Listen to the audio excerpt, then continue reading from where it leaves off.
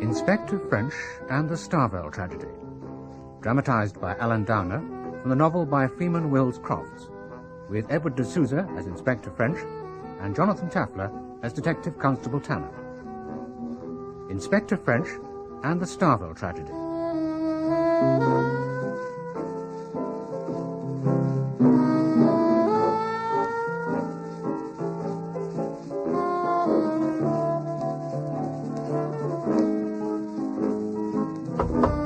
Come in. Ah, Inspector French. You wanted to see me, sir? Yes. How do you feel about a trip to Yorkshire? Well, I was rather hoping for a breather, sir. Right. This is the very thing. We don't want it generally known you're making inquiries, so you can go as an angler or something. Enjoy a spot of fishing, do you? Well, November is hardly... Take young Tanner with you. Well, Tanner, he's very green, sir. Exactly. Needs the experience. He's eager, though. Can carry your rod and line.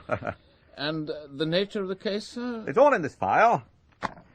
May well turn out to be a mare's nest, but we've had a request from the Chief Constable of West Riding to field a strong team, so any questions? Oh, no, sir. Splendid. I've booked you in at the Thursdale Arms in Thursby. Oh, if you hurry, you can be on the 12:15 from St Pancras. Sir? Tanner. This case, sir. What's it all about? Well, you can peruse the file at your leisure later on, but I'll give you a brief summary of the facts as far as I've been able to digest them. Oh, thank you, sir. Now, a few miles outside Thursby stood, until recently, an old house called Starvell. It was occupied by its elderly owner, Simon Averill, and his orphaned niece, Ruth. Oh, and two servants, a married couple called Roper.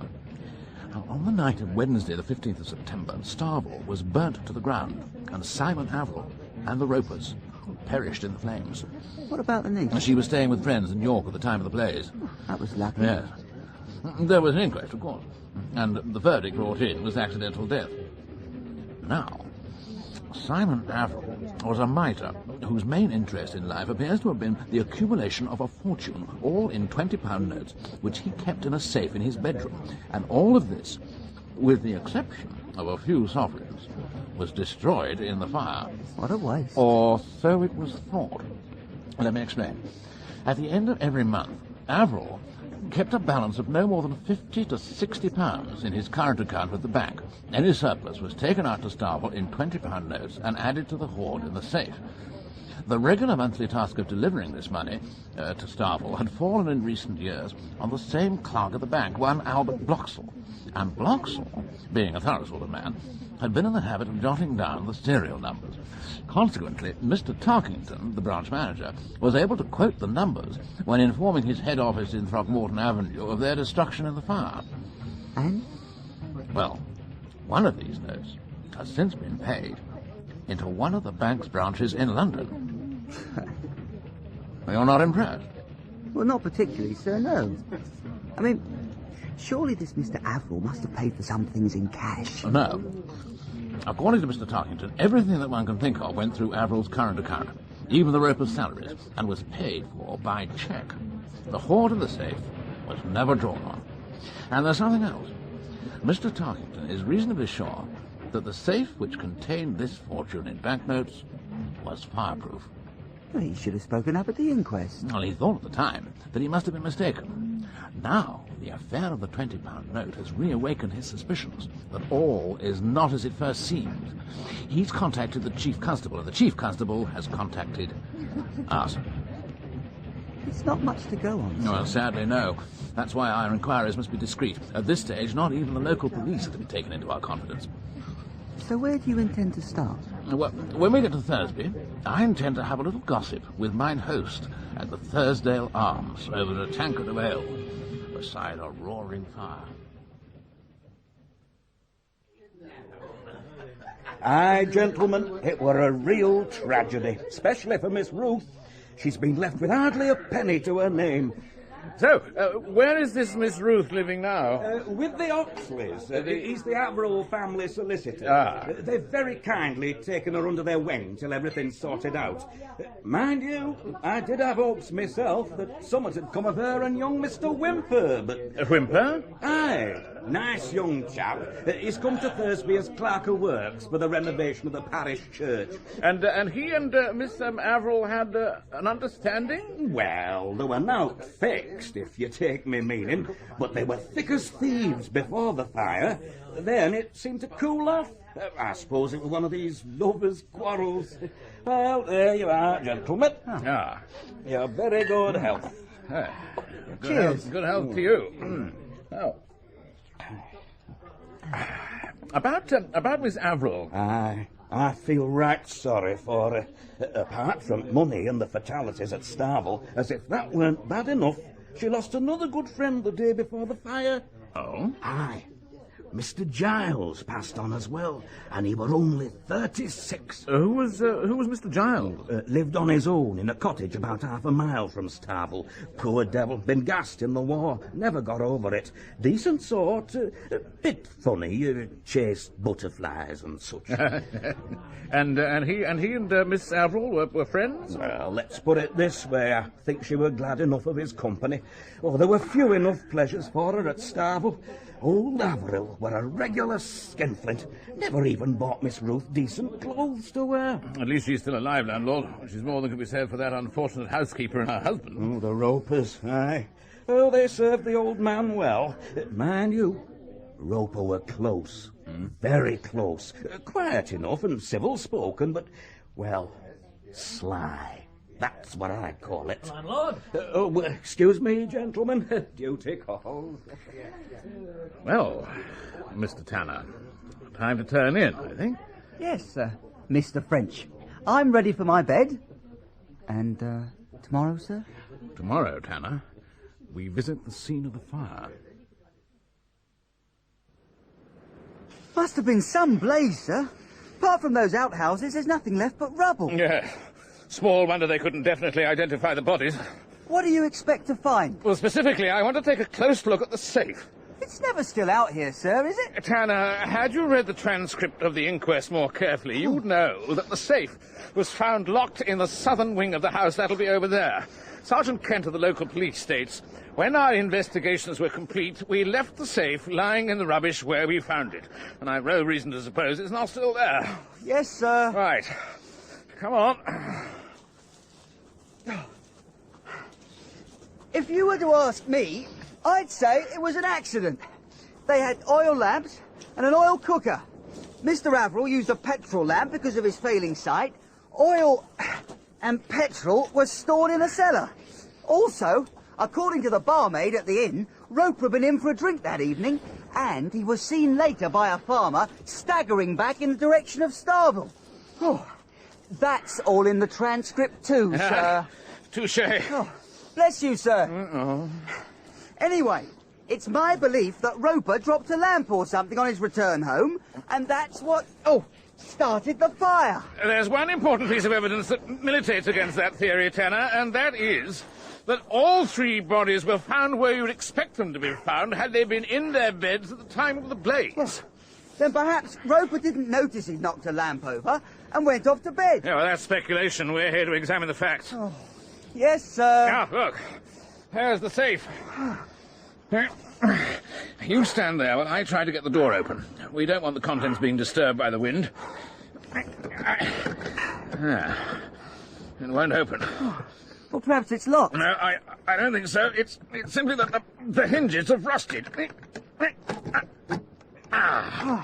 Here it comes. Now, let's take a look at what's inside. Dust, mostly. Churned up by the sovereigns as the safe fell through from the first floor. But there are still some flakes of paper. There's a magnifying glass and forceps in my briefcase. Would you, Yes, sir. There's also a bottle of gum and some thin cards. What do we want those for? You'll see. Forceps and, magnifying glass. Thank you. I don't believe this. What, sir? There's some printing on one of these flakes of paper, but it isn't the printing of banknotes. It looks more like newspaper. Well, maybe you wrapped the money up. No. If it were wrapping paper, Tanner, surely it would have burned first. It is newspaper, you know. you can actually see part of the words on this piece. Ing as we, in small type, and below it, in capitals, Ratcatcher's F. Yeah. Paste a little of the gum onto a card. There's a good chap. Quickly. Yes, sir. We're onto something here. Here you are, sir. Good. Then, very gently, let's stick this fragment of paper onto the card. That's it. Anything more in there, sir? Yes. One or two larger pieces. Here's one. And it's got printing on, too. Capital letters. It could be part of the name of the newspaper. Oh, yes. It looks like something R.Y. Pass me another card. All ready, sir. Thank you. The name of a newspaper with R.Y. Can't think of anything. Oh, it may be a local journal, but one thing is certain, it's definitely not a banknote. There never were any banknotes in here, Tanner. None at all. Then it was no accident. No. We must assume that the safe was unlocked and the notes removed before the fire. Then pieces of newspaper were put in to replace them and burnt to ashes with the safe door open. Then the door was locked again. By whom, sir? That remains to be seen. Right. I think we've finished here, except I'll collect up more of the burnt fragments and bag them, while you take down the make and number of the safe. Oh, very good, sir. Number 12473. Carter and Stevenson of Leeds. Excellent. What now, sir? I want you to go to Leeds and check with Carter and Stevenson that this safe was completely fireproof, and I mean without a shadow of doubt. Sir. Also, inquire whether there's a Leeds newspaper which has an R.Y. in its title. If so, go to their offices and look through the issues of the days immediately preceding the fire. See if you can find Ing as we and Ratcatcher's F. As we. Then report back to me at the inn. Ratcatcher's F. That's it. What are your plans, sir? I think it's time I made the acquaintance of the local constabulary. Newspapers? That's right, Sergeant Kent. Well, I'll be... You don't happen to know what daily paper the late Mr. Averill took? Well, most folk here about read the Leeds Mercury. The Mercury, yes. I fancy that'll be it. Inspector? Yes? I hope you won't mind my asking, sir, but... Well, according to Mr. Tarkington's calculations, he's manager at bank. That safe contained... hold on, I've got it down here in my notebook. That safe contained... here it is. That safe contained an estimated £30,000 to £40,000 in £20 notes, of which we have serial numbers for £3,860. That's 193 of them. Have you a list of those numbers? Oh, yes, sir. They're all noted down here. Well, I'll take them down if you don't mind. Help yourself, sir. Thank you. You see, what I'm trying to get at is... Well, if that safe contained nobbut newspapers, what happened to all the money? Well, we must suppose, Sergeant Kent, that someone took it. You mean burglars? Well, Starville was an invitation to burglars, being so isolated. And I gather that most people locally knew of the existence of Averill's hoard. We've had burglaries in the neighbourhood too, sir, several on them. But no trace of miscreants, I'm sorry to say. Did they burn down the house and all, do you reckon? It's possible. Well, why? They've never done that before. I don't usually indulge in speculation, Sergeant, but let's assume the following. The burglars have broken open the safe when something unexpected happens. Like they're surprised by Roper, for example. Quite. And in the resulting disturbance, Roper is killed, possibly even by accident. The intruders would then be fighting for their lives as well as their fortunes, and in what better way could they do it than murder the other members of the household, lay all three of them in their beds, and burn the house down? Robbery? Arson? Cold-blooded murder? Well, if that's so, sir, we'd be dealing with one of the most dastardly crimes of the century. Yes, Sergeant. I'm very much afraid we would.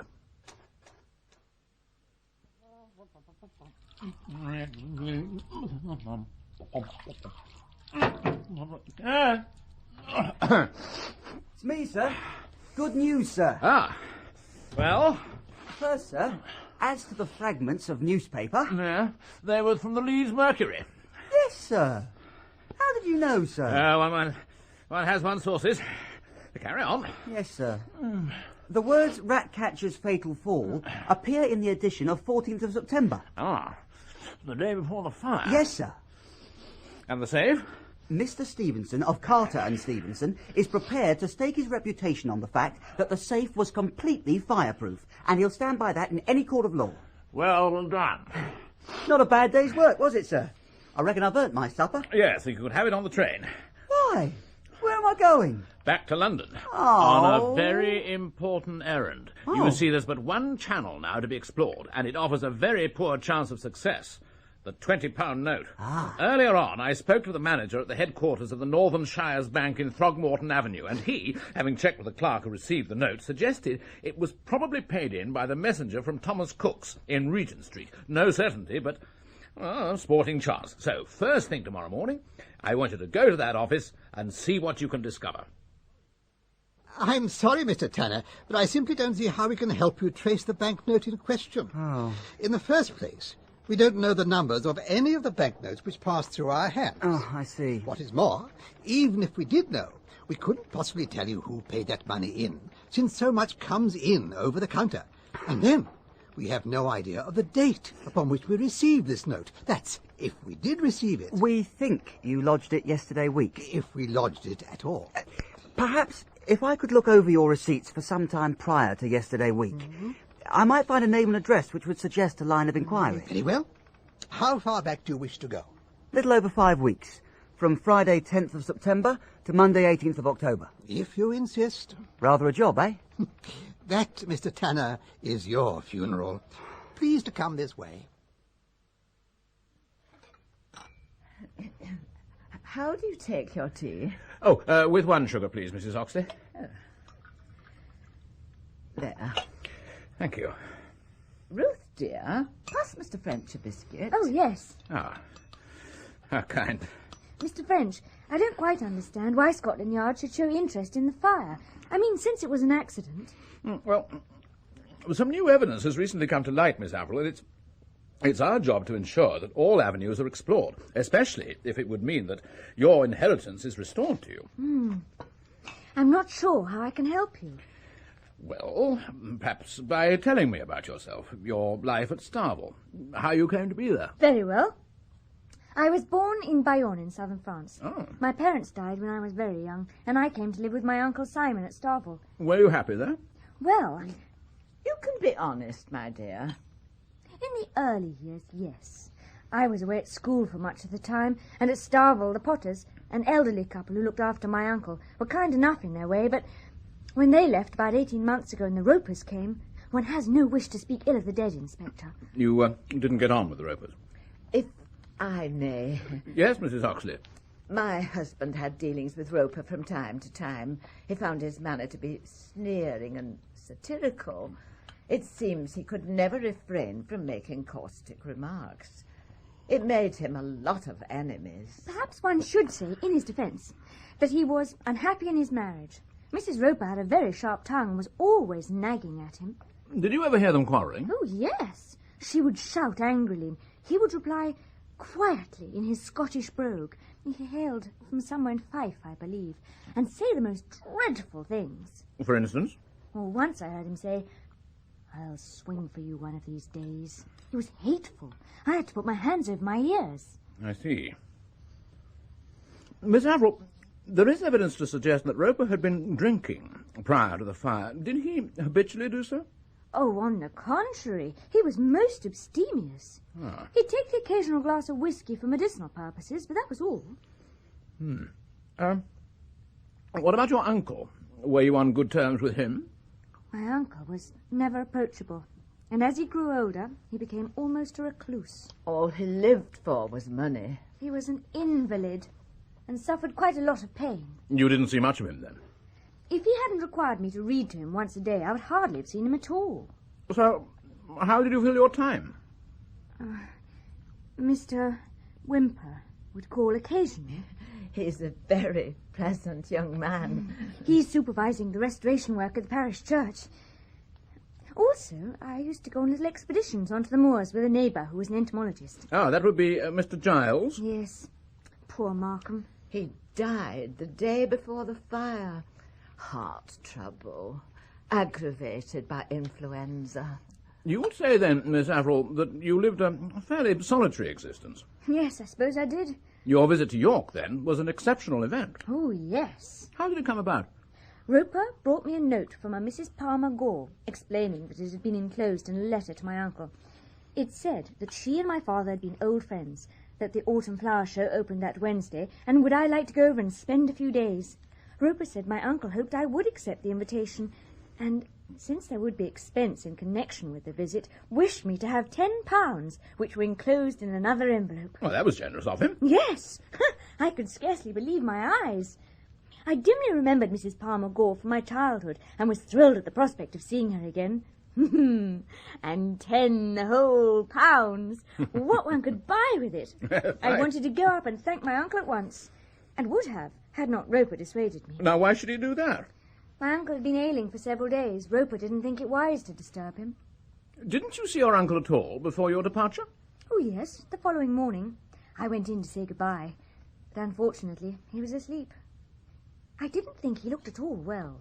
He was breathing heavily, and his face had a greyish pallor, so I decided not to wake him. I mentioned to Roper that he should send for the doctor, and he said he had already done so, but Dr. Philpot was also ill, with influenza, and a visit to Starville wouldn't be possible for the next few days. Dr. Philpot regularly attended your uncle? Yes, over the last few years. Dr. Emerson, the senior partner in the practice, has retired in all but name. I see. Miss Averill, to return to the day you set off for York, after you'd looked in on your uncle, what did you do next? Mrs. Roper and I went to visit Markham Giles. He looked far from well, too. In fact, he was so listless he barely seemed to notice us, though he said he was quite comfortable and wanted nothing. After that, I went into Thursby and did some shopping and ate a light lunch at a restaurant. It was there I met Mrs. Oxley. And after lunch? Mrs. Oxley said she was going to the church. The sexton had promised me some old flagstones for my garden. There was an hour remaining to train time, so I decided to go with her. Go on. I talked to Mr. Whymper for 10 minutes or so, then, as he had some business at the station, he kindly accompanied me there and saw me onto the train. Mr. French, I cannot imagine what this has to do with the fire. Quite so, Miss Averill. Thank you both. You've been very helpful. Thought I shouldn't delay in reporting in, sir. That's all right, Hannah. What is it? My researches have met with success. Ah. There's no question who passed that note. Who? I have the item in question in front of me. It says, October the 5th, Piers Whymper, Oaklands, Bolton Road, Leeds, £16 8 and 4pence. Whymper? That's right, sir. Took me all day to find it, but here it is in black and white. Well, that seems to be the end of that, then. Presumably Whymper had been out to Starville before the fire, and Averill had given him the £20 for some purpose of his own. Well, it's possible, but I followed up the transaction, and all the details stood revealed. Yeah? On Saturday, 18th of September, that's the day of the inquest, I believe. Yes, that's right. Mr. Whymper wrote to Cook's asking for the cost of a second-class return ticket from London to Talois in France. Talois? 2 days later, Whymper wrote again, asking them to provide the tickets. He called for them on the afternoon of Wednesday, 6th of October, and paid with the £20 note. A receipt was duly made out for £16 8 and 4pence, which included 3 days' pension at the Hotel Splendid in Annecy. Well done, Tanner. Yes, well, I must call on Mr. Whymper. I can ask everything I want in a single question, Mr. Whymper. Where did you get the £20 note with which you paid for your trip to Annecy? It probably came in my pay. Oh, you get your pay in notes? Sometimes. On the other hand, I may have got it from my father. He makes me an allowance. Now, think carefully, Mr. Whymper. This matter is more serious than you perhaps realize. Mr. French, I've had the note for a long time, and I honestly do not know how it came into my possession.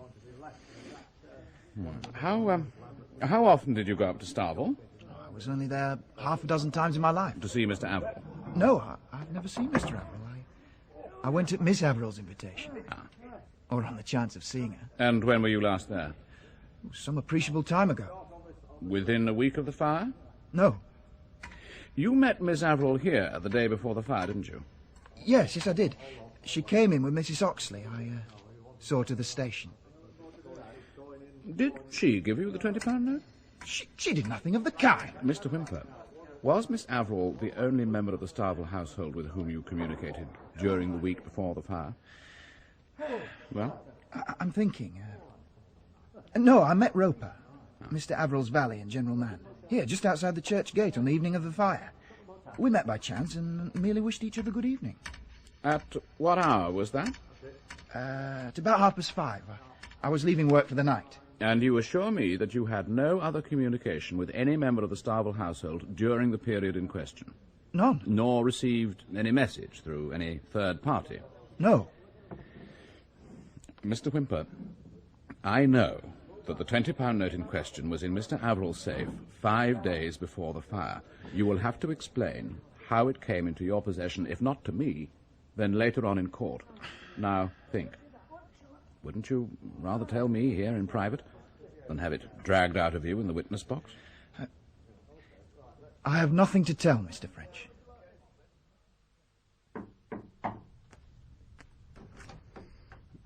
Ah. The innkeeper said I was to be sure to look in on you, sir. No matter how late. Yes, Anna, come on in. Good journey? Tolerable, sir, thank you. I had some light refreshment on the train. Mm-hmm. Do sit down. Oh, thank you. Oh. Did you talk to Mr. Whymper? Yes, but sadly to little effect. Oh. However, a very short while ago, I did pay a brief visit to his lodgings while the occupant was out and discovered in his desk a roll of £20 notes. Crikey. 24 of them. I made a list of the numbers. Perhaps you'll be kind enough to compare them with this list, which I obtained from Sergeant Kent. I think we may find that they're from the safe at Starville. Gladly, sir. Won't take but a moment. Yes? Sergeant Kent, sir. Ah, come in, Sergeant. I apologise for lateness of hour. Oh, no need. As you see, we're both still hard at work. What can I do for you? There's been a development, sir. Oh? Aye.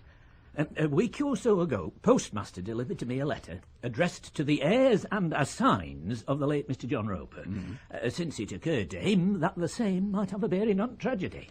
I have it here, sir. As you will see, sir, it's from the Metropolitan Safe Deposit Company Limited, 25B, King William Street, in City. Yes. Well, then. Dear Sir or Madam, we beg to bring to your notice that the late Mr. John Roper was the holder of a small safe in our strong rooms. We shall be glad to receive your instructions as to the disposal of its contents, yours faithfully, etc. Well, why should a man in Roper's position require the services of a safe deposit company? I wondered same thing, sir. So I wrote to King William Street requesting that they forthwith forward to me the contents of the box. Now, their reply reached me by the afternoon mail, along with this sealed letter, which I now put into your care. And this is all that was in the box? Yes, sir, so it would appear. Then let's see what it says. Sir? Yes, Tanner? 18 of the numbers are on the list. Ah, that seems fairly conclusive. Now then, what's all this?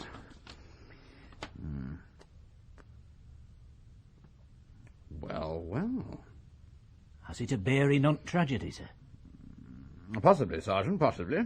At this juncture, it's difficult to say. But, thank you for all your efforts. Oh. And, I bid you good night. Well, good night, gentlemen. Something interesting, sir. Listen to this. The address at the top is Braeside, Kintilloch, Fife, and it's dated the 15th of May, 1921. That's more than 5 years ago. Now, listen. I, Herbert Philpott, Doctor of Medicine, and at present assistant on the staff of the Morum Institute in this town, under compulsion and in the hope of avoiding exposure, hereby remorsefully confess that I am guilty of attempting the death of my wife, Edna Philpott, by arranging that she should meet with an accident, and when this merely rendered her unconscious, of killing her by striking her on the temple with a cricket bat. Crikey! May God have mercy on me. Signed, Herbert Philpott. That's the local quack, isn't it? He bears the same name. A confession of murder, eh? But what was it doing in Roper's strongbox? I've no idea. It smacks of blackmail to me. Tanner, bitter experience has taught me never to jump to conclusions. Yeah, but Philpott must wait. Our first priority must be to get the truth out of Whymper. We'll tackle him at the church, first thing tomorrow morning. We're just resetting the mullions. Come into the vestry room. I use it as an office. We won't be disturbed.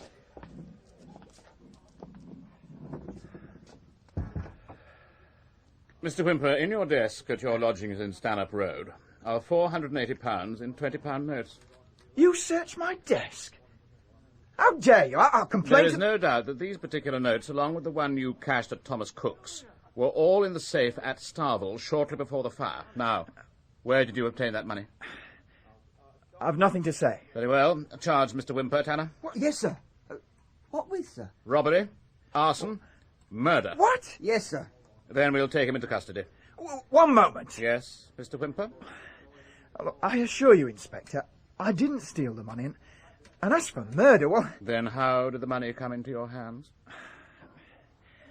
I can see I must tell you the truth. Take this down, Tanner. Yes, sir. As I told you yesterday, Mr. French, as I left the church on the evening of the fire, I saw Roper outside the gate. He came up and he said he had a message for me from Mr. Averill. He said Mr. Averill would have written, but he wasn't very well. The message was that Mr. Averill wanted to see me on very urgent business. He requested that I come out to Starville that night at about 8 o'clock and be sure not to mention my visit to anyone. Go on. Well, when I got to Starville, Roper explained that Mr. Averill was feeling too ill to see me. He had, however, written me a note. Roper then handed me a rather bulky envelope. Containing the £20 note? Yes, and a scribbled note from Mr. Averill. I don't recall the exact words. He said he was sorry, but he felt too unwell to undertake what must be a painful interview, and he didn't wish to put the facts in writing. He said Roper was entirely in his confidence and would explain it, and that, well, since I would need money for what he was going to ask me to do, he was enclosing £500, to which he would add a further sum if I found I required it. Have you got that, Tanner? Yes, sir. Just about. Roper then went on to tell me a certain story. I can only say it's quite impossible for me to repeat it. But it involved a visit to France? Yes. I agreed to undertake the mission and took the notes. The house burnt down that night and Mr. Averill died. Nevertheless, I thought it my duty to go to France and did so a few weeks later. Was your mission successful? Unfortunately not. Therefore, the trip cost me only my travelling expenses, and I was left with £480 of Mr. Averill's money on my hands. I see. I decided to keep this and go out again to France at a later date and have another try at the business. That is the money which you found in my desk. Well, Mr. Whymper, that could be the truth, but I have to tell you this. No jury on the face of this earth would believe it. You must tell us the exact nature of your mission to France. I'm sorry, I can't. It's not my secret. I wonder if you quite understand your position, Mr. Whymper. It has been established that some person or persons went to Starville on the evening we're speaking of, murdered Mr. Averill, Roper and his wife, stole Mr. Averill's fortune, and then set fire to the house. So far as we know, you alone visited the house that night. You admit having done so. Furthermore, some of the stolen money has been found in your possession, and yet, when I give you the chance to account for your actions, you won't take it. Do you not understand, Mr. Whymper, that if you persist in this foolish attitude, you will be charged with murder? So why didn't you? Arrest him for murder. Tanner, I have the distinct feeling he's innocent. And if he isn't? Well, the way I see it is this. If this secret, whatever it is, was something discreditable affecting Miss Averill, wouldn't that account for Whymper's refusal to reveal it? Could be. On the other hand, he could be hiding information about the crime. He could be shielding the murderer. He could even have come along after the crime and, finding proof of the murderer's identity, have set fire to the house with the object of destroying the evidence. Speculation, all of it. Oh. But even if any of this were true, it would be a serious blunder to arrest him. That would merely prevent him from doing something by which he would give himself away. For example, attempting to communicate with an accomplice.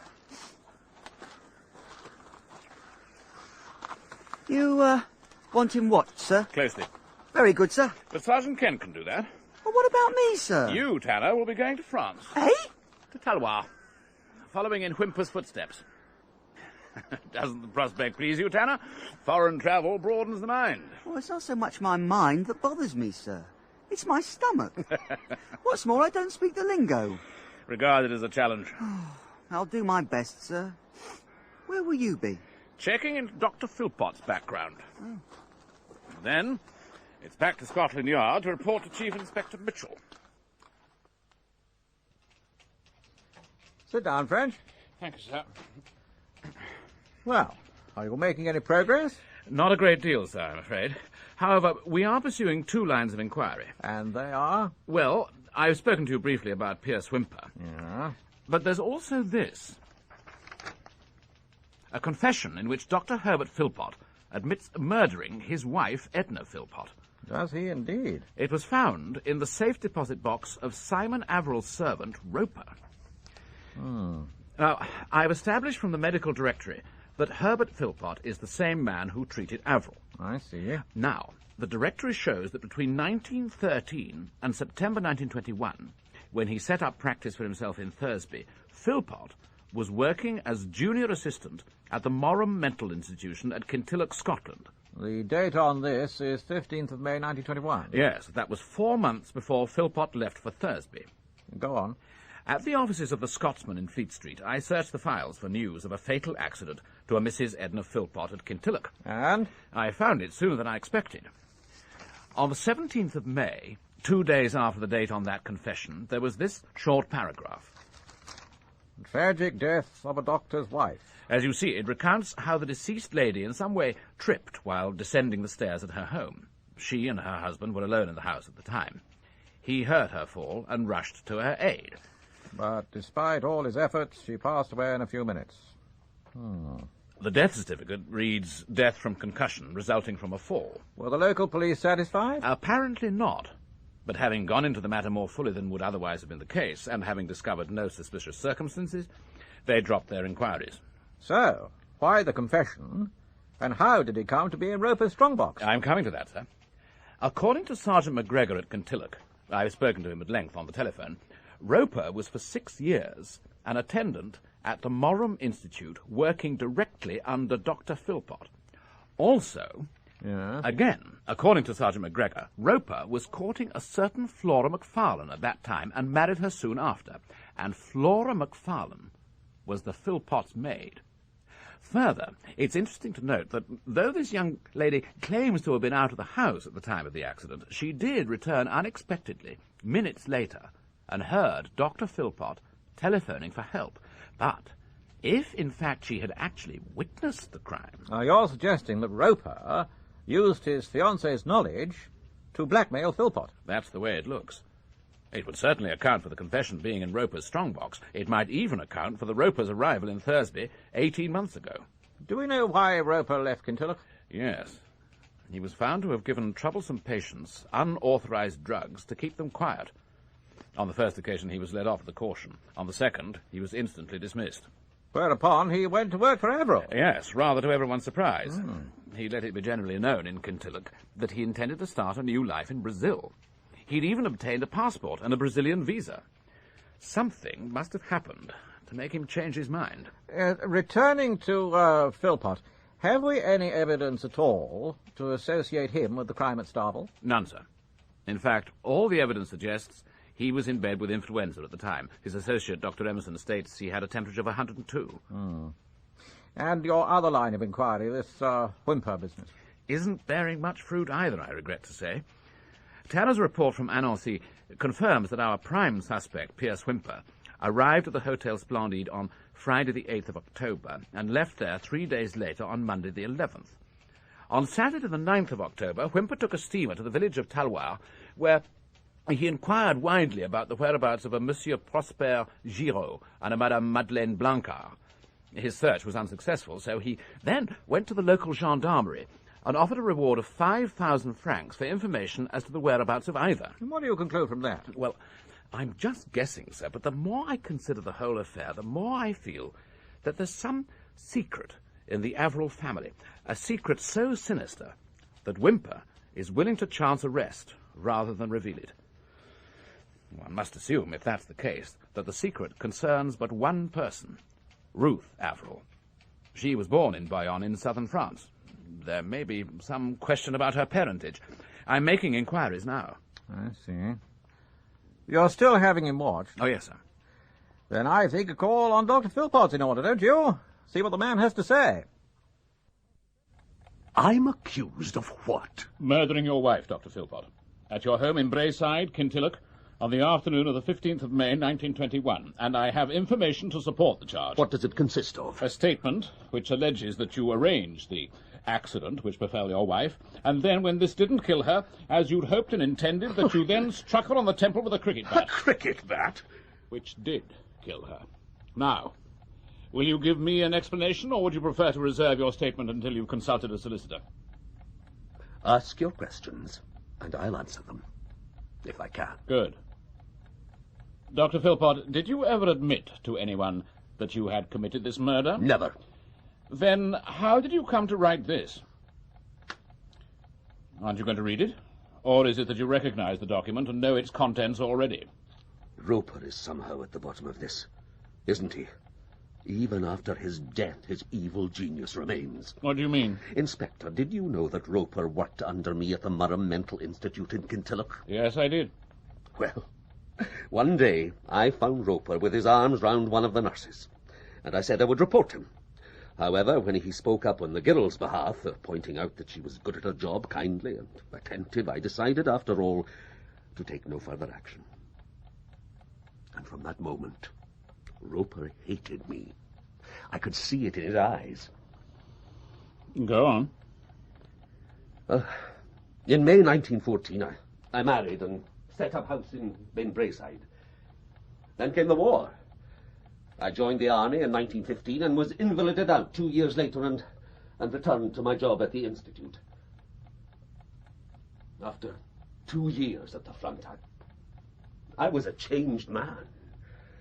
Although I still dearly loved my wife, I found I was strongly attracted to other women. And so it happened that I in turn became guilty of the very offence about which I'd threatened Roper. I formed a liaison with a nurse at the Institute. We used to meet at night in the grounds, and one night, by fate's irony, he found her in my arms. The price of his silence was 10 shillings a week. You paid him? I had no choice.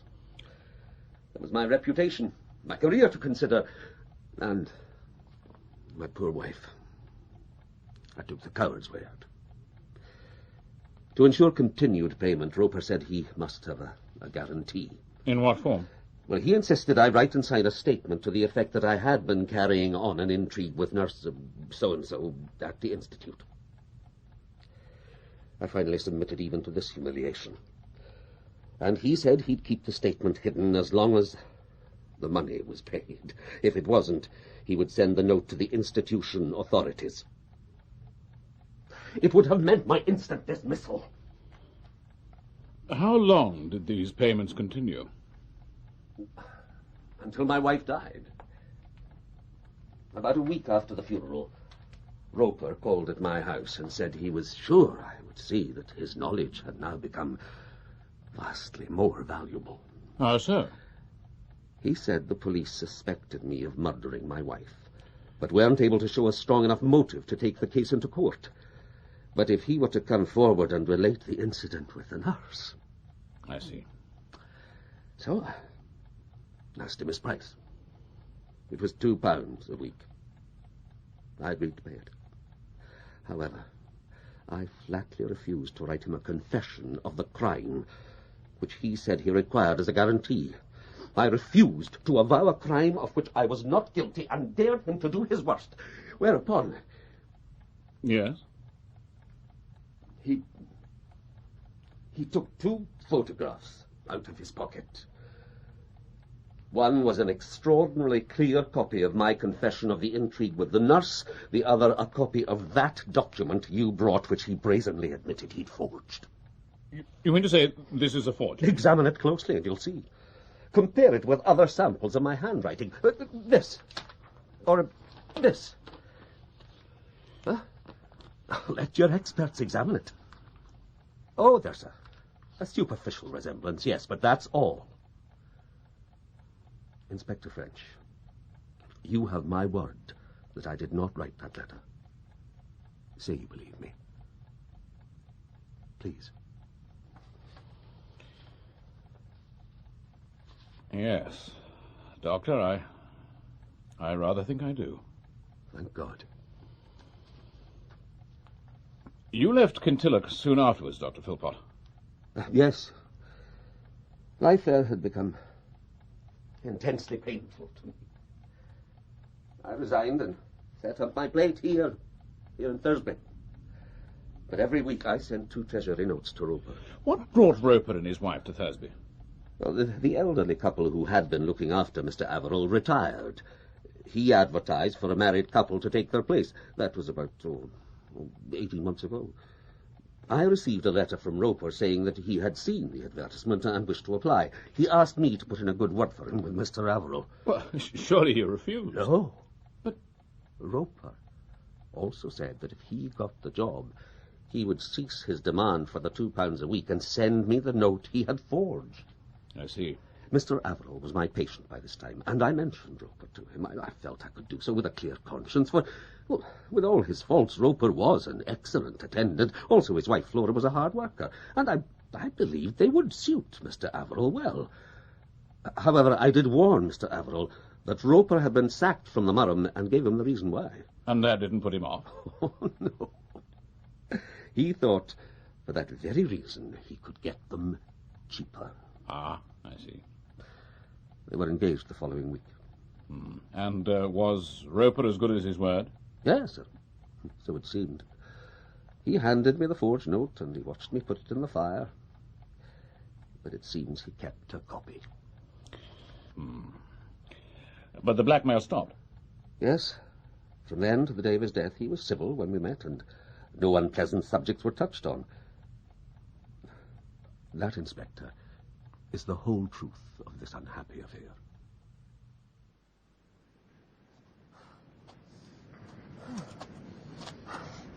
And do you believe him, sir? Experts at the Yard have confirmed the confession was a forgery. Yeah, but who's going to pay blackmail for fear of a forged confession? Oh, I might have done so myself, Tanner, if it spared me the misery of arrest and possible trial. Besides, the episode of the nurse would have come out and Philpot's career would have been ruined. No, I think his story is true. We must go back to the beginning. Review the circumstances in detail. I think more clearly if I could take a breather, sir. Yeah, well, why not? I wouldn't mind a pipe. Yes, we'll shelter in that hollow. Come along. Yes, sir. To my mind, Tanner, all roads lead to Roper, who, from every point of view, seems to have been a thorough-paced blackguard. But, you all right? Yes, sir. A clever rascal, too. Look how he wormed his way into Averill's confidence. It's almost incredible that Averill should have entrusted a man like Roper with a secret which Whymper would risk a murder charge rather than reveal. Perhaps he didn't, sir. Well, I mean, Roper forged Philpot's writing well enough. Why shouldn't he have forged... Forged Averill's, too. Right. Tanner. Right. Well done. Let's pursue that thought. Whymper never saw Averill.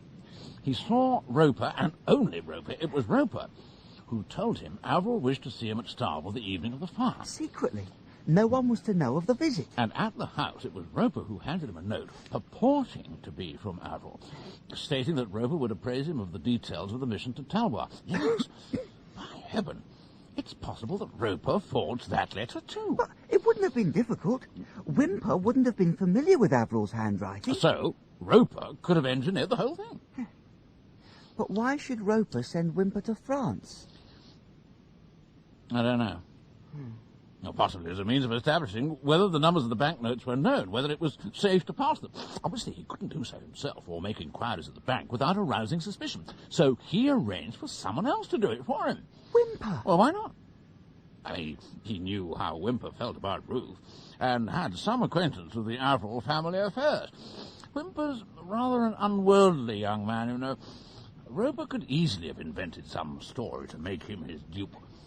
And the £500? Well, if Roper is our man, one cannot avoid the assumption that he had stolen it from Averell's safe. Sir, the old man was in bed in the same room. Ah, well, Roper could already have murdered him. Crikey. Or drugged him. I mean, Roper was dismissed from the Morum for drugging patients. He could have given Averell the same treatment. If you don't mind my saying, sir, it's all speculation. Yes, I'm afraid it is. And there's a major snag. What's that, sir? If Roper took the banknotes from the safe, then it was presumably Roper who replaced them with newspapers and set fire to them, signifying his intention to cover his tracks by later setting fire to the house. Yes? Well, how on earth could so clever a man as Roper have allowed himself and his wife to be caught in the fire he'd arranged for Averell? Sir? Well? There's a flaw in our reasoning. What? One thing Roper can't have forged is the invitation to Miss Ruth from Mrs. Palmer Gore. So, it's back to work, Tanner. We must verify our facts. We'll divide our forces. I shall go to the church to drag the truth out of Whymper, while you... I know, sir. I get a day's outing to York.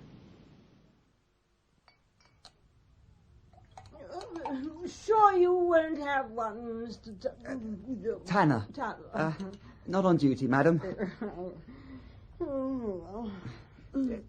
Mrs. Palmer Gore? Mrs. Palmer Gore, would you tell me just why you invited Ruth Averell here to your home some 8 weeks ago? Well, Mr. Tanner, I could scarcely have done anything else. Oh. Mr. Averell's note was phrased in such a way it would have been churlish to refuse. Oh. Mr. Averell wrote you a note? Yes. But he wrote to say he had no wish to presume on an old friendship. But would I invite Ruth over for a day or two? He felt she'd benefit from a few days of selfless society. I agreed, of course. Mrs. Palmer Gore, your friendship with Averell, would you describe it as close? By no means.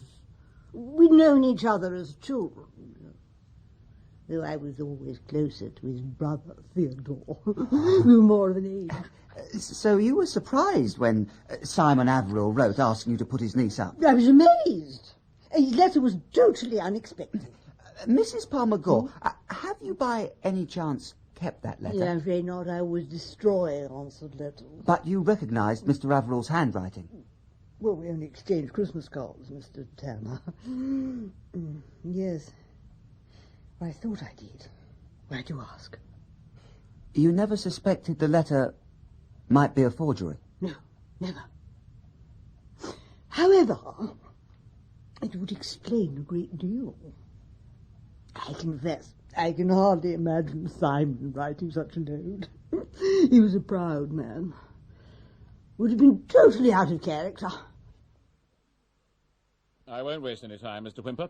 Let me take you back to the evening of the fire.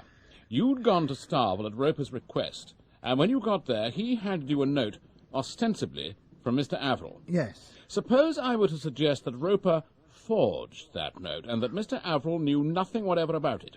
And the story Roper told me. The reason I went to France. Pure invention. I'd like to believe you, Inspector. All right, Mr. Whymper, tell me this. If Roper's story, whatever it was true, wouldn't you have met someone in the village of Talois who'd heard of Monsieur Giraud and Madame Madeleine Blancard? How do you know about them? I never mentioned them. You did to the police at Talois. You even offered a reward of 5,000 francs for information concerning their whereabouts. You're suggesting they don't exist? I am. I believe them to be a figment of Roper's imagination, but I need proof. I must hear the whole of your story, and if you won't speak, I shall have to get the information from Miss Averell, for I'm sure the business concerns her. In the strictest confidence, then? I give you my word. Very well. The information Roper gave me was about Miss Averell. Ah. He was very plausible. Oh, I'm sure. He began by asking me, with apologies, whether Mr. Averill was correct in believing that I loved and wished to marry Miss Averill. I said I did. Roper then told me the following story. He said that Mr. Averill had a brother, Theodore, who had been, as a young man, successfully in business as the French representative of a large firm. He had married a French lady, and they had had one child, a daughter, Ruth. Ah, yes, go on. Unfortunately, so Roper said, Theodore became increasingly wild in his ways, and he was caught cheating in some illicit gambling rooms in London. A man was killed. It was never known who fired the shot, but Theodore was suspected. At all events, he disappeared and was never seen again. Broken-hearted by this turn of events, his wife committed suicide, and Ruth came to live with her uncle at Starville. Simon Averill believed his brother to be dead, but then, according to Roper, he suddenly received a letter from him in early September of this year. Theodore wrote that he was living at Talwar under the name of Prosper Giraud. He explained that he had been in poor health for some time, suffering from bouts of fever, an illness he had picked up while serving in the French Foreign Legion. And that in this delirium he had said something in the presence of his housekeeper, Madeleine Blancard, which gave his secret away. And she demanded money to keep silent? Yes. Whereupon Theodore wrote to Simon begging for money, pointing out that if he didn't oblige, then he, Theodore, would be brought to England, tried and possibly executed, and Simon and Ruth would have to bear the shame. I believed him, Mr. French. No discredit to you, Mr. Whymper. It seems Roper had a way with words. My mission at Talwar was, of course, to buy off Madame Blancard. And when I could find no trace of either her or Giraud, I was pretty bothered for Ruth's sake. I expected every day to read of Theodore's arrest and could do nothing to prevent it. If, as you say, you were in love with the young lady and anxious to protect her from trouble with this Madame Blancard, wouldn't the most natural thing have been to propose to her? I only wish I had, but I was upset by this whole affair, and it made me awkward and self-conscious with her, whereupon she grew cold and distant with me. And then when you came, threatening to arrest me, well... I see no need to arrest you, Mr. Whymper. And as to Roper's story, I have made inquiries with the French police concerning Miss Averill's parentage. The truth is that her mother died while giving birth to Ruth in July 1906, and her father died 4 years later. I have copies of the various certificates. Marry her, Mr. Whymper. She's a lovely girl.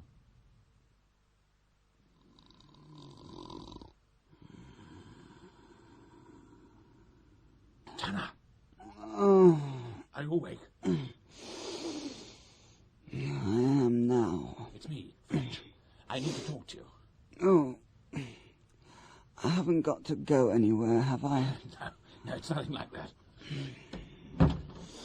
No, I couldn't sleep. Oh. I've been thinking about the case. Tanner, just suppose, that Roper isn't dead. Sir, we've been through all this before. His body was found in the ruins, along with 2 others. 3 bodies were found, Tanner, yes, but all unrecognizable. Dr. Emerson testified at the inquest that the bodies were those of an elderly male, Simon Averill, and a middle-aged male and female, Mr. and Mrs. Roper. Averill, yes. Mrs. Roper, yes, but not necessarily her husband. Look, sir, I'm sorry, but Bear with me. The case we've built up against Roper is flawless. We have the evidence of Dr. Philpott that the man was capable of forgery, and we've established that he did forge letters to get Miss Averill to York and Whymper to Talwar. We know he was dismissed from the Morum for drugging patients. He was capable, therefore, of administering a fatal overdose to Simon Averill. We know from the testimony of Miss Averill that he was on bad terms with his wife and said he would swing for her. Excuse me, sir. Yes?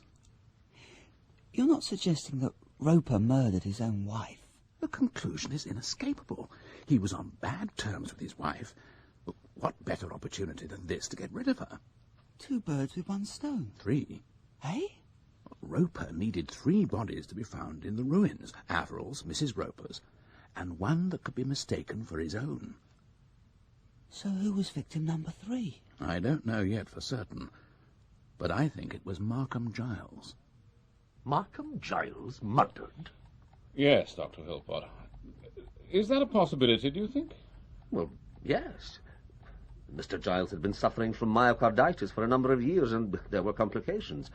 Under the circumstances, my colleague Dr. Emerson decided not to ask for an autopsy, but issued a death certificate there and then. I suppose foul play is not out of the question. Thank you, Dr. Philpott. Oh, and if anything else occurs to me, I'll contact you again, if I may. Oh, you'll need to be quick, Inspector. I'm leaving Thursby almost at once.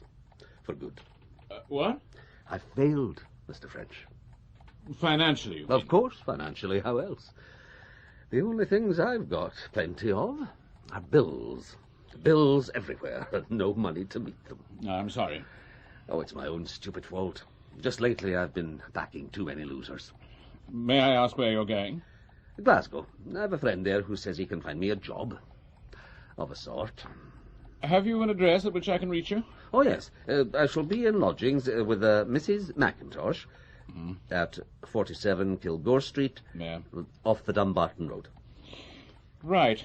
Thank you, Dr. Philpott. Oh, there is just one more thing. Yes, Inspector? Do you know where Mr. Giles is buried?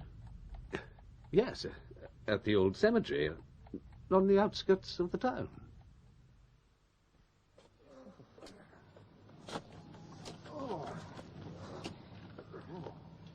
Exhumation's a serious business, French.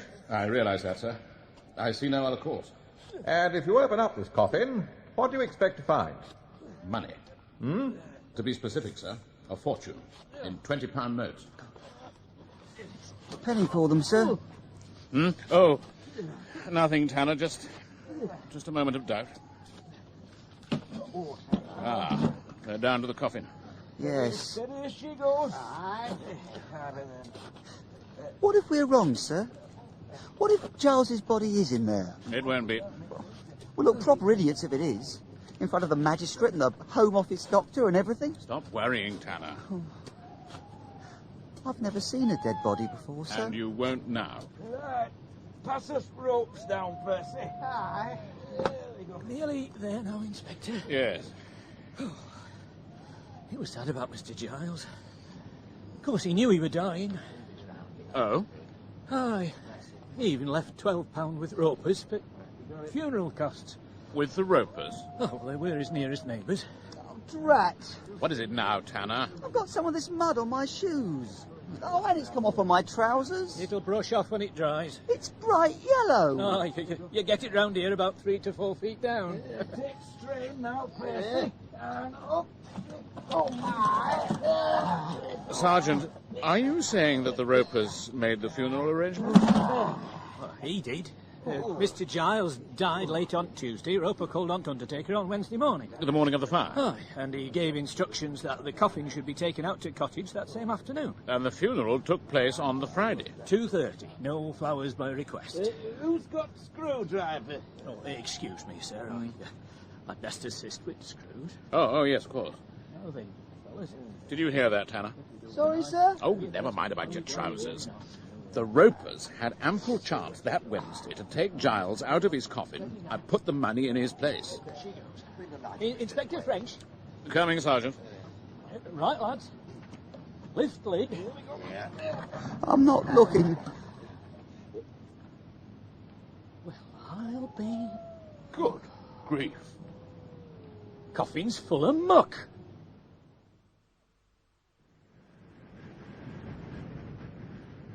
The money's got to be somewhere, Tanner. Somewhere out here at Starville, or I'll eat my hat.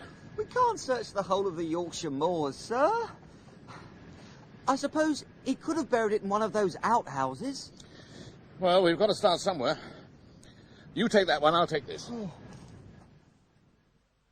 Tanner! Tanner, come here! Yes, sir? Look at this. It's a handcart, sir. It's not the cart I want you to look at, it's this. A small piece of yellow clay? Yes, and stuck to the rim of the left wheel. And there's another piece here, look, adhering to the base of the left leg. Now, what do you deduce from that? That the cart was wheeled over a place where there was yellow clay. And also set down there. Tell me, Tanner, where have you noticed clay of this colour here in the neighbourhood? On my trousers, sir, last night at the cemetery. Yes, yes, and where is it found? At a depth of 3 to 4 feet, Tanner. That's not surface soil. It follows, therefore, that this cart was wheeled across and set down at a spot where the ground had been dug up to a depth of at least 3 to 4 feet. Agreed? Yes, sir. Now then, put yourself in Roper's shoes. Time and secrecy are of the essence. You have to collect Giles's body from the cottage and bring it over here to Starville. You also have to dispose of the money you've removed from Averill's safe. You have this handcart. Now what do you do? Well, if it was me, sir, I'd load the money onto the handcart and wheel it off towards Giles's cottage. Yes. And I wouldn't go any further than I had to because of the heaviness of the load. Right. Then I'd select a spot not too far off the path, sir, so my booty wouldn't be too difficult to find, nor yet too close in case someone else should come across the spot where I've been digging. Very good. And I'd dispose of my ill-gotten gains about 6 feet down. I'd then proceed to the cottage, collect Mr. Giles's body, load it onto the handcart, and trundle it back here to Starville. Exactly. So now we know roughly where to look. Come on, and bring that spade.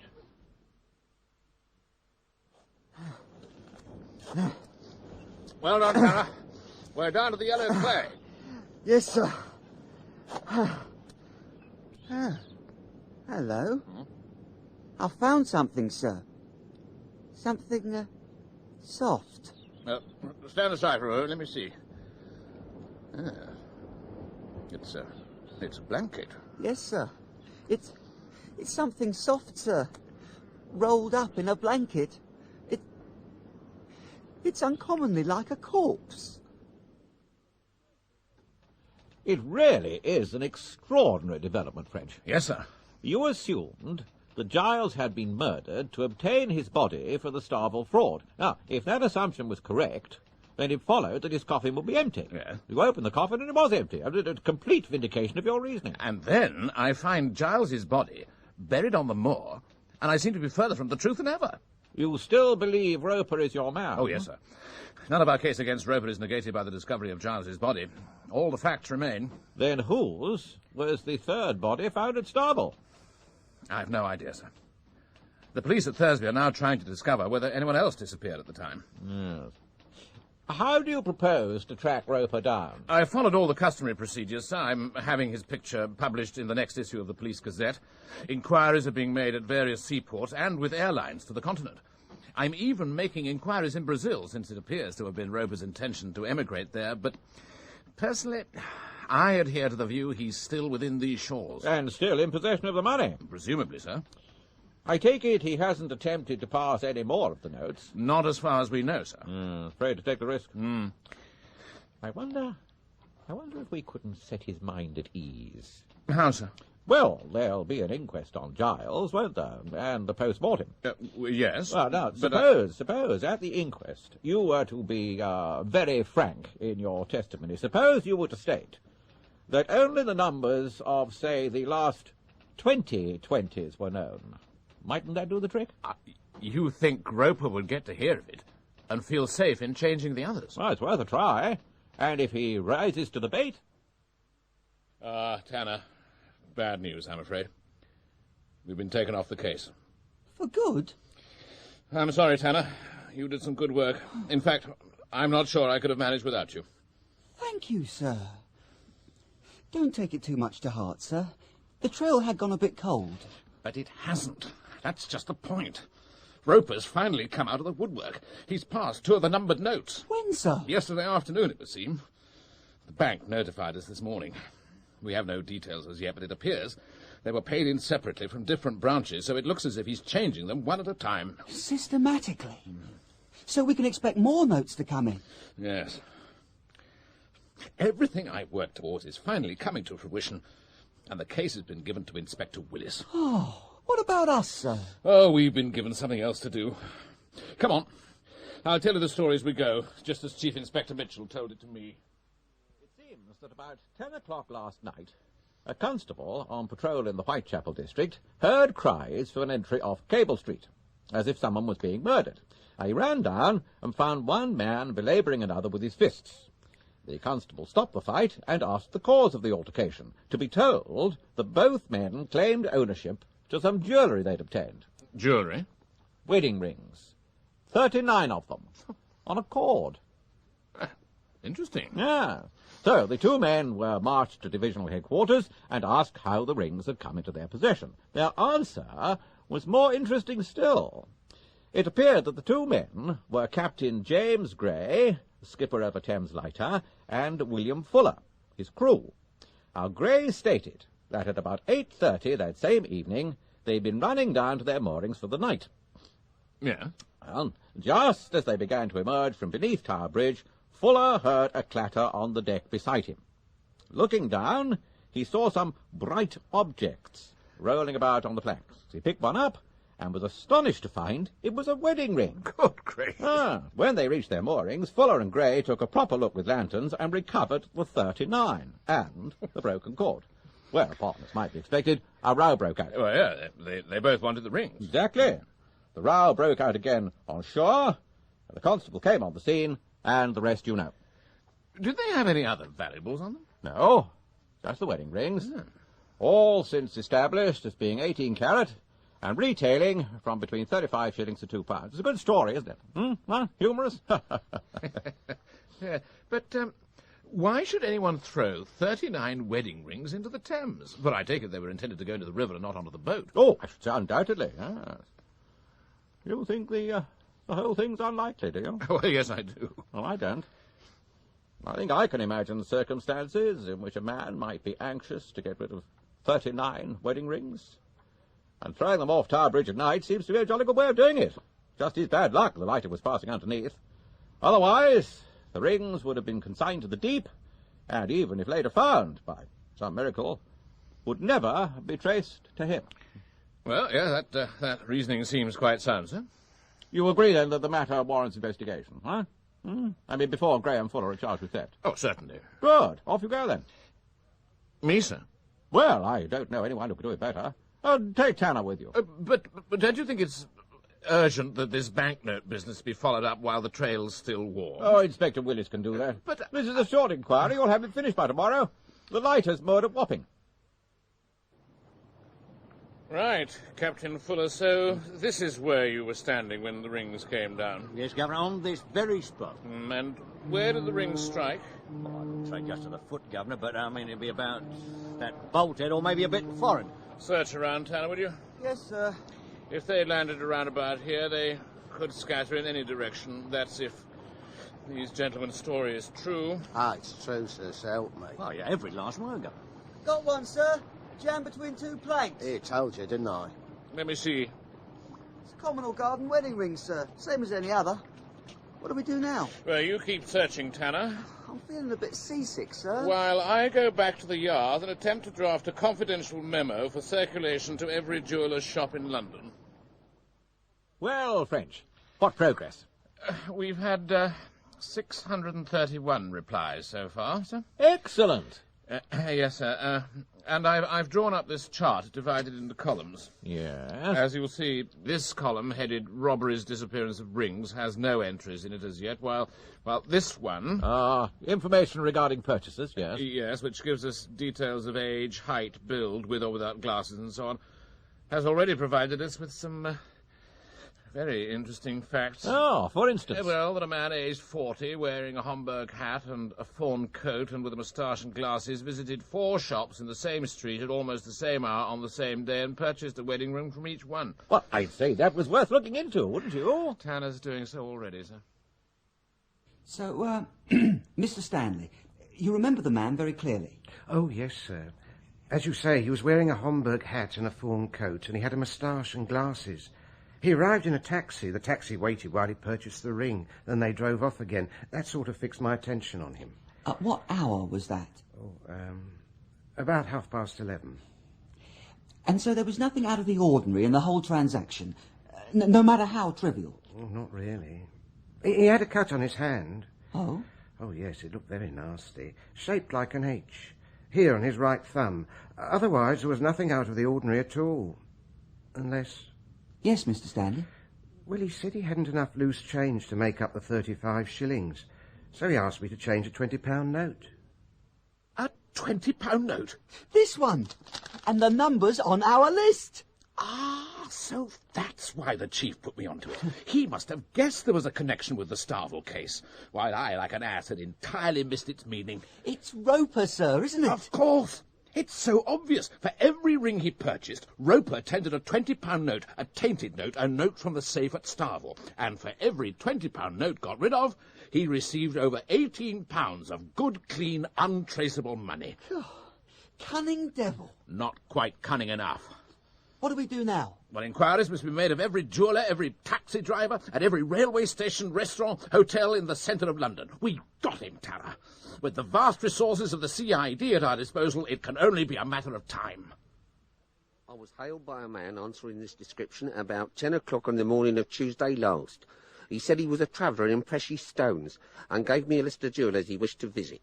We started near to the Marble Arch, and he paid me off just after 1 p.m. outside Marylebone At the Carlton on Wednesday. He had a Scottish accent and paid with a £20 note. It may be without significance, but he had a nasty cut on the thumb of his right hand, shaped rather like an H. I observed it as he drank his coffee. The Pepperell Hotel in Russell Square. Your man stayed on Thursday night. He paid his bill with a £20 note and left on foot at about 9:45 a.m. on the following morning. Picked him up at the Russell Square end of Southampton Row shortly before 10 on Friday morning and drove him to Gracechurch Street to a big building on the left-hand side, an office block, quite salubrious, stockbrokers and the like. I admit, Inspector, that the description you give does resemble that of our client, but of course, as reputable stockbrokers, our dealings are completely confidential. The man is suspected of having committed 3 murders, Mr. Dashwood. Well, that alters the matter. What do you wish to know? First, your client's name and address. Yes, just one moment. Please, I'll need to consult the ledger. Was he an established client? No, I had never seen him before. And what was his business? He wished us to purchase some stock for him. Did he pay for it? Yes, he paid in advance. Yes, here we are. In notes of £10 and less in value? Yes, that's right. Seemed a peculiar way of doing things, but he explained he was a bookmaker, so yes. He gave his name as Mr. Arthur Lyle Whitman, care of Mr. Andrew MacDonald, 18 Murray Street, Pentland Avenue, Edinburgh. In what stock were you to invest, Mr. Dashwood? Brazilian. Yes. The dividends to be paid to an account with the Beira Bank at Rio. Mr. Whitman said he would be sailing in a few weeks. Needless to say, sir, 18 Murray Street turned out to be an accommodation address. A small tobacconist's with a rather shady reputation. Have you put a watch on it? No, sir, but I think I found another way of rooting Roper out. I sent this telegram, purporting to come from the stockbrokers. Serious fall in Brazilian stock impending. Would suggest an interview. Bunce travels to Aberdeen by 10 a.m. from King's Cross Tuesday. Could you see him at Waverley Station, Edinburgh, where train waits from 6:15 to 6:35. Dashwood and Muntz. Yes. And this Mr. Muntz, is he game to play out the scene? Tanner will go in his place, sir. And since none of us has actually seen Roper face to face, I've telephoned Dr. Philpott. He's agreed to be present to make the necessary identification.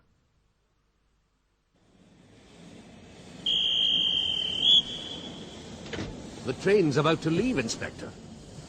Yes. He's not coming, is he? Damn. Oh, I'm not sure I'm not relieved, frankly. Oh? Knowing Roper, he'd have been bound to make trouble for me if I'd assisted in his capture. Sorry, sir. Looks like he was too good for us this time. There'll be another time, Tanner, never fear. Dr. Philpott, I apologize for bringing you out here on a wild goose chase. Not at all. Well, perhaps you'd join us in a parting drink.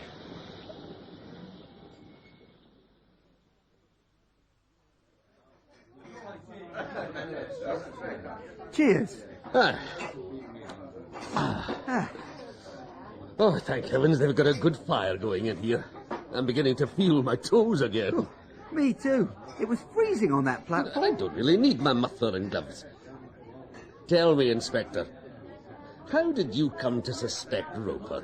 I'm really most impressed. Actually, sir, it's a very interesting story involving wedding rings. One moment, Tanner, please. Dr. Philpott, that cut on the thumb of your right hand. What about it? similar cut was seen on the hand of a man wearing glasses and a moustache, who purchased wedding rings all over London and paid for each one with a £20 note. I would advise you not to move, either of you. He's got a hand grenade! From which, as you can see, I have removed the pin.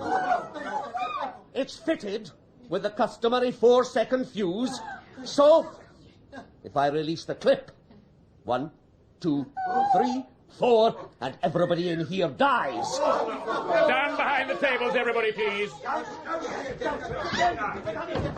But nobody leaves. No panic. Just take what cover you can. What now, Dr. Philpott? You think you're clever, don't you?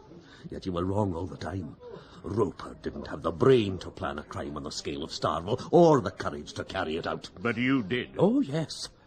It was I who got the Ropers to Starville as soon as I heard of Simon Averill's hoard. The whole plan was already in my mind. To murder all 3 of them? Of course. Roper and his wife had witnessed the unfortunate demise of my poor wife. They had to die, or there'd be the risk of further blackmail. You offered Roper a share of the spoils to be divided between the 2 of them. But Roper, having realized he'd made a mistake in his marriage, saw the opportunity of getting rid of his wife at the same time as Simon Averill.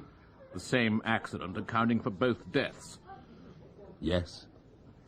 He never for a moment suspected that he was to meet the same fate, but cooperated cheerfully every step of the way. We throttled Averill and Mrs. Roper and laid them in their beds. Then we packed the contents of the safe in 2 dispatch cases, one for Roper and one for me. Burned newspapers in the safe, locked it, and replaced the key under Averill's pillow. Then we poured petrol over the house, ready to be set alight at the proper moment. And Markham Giles? Oh, that was the next step. Of course, Roper had already disposed of the poor chap with an overdose of cocaine injected into the heart, believing that Giles's remains were later to be found in the ruins of Starville and mistaken for his own. You took the handcart from the outhouse, wheeled it over to Giles's cottage, removed the body from the coffin, replaced it with an equivalent weight of soil, wheeled the body back to Starville and laid it in Roper's bed. Exactly so, Inspector. At which point, Roper's usefulness was at an end. I had secreted a large knife in my pocket. He died in seconds. But the house now contained 4 bodies. Of which only 3 must be found. So, once more, with the use of the handcart, you took Giles's body to a nearby spot and buried it. And then I transferred Roper's share of the money to my own dispatch case, set fire to the house, and returned unseen to Thursby, all according to plan. Brilliantly conceived. Perfectly executed. You won't get away, Dr. Philpott. Oh, I have no intention of trying. This is to make a swift end of things for all concerned. Get him, Tanner, quickly. Fools! Leave with me! Fools! Have his hand. Hand upon me! I got it, sir! Well, for pity's sake, don't let go. I don't think I can hold him! Presumptuous fools! There's only one thing for it. Leave me! Back! So much for Dr. Philpott. Promotion, sir? Yes, both of you. I shall put in a strong recommendation. Thank you, sir. Thank you very much, sir. No, it's no more than you deserve. You've brought to book a man who killed 5 times. You've recovered the Averill fortune. It's a magnificent achievement. Perspiration rather than inspiration, sir. Also, I owe a great deal to you and Tanner here. Oh, sir. We made a formidable team. Mm. French. Sir? There are still 1 or 2 details. Yes, sir? Well, Philpott's forged confession to the murder of his wife. It wasn't a forgery, in fact. Roper insisted on a confession, and Philpott had to provide one. But Philpott wrote it, painstakingly, upside down. Good heavens. Which produced a passable imitation of his own writing, but one which an expert would recognize as a forgery. And the gambling? Was yet another subterfuge. By going through the bankruptcy courts, he hoped to dispel any suggestion that he'd recently come into money. It also gave him a reasonable excuse for quitting Thursby. The problem was, it left him very short of cash, so he was forced to draw on Averill's money, specifically to transfer a nest egg to Brazil. All along, he'd intended to emigrate there. Ingenious. Oh, yes. Yes, he paid immense attention to detail. He even persuaded Roper to obtain a Brazilian visa, which Philpot then cleverly inserted into his own passport, made out in the name of Arthur Lyle Whitman. He left absolutely nothing to chance. Well, he'll pay for his crimes with his life. It's a grim business, sir. Hanging. It's justice, and there's no question the world will be a better place without him. Well, now, French, to happier things. You're taking your well-earned breather, I understand. Oh, yes, sir. I am going up to Yorkshire. Yorkshire? Thursby, sir. I've been invited to a wedding.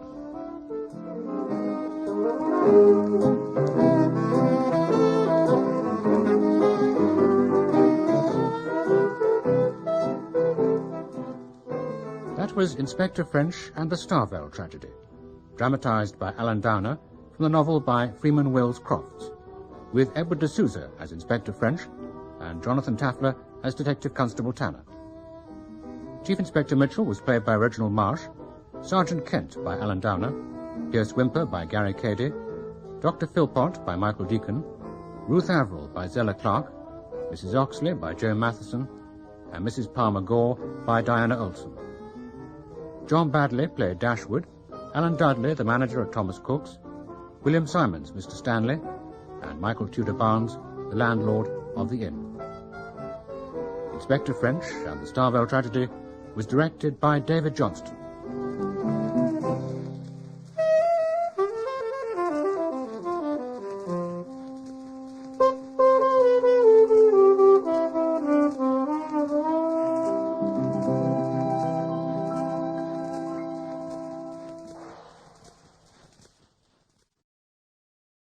Is The Murder of Roger Ackroyd, with John Moffat as Hercule Poirot and John Woodvine as Dr. Shepherd, the storyteller. Mrs. Ferrers died on the night of the 16th to the 17th of September, a Thursday. I was sent for at 8 o'clock on the morning of Friday the 17th. There was nothing I could do. She had been dead some hours. It was just a few minutes after 9 when I reached home once more. Is that you, James? What are you doing out there? Just hanging up my overcoat. Why don't you come and get your breakfast? Just coming. You've had an early call? Yes, King's Paddock. Mrs. Ferrers. I know. How did you know? The milkman told me. Well? Bad business. Nothing to be done. What did she die of? Heart failure? She died of an overdose of Veronal. She's been taking it lately for sleeplessness. Must have taken too much. Nonsense. She took it on purpose. Now, why on earth should Mrs. Ferrers wish to commit suicide? A widow, still fairly young, very well off, and nothing to do but enjoy life. Now, what possible reason could she have? Remorse. Remorse? Yes.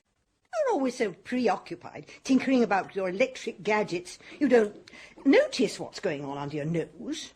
You never would believe me when I told you she poisoned her husband. I'm more than ever convinced of it now. She's been haunted by what she did. 10 to 1, she's left a letter confessing everything. She didn't leave a letter of any kind. You'd have thought she'd have left something for Roger Ackroyd.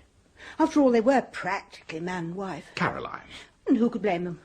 I mean, after all, Mrs. Ackroyd died of drink, and Mrs. Ferrers' husband was an alcoholic. If his sister-in-law hadn't descended on him from Canada, they'd have been married by now. Now where are you going? I'm going down to the village, Caroline. I've got better things to do than sit around here listening to gossip. Shepherd! Just the man I wanted to get hold of. This is a terrible business. Now, you've heard then. I'm very sorry, Ackroyd. It's worse than you know. Look here, I've got to talk to you. Can you come back with me now? Oh, hardly. I've got 3 patients to see, and I must be back by 12 to see to my surgery. Then dine with me tonight. My sister-in-law will be there, and Flora. Oh, and Hector Blunt's coming along. But I'll think of some excuse to get away from them. I must talk to you. I went home thoughtful, to find several patients waiting in the surgery. I had dismissed the last of them, as I thought, when I perceived one more patient, Ackroyd's housekeeper, Miss Russell. Good morning, Doctor. I should be much obliged if you'd look at my knee. I took a look, but I was very little wiser when I had done so. I prescribed some liniment, but she seemed inclined to linger. Not that I believe that anything will do me much good. I don't believe in all these drugs. Drugs do a lot of harm. Look at the cocaine habit. Suppose you are a slave of the drug habit. Is there any cure? I answered her as best I could, but for the life of me I couldn't understand what she was getting at. Then she asked me whether there were any poisons so rare that they baffled detection. I wondered whether in some roundabout way she was trying to question me about Mrs. Ferrers. I was quite relieved when Caroline sounded the gong for lunch. What's the trouble with Ralph Peyton? There isn't any. And why is he staying at the Three Boars instead of Fernley Park with his foster father?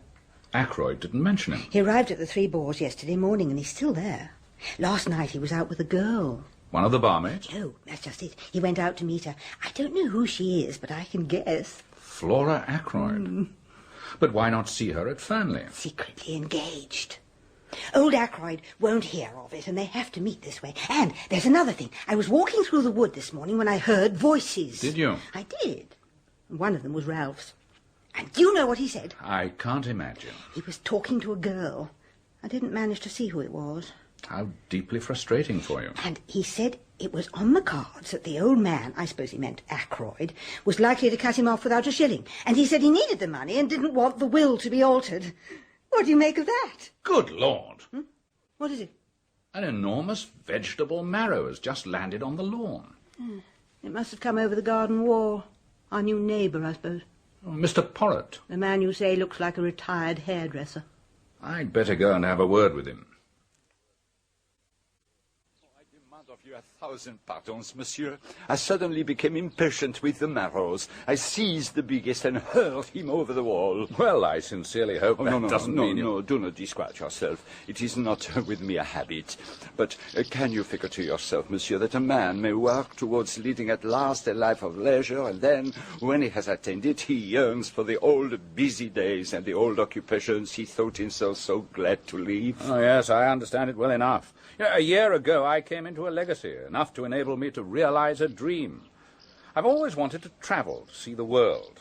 Ah, that was a year ago, and I'm still here. Ah, but you can still realize that dream whenever you choose. No longer, alas. I was foolish, and worse than foolish. Greedy. Oh, you speculated. An Australian gold mine. And now? I have nothing. Well. I would be very pleased if you would present that marrow to your sister. Oh, thank you.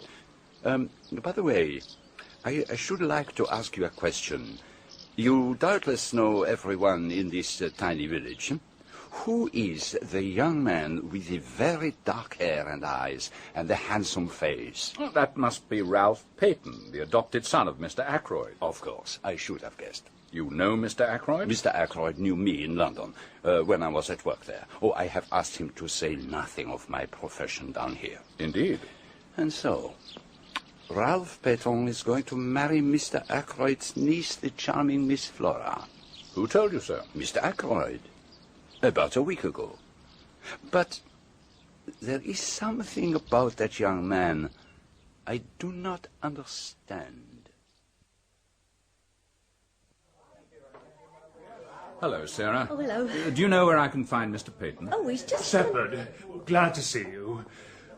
One person I am glad to see in this infernal place. What's the place been doing to you? It's a long story. Things haven't been going very well with me, Doctor. Not to mince matters, I'm in the devil of a mess. In fact, I haven't the least idea what to do next. What's the matter? It's my confounded stepfather. What's he done? It isn't what he's done yet, but what he's likely to do. I'm fairly up against it this time. It was just a few minutes before 7:30 when I reached Fernley Park. The night was such a fine one that I had preferred to come on foot. Parker, the butler, relieved me of my overcoat and then withdrew. Raymond, Ackroyd's secretary, was passing with a handful of papers. Good evening, Doctor. Coming to dine, or is this a professional call? Good evening, Raymond. I brought the black bag just in case. I'm expecting a summons to a confinement. Why don't you go into the drawing room? You know the way. I must take these papers to Mr. Ackroyd. I'll tell him you're here. Just as I was turning the handle of the door into the drawing room, I noticed a sound from within. The shutting of a window, I took it to be. was just coming out. Miss Russell, I'm afraid I'm a few minutes early. I don't think so. It's after 7:30. I must be going now. They'll all be down in a moment.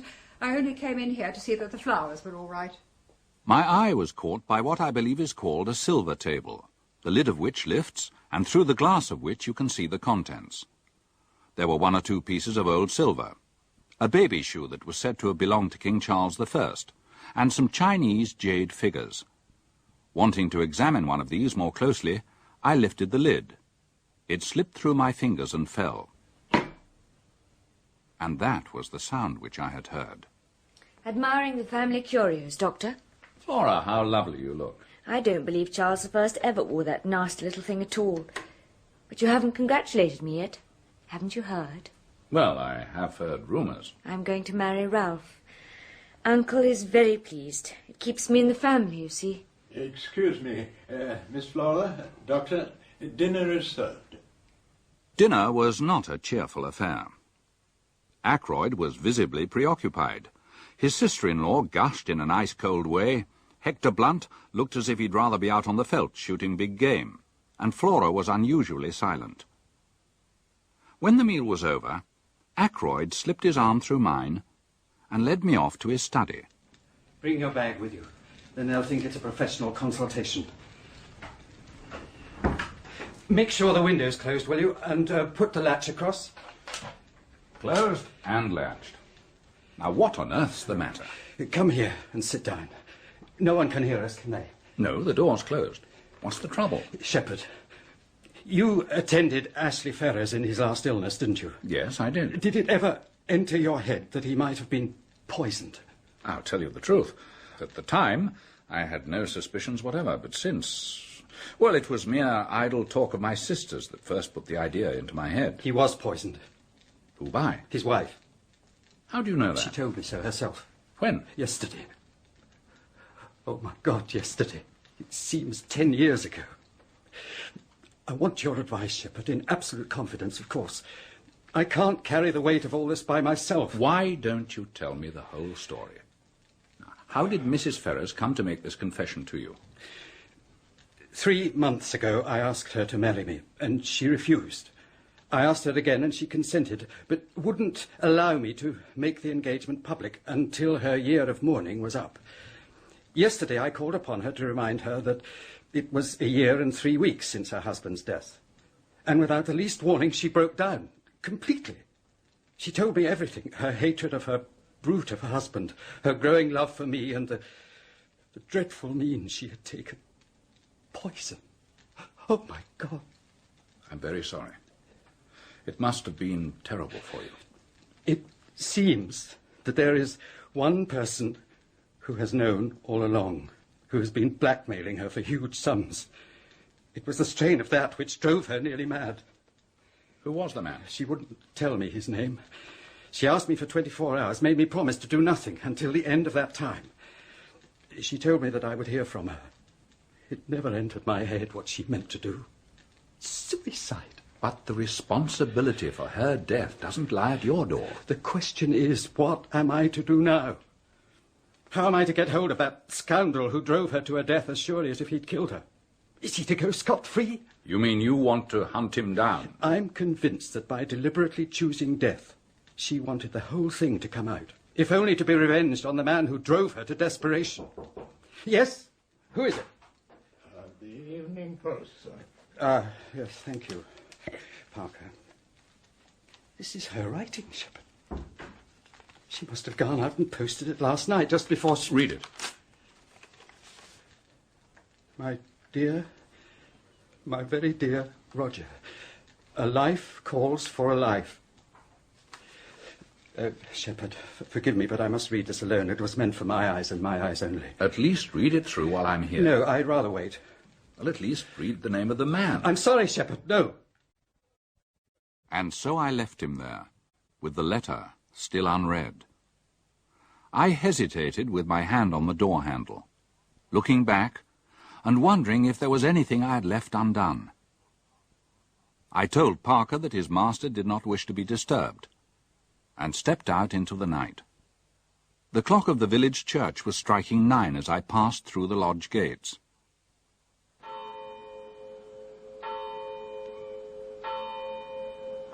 Is this the way to Fernley Park, sir? Oh, these are the lodge gates. Oh, thank you, sir. I'm a stranger in these parts, you see. 10 minutes later, I was at home once more. That'll be Mrs. Bates. The baby might at least have waited till the morning. Ah, no peace for the wicked. Yeah? What did you say? What? Certainly, I'll come at once. What is it, James? That was Parker telephoning from Fernley. They've just found Roger Ackroyd. Murdered.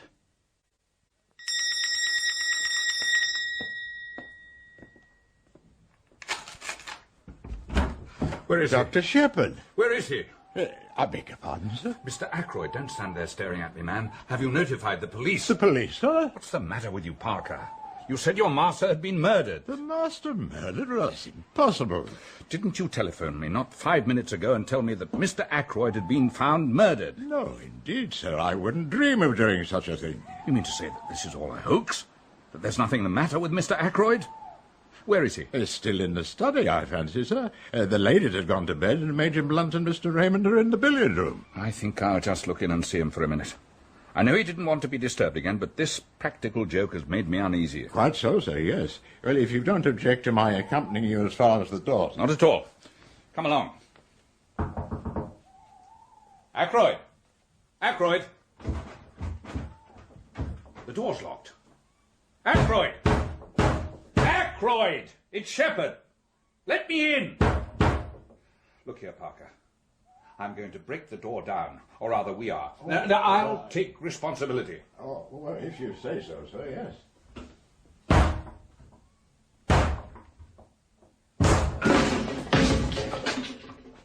Oh, my God. There's a dagger in the back of his neck. Don't touch it. You must go at once to the telephone and ring up the police station. Tell them what has happened. A bad business, Doctor.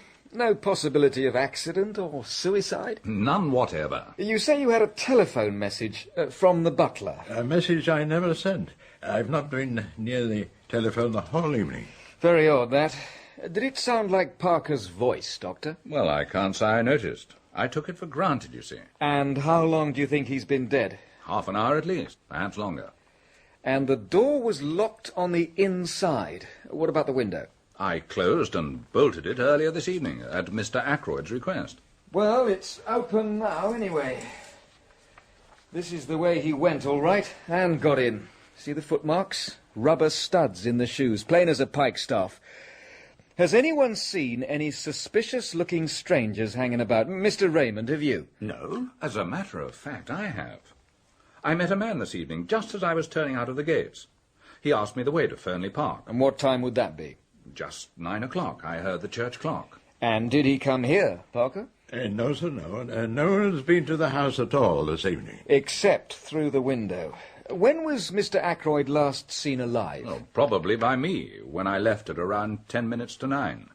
He told me he didn't wish to be disturbed, and I repeated the order to Parker. Just so, sir, yes. Mr. Ackroyd was certainly alive at 9:30, for I heard his voice in here talking. Who was he talking to, Mr. Raymond? At the time, I took it that it was Dr. Shepherd who was with him, but now it appears that the doctor had already left. You didn't happen to catch any of the conversation, did you? I did catch just a fragment, and it struck me as distinctly odd. He said something like, the calls on my purse have been so frequent of late that I feel it is impossible for me to accede to your request. A demand for money. It could be that we have here a very important clue. Still, one thing's clear. Mr. Ackroyd was alive and well at 9:30. If you'll excuse me, sir, Miss Flora saw him after that. Miss Flora? Yes, sir, yes, about 9:45, that would be. I was bringing a tray with whisky and soda when Miss Flora, who was just coming out of this room, you see, she stopped me and she said her uncle didn't want to be disturbed. I must see Miss Ackroyd at once, but I don't want to worry her about the murder just yet. Ask her to come to the billiard room, would you? I don't understand. What has happened? I mean, what do you want me to tell you? It's just this, Miss Ackroyd. Parker says you came out of your uncle's study at about 9:45. Is that right? Quite right. I'd been to say good night to him. Do you mind telling us what passed between you and your uncle? I went in to say good night and kissed him, and he said something about my frock looking nice, and then he told me to run away as he was busy. But why are you asking me these questions? What's happened? It's bad news, I'm afraid, my dear. Your uncle... Yes? This is going to be a shock for you. Your uncle is dead. When? Very soon after you left him, I'm afraid. Oh. Catch her, Doctor. She's going to faint. How is the young lady, Doctor? Coming round nicely. Mrs. Ackroyd's with her. Mrs. Ackroyd? Her mother. Ackroyd's sister-in-law. Ah, yes. Take a look at the murder weapon, Doctor. Something of a curio, I should think. The edge is razor sharp. A child could drive that into a man. Where did it come from, I wonder?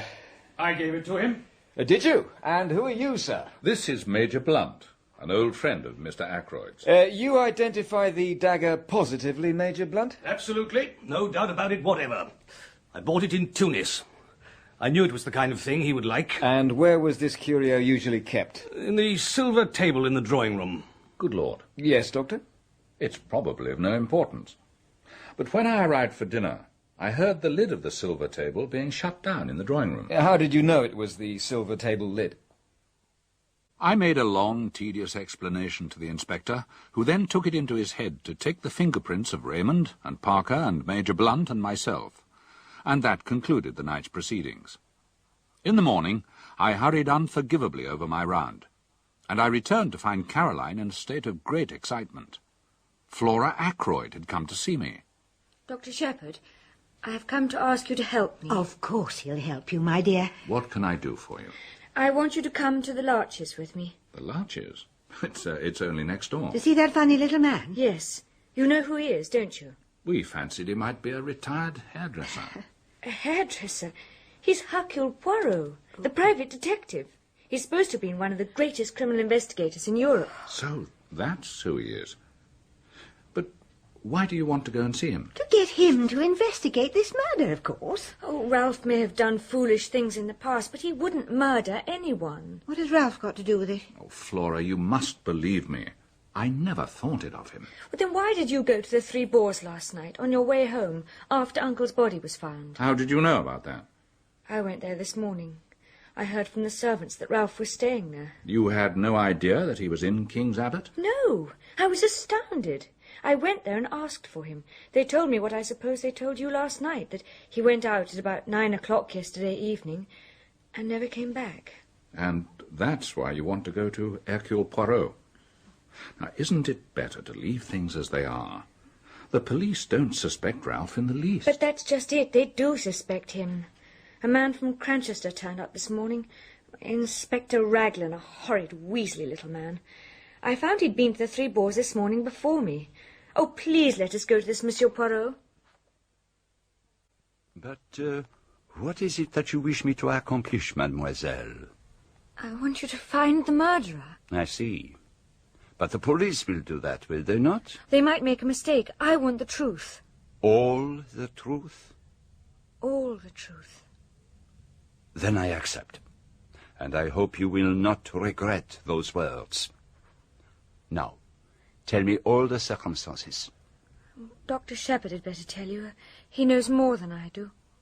I told Poirot the facts as I saw them, and then took him off to meet the officer in charge of the case.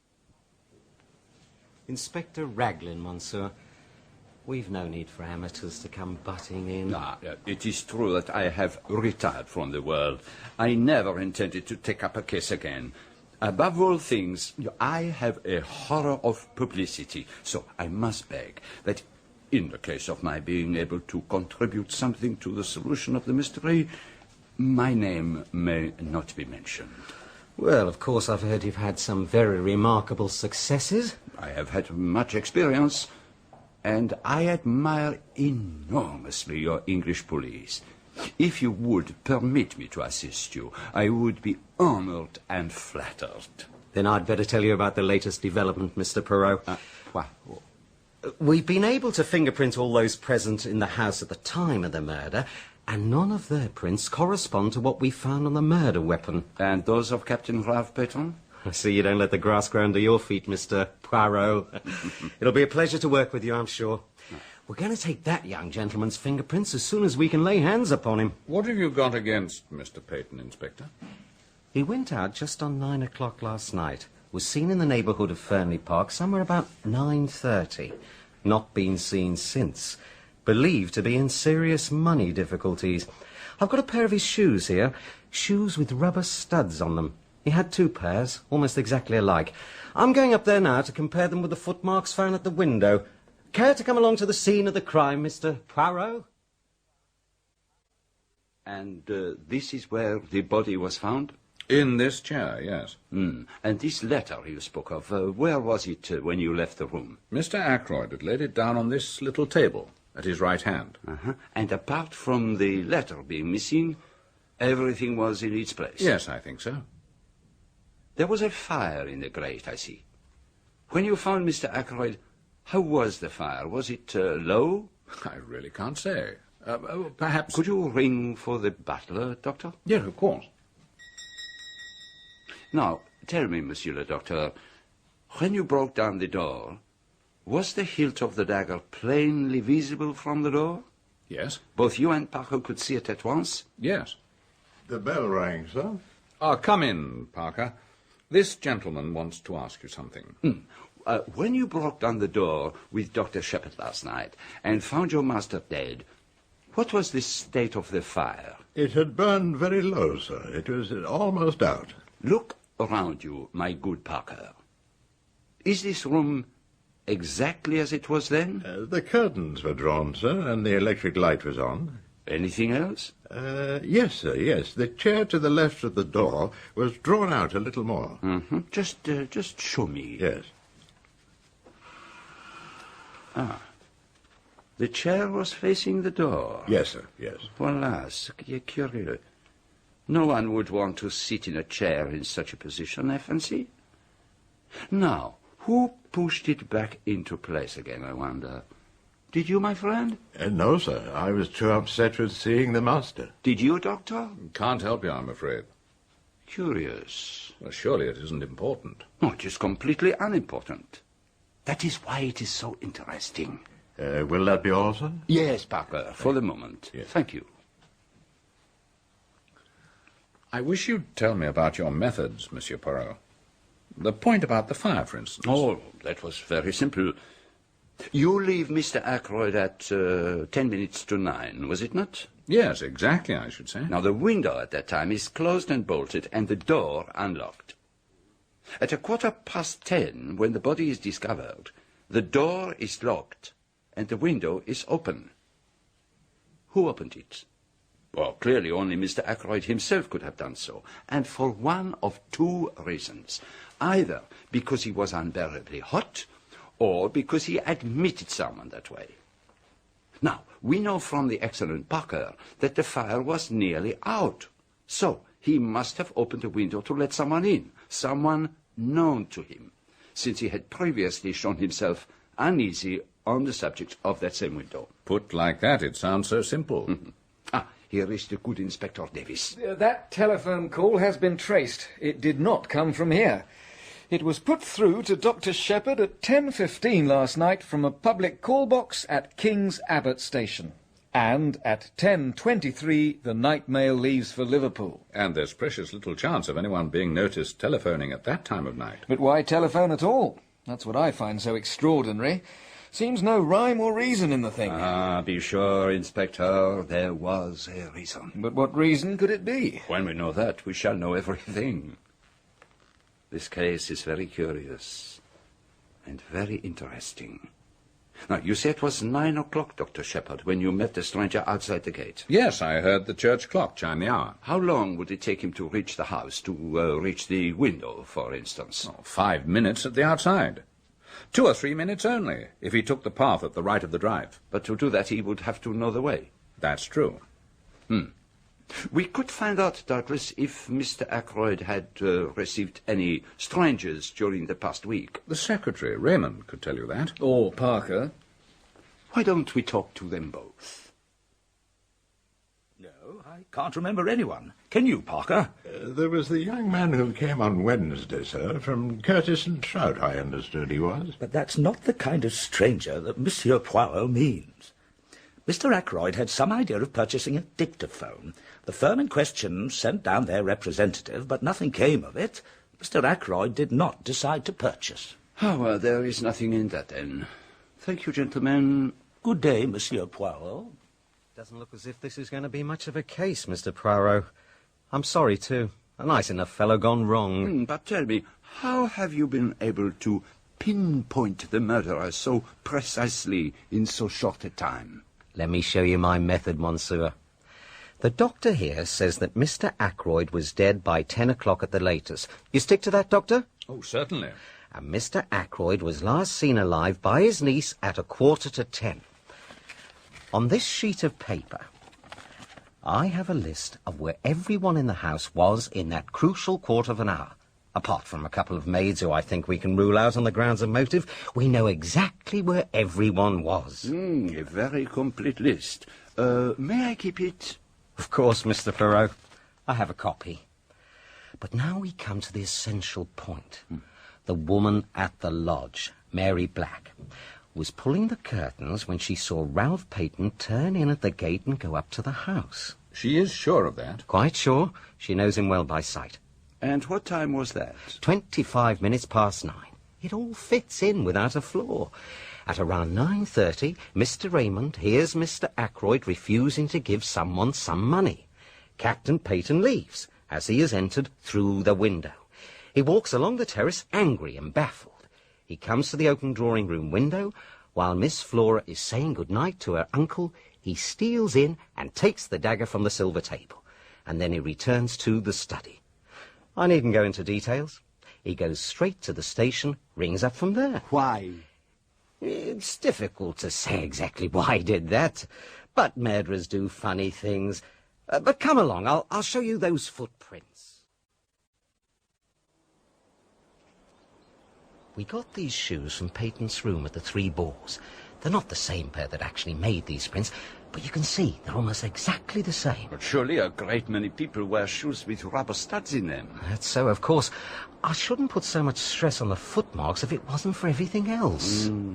A very foolish young man, Captain Ralph Peyton, to leave so much evidence of his presence. The cleverest of them makes mistakes sometimes.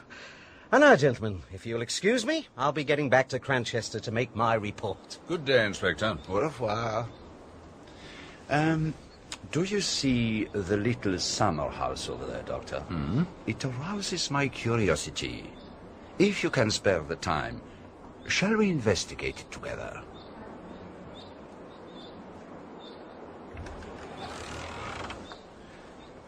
It doesn't look as if we're going to find anything interesting in here. Deck chairs, croquet set. Well, perhaps it was not to be expected. But, what is this? What have you found? A scrap of stiff white material. Cambric, I think you call it. What do you make of it, my friend? A scrap from a torn handkerchief, And what is this? Do you see, Doctor? A goose quill, by the look of it. A goose quill and a fragment of a handkerchief. But remember, a good laundry does not starch a handkerchief. Shall we go back to the house? Une belle propriété, Fernley House. Who inherits, I wonder? You had not thought of that before, eh? No, I wish I had. I wonder just what you mean by that. Simply that... Oh, no. You would not tell me your real thought. Everyone has something to hide. You believe that? Of course, my friend. But it is not easy to hide things from Hercule Poirot. He has a knack of finding out. But let us walk a little further. The air is pleasant today. England is very beautiful. And so are English girls. Do you see, my friend, the pretty picture below us? Flora Ackroyd and Major Bond. How charming they look, sitting together by the goldfish pond. Like Peleas and Melisande. But we must interrupt their little idyll, I fear. I must talk with the Major.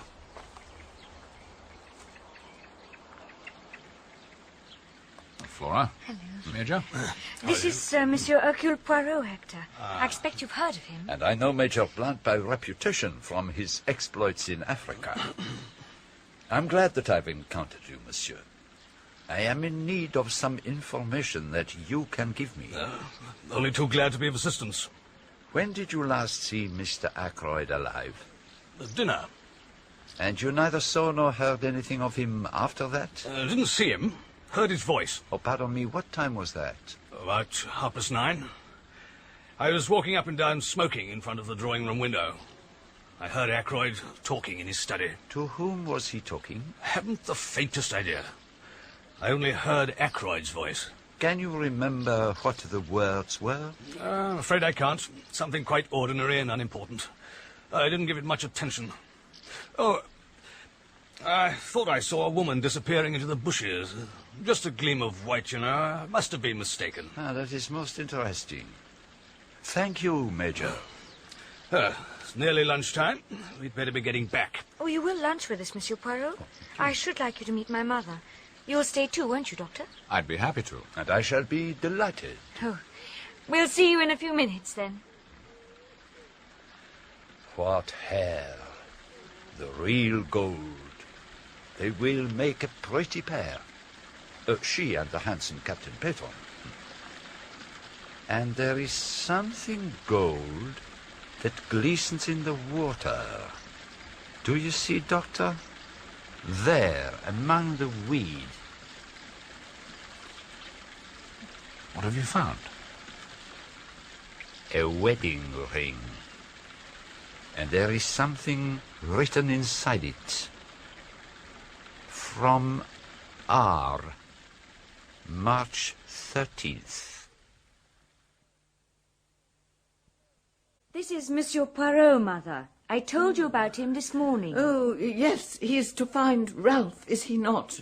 He is to find out who killed Uncle. Such a dreadful thing to happen. I can't help feeling it must have been an accident of some kind. Roger was so fond of handling queer curios. His hand must have slipped or something. And this is Mr. Hammond, our solicitor. Mr. Hammond, I desire a little information from you. You are acting on behalf of Captain Ralph Peyton? Not so. I am acting in the interests of justice. Miss Ackroyd has asked me to investigate the death of her uncle. I take it you will not object to telling me the terms of Roger Ackroyd's will? I have no objection, Monsieur Poirot, but perhaps we should have Mr. Raymond in with us. I'll go and fetch him. The terms of the will are quite simple.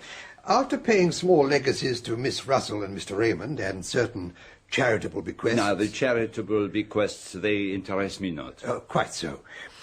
The income on £10,000 worth of shares to be paid to Mrs. Cecil Ackroyd during her lifetime. Miss Flora Ackroyd inherits £20,000 outright. The residue, including this property and the shares, to his adopted son, Ralph Peyton. Mr. Ackroyd possessed a large fortune? A very large fortune. Captain Peyton will be an exceedingly wealthy young man. Now, as to the question of money, Mrs. Ackroyd, have you all you need for the present? Ready money.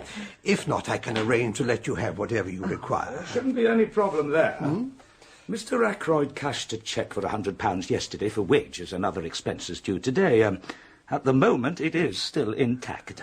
Where is this money? In his desk? No, he always kept his cash in his bedroom, in an old collar box, to be accurate. I think we ought to make sure the money is there before I leave. Certainly, I'll take you up there. Inspector Ragland will have the key for the door. He kept his money like that, in an unlocked drawer. Mr. Ackroyd had perfect faith in the honesty of all his servants. Ah, quite so. Here is the money. You will find the 100 intact, Mr. Hammond. Mr. Ackroyd put it in the collar box in my presence last night. £100? There is only 60 here. Impossible. See for yourself. So, either he paid out that £40 sometime last evening, or else it has been stolen. If Mr. Ackroyd paid that money away himself, it may have a bearing on the mystery of the crime. What about the servants? Have you missed anything before, Mrs. Ackroyd? Oh, no. None of them leaving or anything like that? The parlour maid is leaving, I believe. When? She gave notice yesterday. Any idea why? No, I have nothing to do with the servants. Miss Russell attends to household matters. Then perhaps Miss Russell would be good enough to arrange for us to have a word with her. We will leave the questioning to Inspector Raglan, my dear doctor. Oh, yes, of course. Ursula Bourne, Inspector. I understand you are leaving, Miss Bourne. Yes, sir. Why is that? I disarranged some papers on Mr. Ackroyd's desk. He was very angry about it and said I had better leave. Were you up in Mr. Ackroyd's bedroom at all last night? Tidying up or anything? No, sir. That is the housemaid's work. I never went near that part of the house. I must tell you, my girl, that a large sum of money is missing from Mr. Ackroyd's room. I know nothing about any money. If you think I took it and that is why Mr. Ackroyd dismissed me, you're wrong. I am not accusing you of anything, my girl. Don't flare up, sir. Excuse me. It was yesterday afternoon that Mr. Ackroyd dismissed you. How long did the interview last? I don't know. 20 minutes? Half an hour? Something like that. Not longer? Not longer than half an hour, certainly. Thank you, mademoiselle. That'll do, Miss Bourne. Good day, Inspector. Has she been here long? Have you got a copy of her references? Yes, I should have it here. Here you are, Inspector. Thank you. Reads all right. Mrs. Richard Folliot, Marby Grange, Marby. Know anything about her? Quite good county people. Thank you, Miss Russell. I think that'll be all for now. Very well. Perhaps you would be so kind as to keep me company on the way home, Doctor. Do you really wish to aid me? To take part in this investigation? Yes, indeed. Would it be possible for you to go to Marby? Tomorrow, say. Tomorrow's Sunday? Yes, I could manage it. What do you want me to do there? See this Mrs. Folliot, who wrote the reference. Find out all you can about Ursula Bourne. Oh, very well. But I don't much care for the job. Oh, please, help me, Doctor. A man's life may depend on it. My little outing to Marby yielded nothing. Mrs. Folliot looked uncomfortable and ill at ease when I mentioned the name of Ursula Bourne, and would tell me nothing about her beyond the fact that she had worked there for a time and was capable and satisfactory. Whatever the mystery centering round Ursula Bourne might be, I was not going to learn it through Mrs. Folliot. When I arrived home, Caroline had that look of suppressed exultation on her face which I know only too well. Poirot had paid a call on her. It seems he has an insane nephew, and is trying to find somewhere local where he can be treated. Why he should have thought Caroline could help him, I cannot imagine. Unfortunately, he managed to worm out of her the conversation she overheard in the wood that night. I fear it will only help Raglan to tighten the noose round Ralph Peyton's neck. It looks bad, Mr. Poirot. If only we had Captain Peyton's fingerprints. At least we'd know whether they were the ones on the dagger. Monsieur l'Inspecteur, beware of the blind, the little street that has no end. Oh, you mean a blind alley? That is it. So it may be with those fingerprints. Come now, you've got to admit that those prints were made by someone who was in the house that night. Bien entendu. You have not overlooked anyone? No one. The quick or the dead? The quick? You mean? The dead. I am suggesting that the fingerprints on the dagger handle are those of Mr. Ackroyd himself, that the murderer closed his dead victim's hand round the dagger handle. Well, it's an idea. I'll look into it. But don't you be disappointed if nothing comes of it. No. Another time I must be more careful of his amour-propre. And now, my friend, there is something I would like you to arrange for me. A little family reunion round the table. Ackroyd's sister-in-law, Flora, Major Blunt, Mr. Raymond, and, of course, yourself. It sounds more like a ghastly board meeting, but I'll do my best. In about half an hour? Monsieur, Mesdames, I have called you together for a special purpose. To begin with, I want to make a special plea to Mademoiselle. To me?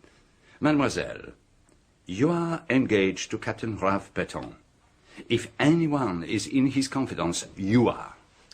Will you not trust me and tell me where he is hiding? Monsieur Poirot, I swear to you that I have no idea of where Ralph is, and that I have neither seen him nor heard from him, either on the day of the murder or since. Bien, that is that. Now, I appeal to the others who sit round this table. If you know where Ralph Petton is hiding, speak out. Understand this? I mean to arrive at the truth. I mean to know. And I shall know, in spite of you all. How do you mean, in spite of us all? Every one of you in this room is concealing something from me. It may be something unimportant, trivial, which is supposed to have no bearing on the case, but there it is. Each of you has something to hide. Come now. Am I right? I am answered. I appeal to you all. Tell me the truth. Will no one speak? C'est dommage. I wish you'd tell me what you really think of it all. You have seen what I have seen. Should not our ideas be the same? I'm afraid you're laughing at me. I've no experience in matters of this kind, and I'm trying to keep a journal of the case. Are you, Doctor? You must let me have a look at it. Very well, then. The first thing is to get a clear history of what happened that evening, always bearing in mind that the person who speaks may be lying. So, first, Dr. Shepherd leaves the house at 10 minutes to 9. How do I know that? Because I told you so. And you might not be speaking the truth. But Parker confirms it, and we accept your statement. At 9 o'clock, you run into a man just outside the park gates. How do I know that this is so? I told you so. Ah, you know that it is so. But how am I to know? So, I talk around the village, and the maid of Miss Gannett says she met your mysterious stranger inquiring for Fernley Park a few minutes before you did. And the barmaid at the Three Boars says he had a drink there, and he mentioned having just come over from the States. Did it strike you that he had an American accent? Come to think of it, yes, he had. So, we accept your stranger. And there is also this, which, you remember, I picked up in the summer house. Ah, the little quill. And you know that feathers like this are used to sniff drugs. It is a method used by drug addicts in the United States of America. So, you're suggesting that the stranger went to the summer house to meet somebody. But who was that somebody? Exactly the question. Now, another point. What did you think of the parlour-maid story? Does it take half an hour to dismiss a servant? You bewilder me. And there is still the mystery of the telephone call and the pushed-out chair. Do you really think the latter important? Or perhaps not. I will not press the point. Tell me instead, what were Ralph Petton's reasons for disappearing? I can only think that his nerve must have failed him. Yes, that is true, but we must not lose sight of one thing. I know what you're going to say. Motive. Ralph Peyton inherits a great fortune by his uncle's death. That is one motive. But do you realize there are 3 separate motives staring us in the face? Somebody stole the envelope containing evidence of the blackmailer's identity.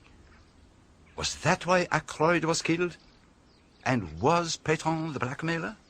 And then there is the fact that he was in some scrape which he feared might reach his uncle's ears. Well, put like that, The case does seem black against him. Does it?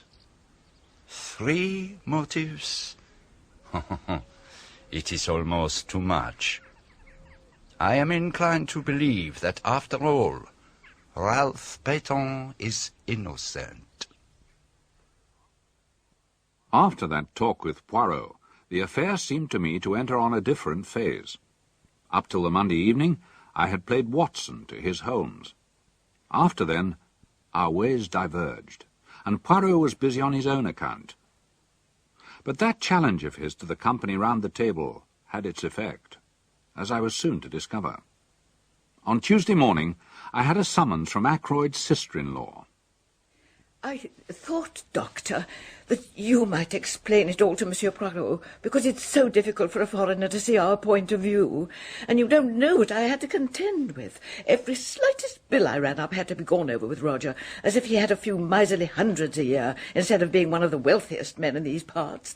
And then I got these letters, abusive letters, threatening letters, and so I wanted to know how I stood. I expected that Roger would provide for me in his will, but I didn't know. And then, on Friday afternoon... Yes, on Friday afternoon.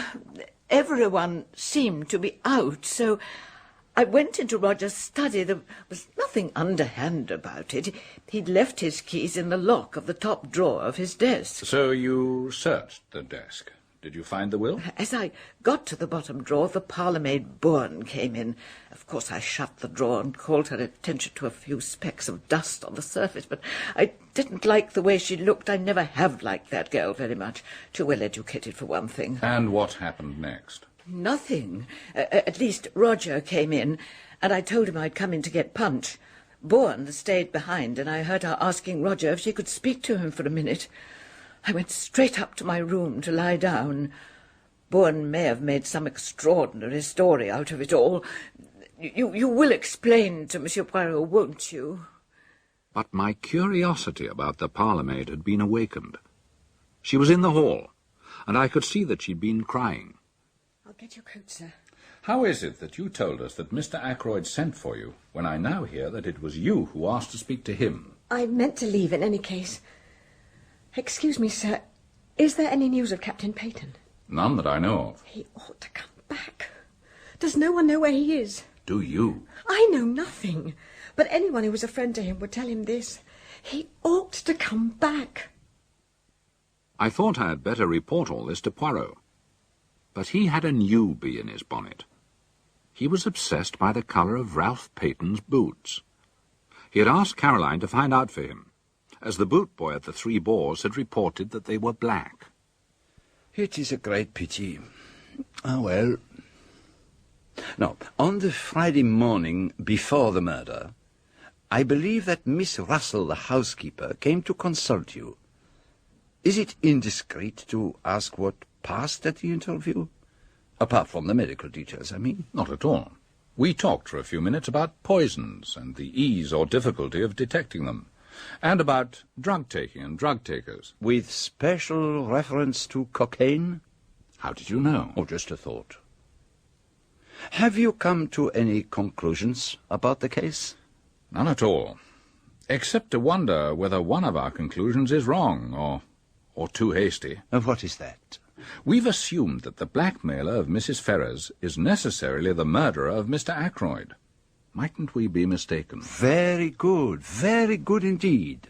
I wondered if that idea would come to you. But we must remember one point. The letter disappeared. Still, that may not necessarily mean that the murderer took it. When you first noticed the body, Parker may have abstracted the letter unnoticed by you. Parker? Yes, Parker. I wonder. It is in my mind to try a little experiment with Parker. How say you, my friend? Will you accompany me to Fernley? I believe you wanted to see me, Monsieur Poirot. Mademoiselle Flora, I have to confide in you a little secret. I am not yet satisfied of the innocence of Parker.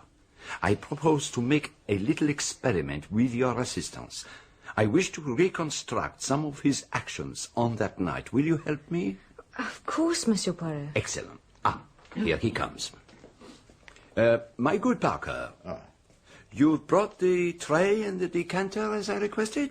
Good. Now, I wish you to aid me in a little experiment. I have placed a colleague on the terrace outside the study. I want to see if anyone there could have heard the voices of Miss Ackroyd and yourself. A reconstruction of the crime, sir? Exactly. Now then, you came from the outer hall, and where was Mademoiselle? Here, just outside the study door. Quite right, sir, yes. I had just closed the door. Yes, miss, yes. Your hand was still on the handle, as it is now. Yeah. Then play me the comedy.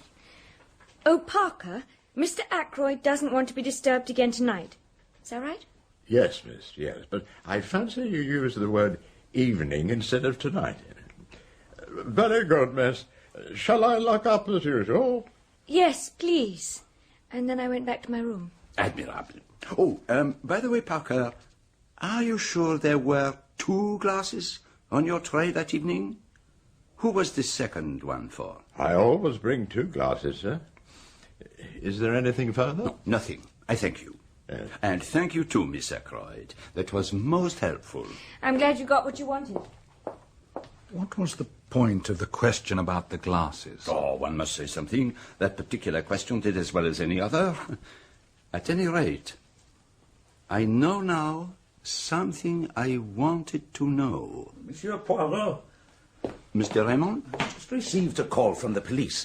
A man has been detained at Liverpool. His name is Charles Kent, and he's believed to be the stranger who visited Fernley that night. They want you and Dr. Shepherd to go to Liverpool. Well, my dear doctor, is this the man? The height's the same, and as far as general appearance goes, it might well be the man in question. Look, what the hell is all this? I demand to know why I'm being detained here. What am I supposed to have done? It is the man. I recognize the voice. And where do you suppose you heard it before? On Friday evening last, outside the gates of Fernley Park.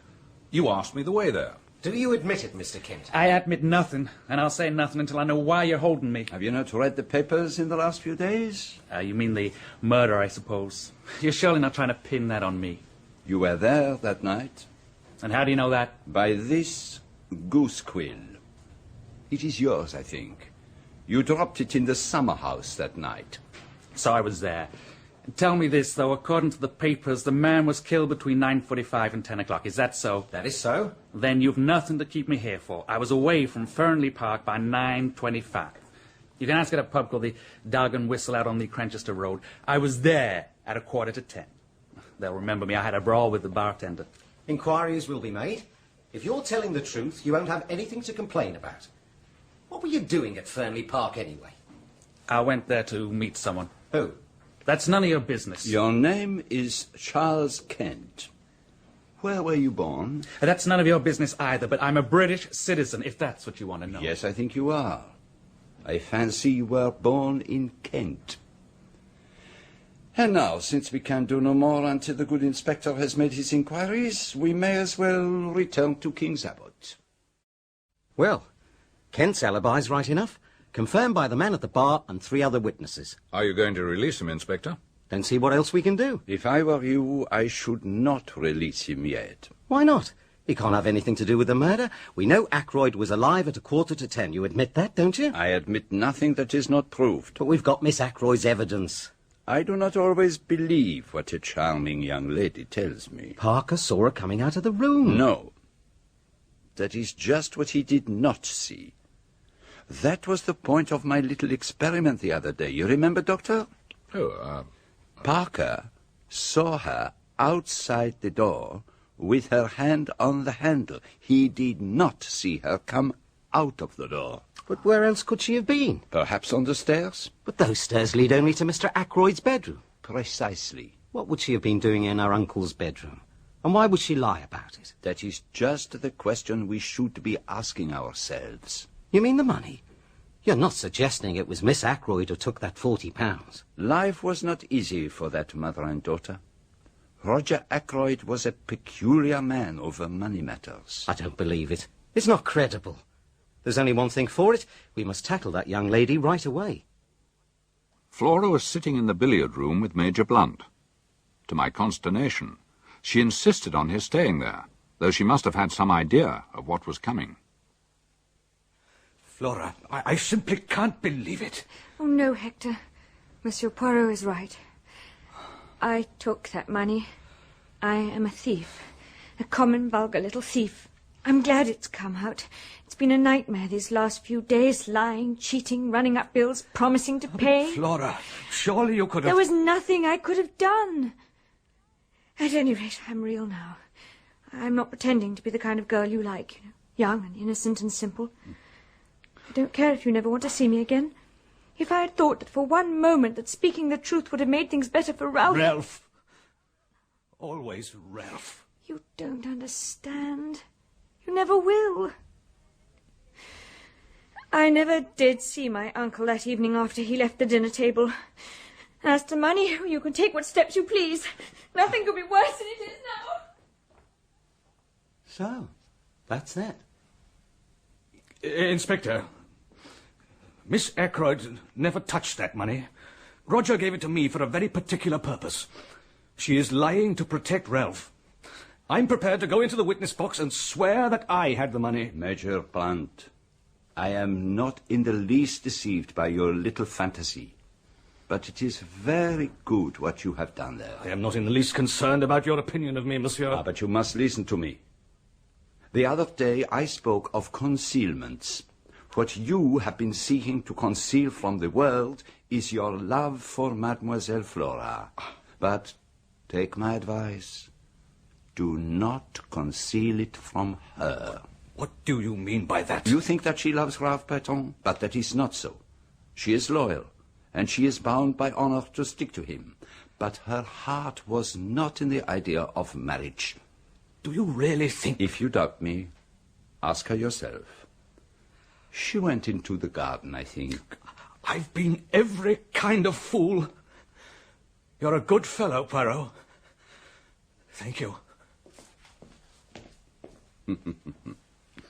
Not every kind of fool. Only a fool in love. This alters everything. All those alibis are worthless.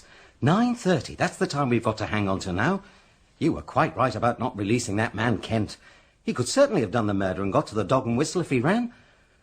But he couldn't have made the telephone call. Why do we always come up against that telephone call? Why, indeed. It is curious. I mustn't waste any more time. I must find out precisely what everyone was doing from 9:30.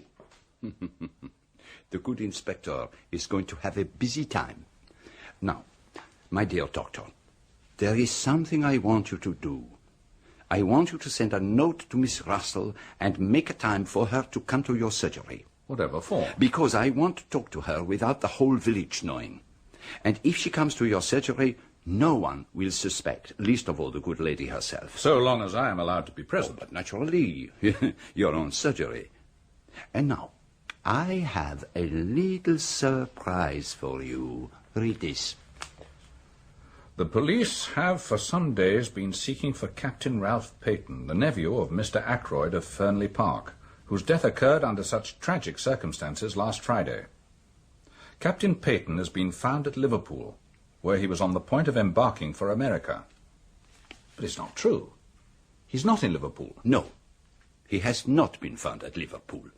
I managed to persuade the inspector to send this to the press for tomorrow's papers. I assured him that very interesting results would follow. That beats me what you expect to get out of that. Aha. You should employ your little grey cells. And now, if you would be good enough to do me that little favour? Oh, yes, the message for Miss Russell. You know, I'm very curious to know what you're up to. Miss Russell, Charles Kent has been arrested at Liverpool. Well, what of it? I thought you might be interested, that is all. Why should I be? Who is this Charles Kent? He is a man, mademoiselle, who was seen at Fernley on the night of the murder. We want to know what he was doing there, who it was he went to meet. He didn't kill Ackroyd. He never went near the study. He didn't do it. You must believe me. I do believe you. But I had to make you speak. Is what you said true? That he is suspected of the crime? Yes. And you alone can save him by telling the truth. He came to see me. I went out to meet him. In the summer house. How do you know? It is the business of Hercule Poirot to know things. You went out to meet him at 9:10. What did you say to each other? It's difficult, you see. Mademoiselle, what you tell us need not go beyond these four walls. Charles Kent is your son, is he not? Good Lord. But no one's ever known. It was so long ago. In Kent. I was not married. I got work. I managed to pay for his board and lodging.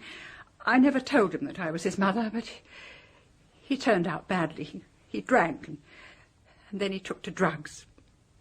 I scraped together the money for his passage to Canada. He was there for 2 years, and then somehow or other he found out that I was his mother, and he wrote asking for money. Finally, I heard from him back in this country again. He was coming to see me at Fernley. So you arranged to see him in the summer house? I dared not let him come up to the house. I brought with me all the money I had, and I gave it to him, but he was very rough and abusive. What time did he leave? It must have been between 20 and 29 minutes past 9. It was not yet past when I got back to the house. Which way did he go? By the way he came. The path to the lodge gates. I think that is all. The paragraph inspired by Poirot duly appeared in our daily paper the next day. I was in the dark as to its purpose, but its effect on Caroline was immense. I knew he'd try to get away to America. That's what Crippen did. Without much success. Poor boy, now they've caught him. Well, there's one person who's reacted pretty quickly. And who is that? Flora Ackroyd. She's engaged to Hector Blunt. But Mr. Poirot is here. He's sure to know all about it. Good day, Doctor. I have a little commission for you, my friend. Don't worry, I'll go. I want to arrange a little conference this evening at my house. You will attend, will you not? Of course. I also need all those in the house. That is to say, Mrs. Ackroyd, Mademoiselle Flora, Major Blunt, Mr. Raymond. You will ask them, yes? With pleasure. The parlour-maid from Fernley's here, Ursula Bourne. She's in a terrible way, poor thing. She says she must see Mr. Poirot at once. Doctor, Monsieur Poirot. Miss Bourne. No, that is not quite right. It is not Miss Bourne, is it, my child? But Mrs. Ralph Peyton. Oh, there, my dear. It'll be all right. You'll see. Everything will be all right. This is very weak and silly of me. No, my child. We can all realize the strain of this last week. It must have been a terrible ordeal. I saw this in the paper this morning. It says that Ralph has been arrested, so I need not pretend any longer. All the same, I think you will do well to make a clean breast of things. So you will tell me the whole story, will you not? If I am to save your husband, I must know all there is to know. What I want to know is why this child was masquerading as a parlour-maid. For a living. My family is Irish. Impoverished gentlefolk, I suppose you might call them. I didn't want to become a governess, so I decided I would take on a job as parlour-maid. My sister wrote me a reference, and I was taken on at Fernley Hall. I enjoyed the work, and I had plenty of time to myself. I met Ralph Peyton, and we fell in love. I didn't like the idea of a secret marriage, but he told me his uncle would never hear of his marrying a penniless girl. So no one knew about it. No one? Not a soul. Ralph had always had debts. He's not good with money, and his troubles got worse and worse. But Mr. Ackroyd refused to lift a finger to help him. And then, one day, I knew nothing of this, of course. Mr. Ackroyd told Ralph that it was the desire of his heart that Ralph should marry Flora, and that if Ralph did so, he would clear his debts. And Ralph accepted. I mean, God knows how he thought he was going to get out of it all. They both stipulated that the whole thing should be kept secret, but without any warning, Mr. Ackroyd decided to announce the engagement. It was like a bombshell. I was desperate.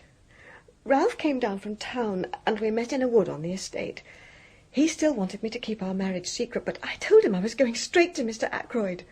We had a terrible row and parted. You poor soul. So I went to Mr. Ackroyd, and he was very angry and very bitter, mainly against Ralph, but also against me, because he was convinced that I had deliberately set out to trap Ralph. That evening I met Ralph again in the little summer house. He accused me of ruining his relationship with his foster father. I told him he was a coward and a cheat. And we parted. And then I heard that Mr. Ackroyd had been murdered. And since that night I have neither seen nor heard from Ralph. Mademoiselle, what time was it when you parted from Ralph Peton in the summer house? This is something I've gone over and over again in my mind. I reached the summer house at 27 minutes to 10. Ralph was waiting for me. I was with him for a few minutes. No longer. It was 10:15 when I got back to the house. Who left the summer house first? I did. Leaving Ralph Peton there? Yes. But you don't think... It is of no importance what I think. Where did you go? Up to my room. And stayed there until... About 10 o'clock. Is there anyone who can prove that? Prove that I was in my room? But surely no one... Thinks that it was you who entered by the window and stabbed Mr. Ackroyd as he sat in his chair? Yes.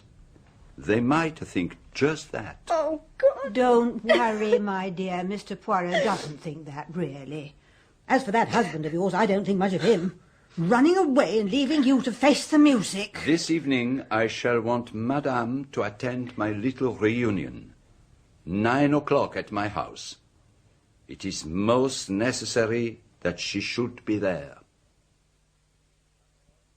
Mrs. Ackroyd, Miss Flora Ackroyd, Major Blunt, Mr. Geoffrey Raymond, Mrs. Ralph Peton, John Parker, Elizabeth Russell. All present and correct.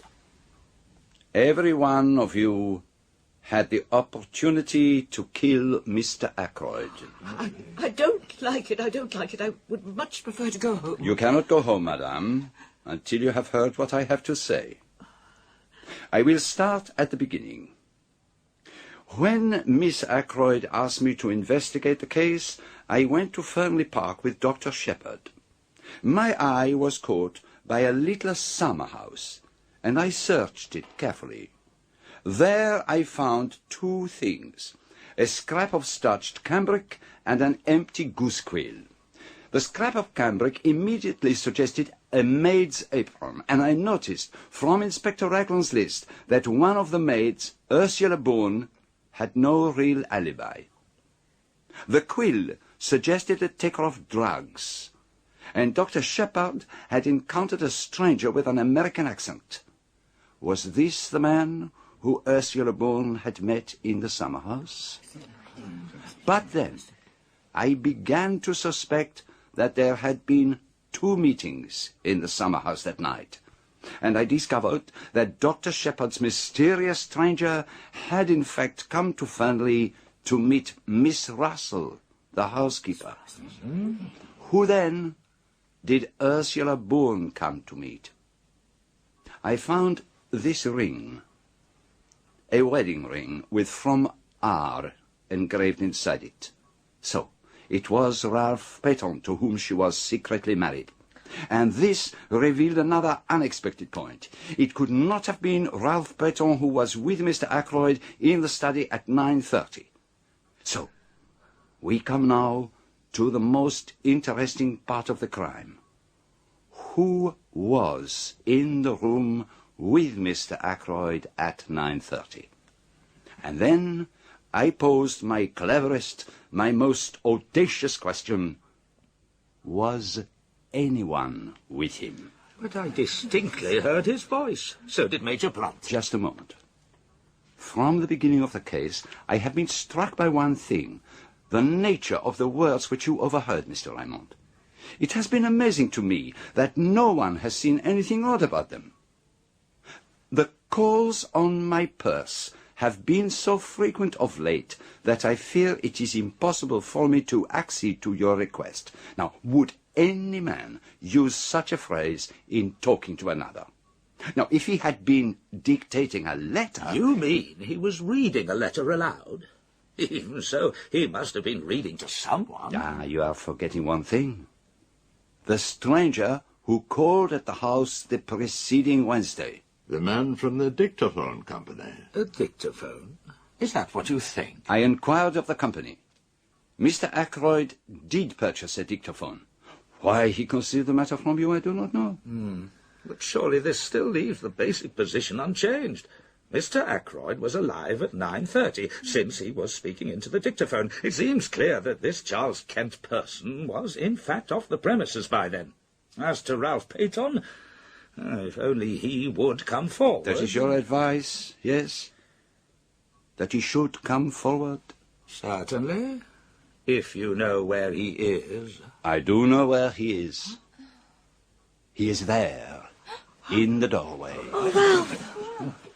Do you remember when I accused you all of concealing something from me? 4 of you gave up your secrets.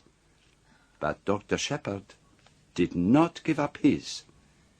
He met Ralph Peyton on the way home from the scene of the crime. I did. I told him that suspicion was bound to fall on him, or if not on him, on the girl he loved. I realized that the only thing I could do was to go into hiding.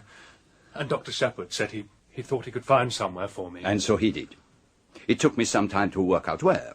A hotel? No. Lodgings? Even more emphatically, no. And then I saw a home for the mentally unfit. I invent a nephew with mental trouble. I consult Mademoiselle Shepherd as to suitable homes. And in a very little time, I find Captain Peyton. Dr. Shepherd has been very loyal, but I now see that I should have come forward and faced the music. But you see, in that home, I knew nothing of what was going on. What did happen that night? You know it already. I left the summer house at about 9:45 and tramped about the lanes trying to make up my mind as to what to do next. I'm bound to admit that I've not the shadow of an alibi, but I swear to you I never went into that study. No alibi. I believe you, of course, but it's a bad business. It makes things very simple, though. Very simple indeed. What do you mean? Just this. To save Captain Peyton, the real criminal must confess. I did not invite Inspector Raglan tonight for a very special reason. I did not want to tell him all that I knew. At least I did not want to tell him tonight. I know the murderer is in this room now. It is to the murderer I speak. Tomorrow, the truth goes to Inspector Raglan. You understand? Monsieur et Madame, this reunion of mine is at an end.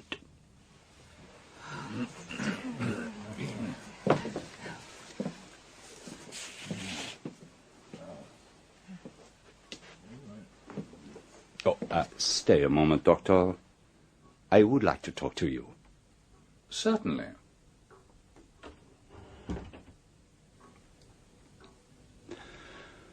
Well, my friend, and what do you think of it all?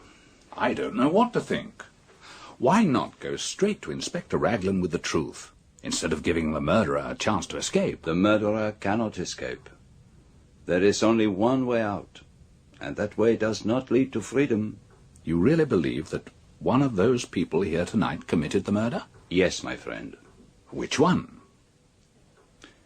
Let me share my thoughts with you, Doctor.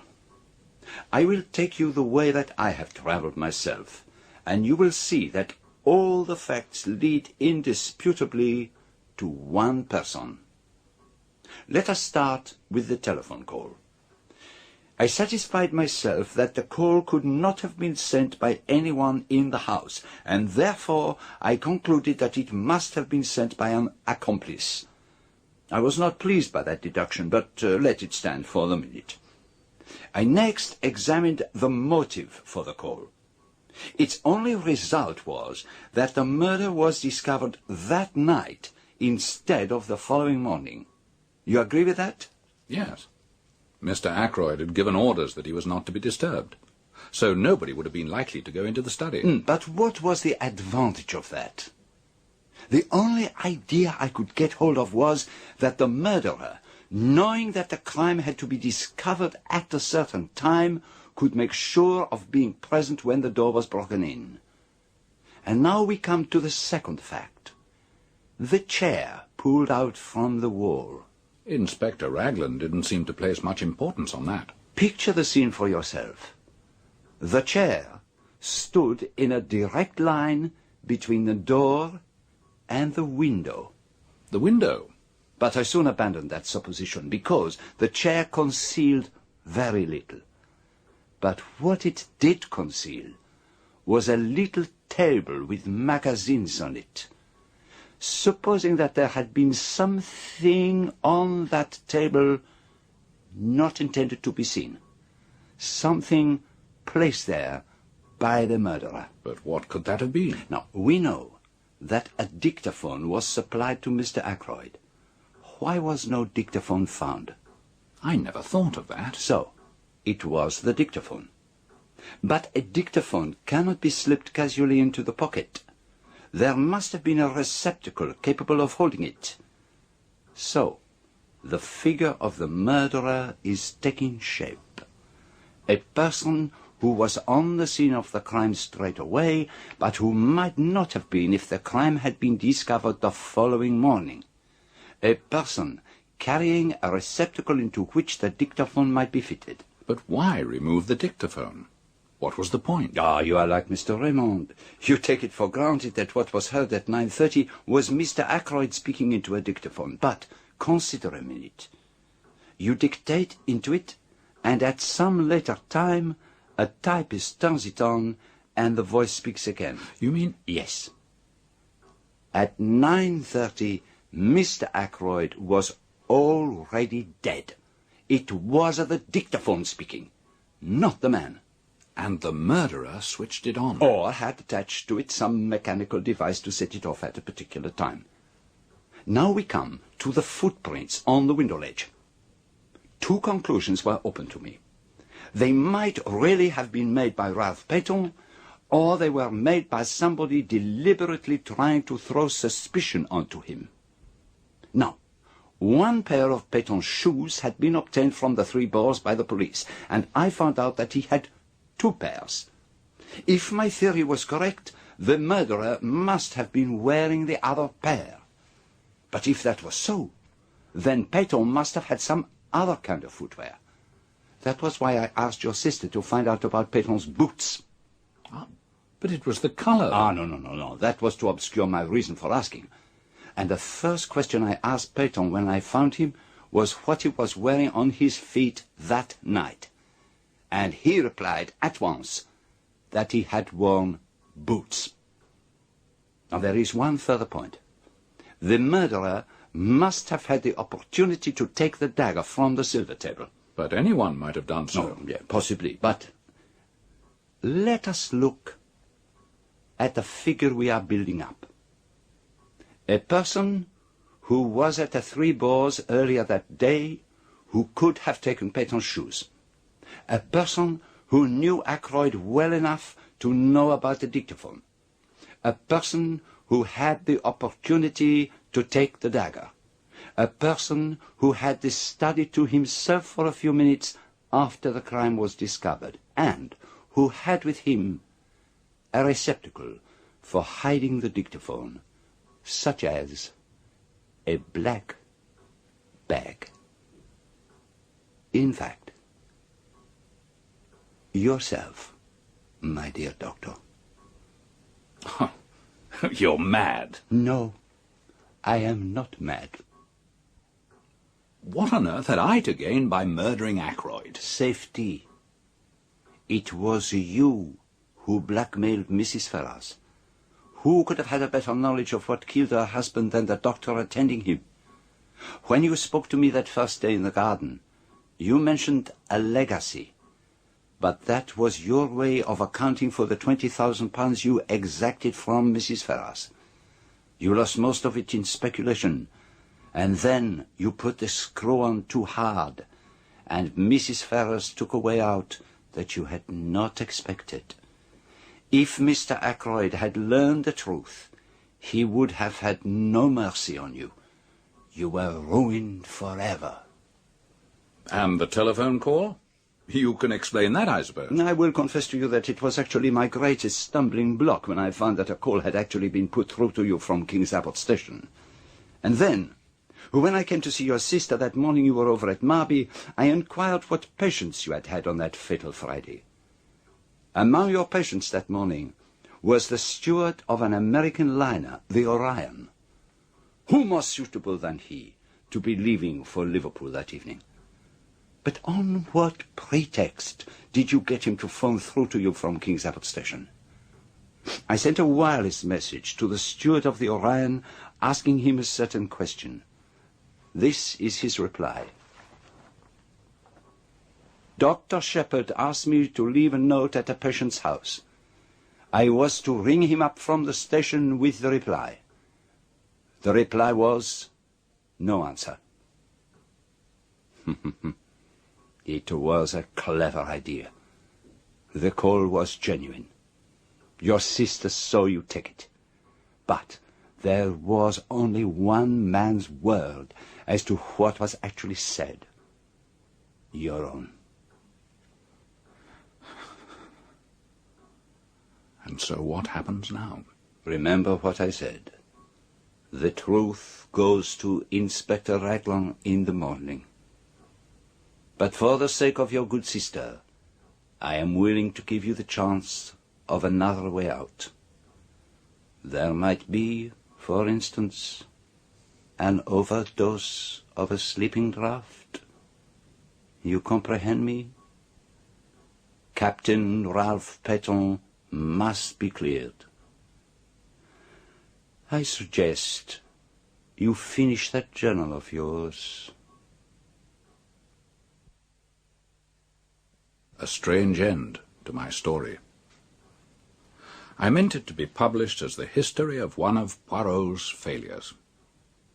Odd how things pan out. My greatest fear all through has been Caroline. I fancied she might guess. Well, she will never know the truth. There is, as Poirot said, one way out. What shall it be? Veronal? It would be a kind of poetic justice. Not that I take any responsibility for Mrs. Ferrer's death. It was the direct consequence of her own actions. I feel no pity for her. I have no pity for myself either. But I wish Hercule Poirot had never retired from work and come here to grow vegetable marrows.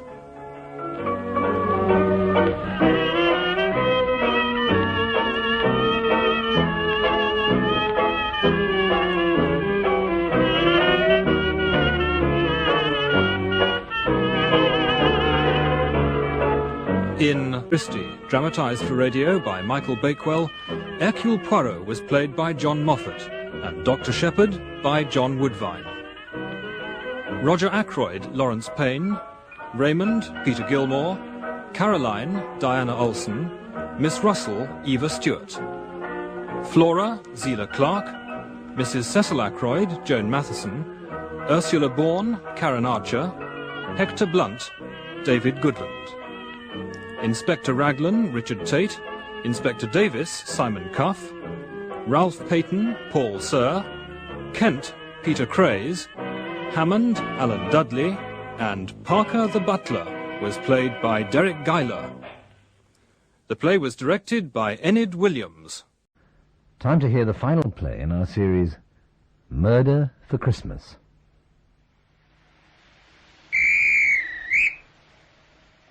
Snarl? Hey? Snarl, is this a train for Snarl? Oh, it's the one, sir. Change at Linger. Linger? I mustn't keep the train waiting. In you go, sir. Out of the cold, cold snow. It looks very crowded. Room for one in the corner, sir. In you go. Right you are, sir. Oh, I do beg your pardon. John Hurt in Appleby's End by Michael Innes. Dramatised by Michael Bakewell, with John the Measurer, Christopher Benjamin, Joyce Redmond, and Pippa Gard.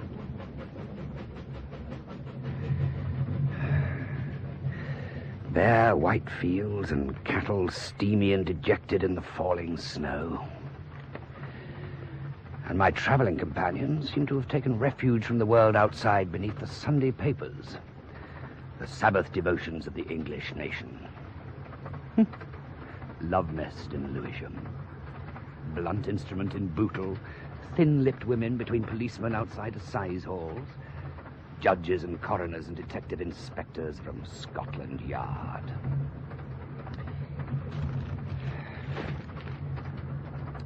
A young man standing outside a burnt-out stable wearing a frightful bowler hat.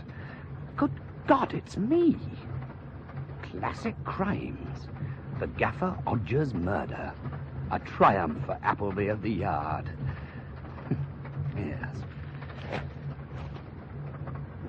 On the 27th of September, 1825, Stevenson drove a train of 34 vehicles at a speed of from 10 to 15 miles an hour. This was on the Stockton and Darlington Railway. It is sometimes possible to feel that our rural railway system has made little progress since. It's tedious enough, I suppose. I see, sir, that you are interested in railway history. Oh, dear me, no. In fact, certainly not. I have no interest whatsoever in such a subject. I wonder if I might have the pleasure of lending you a book to while away the journey. Let's see.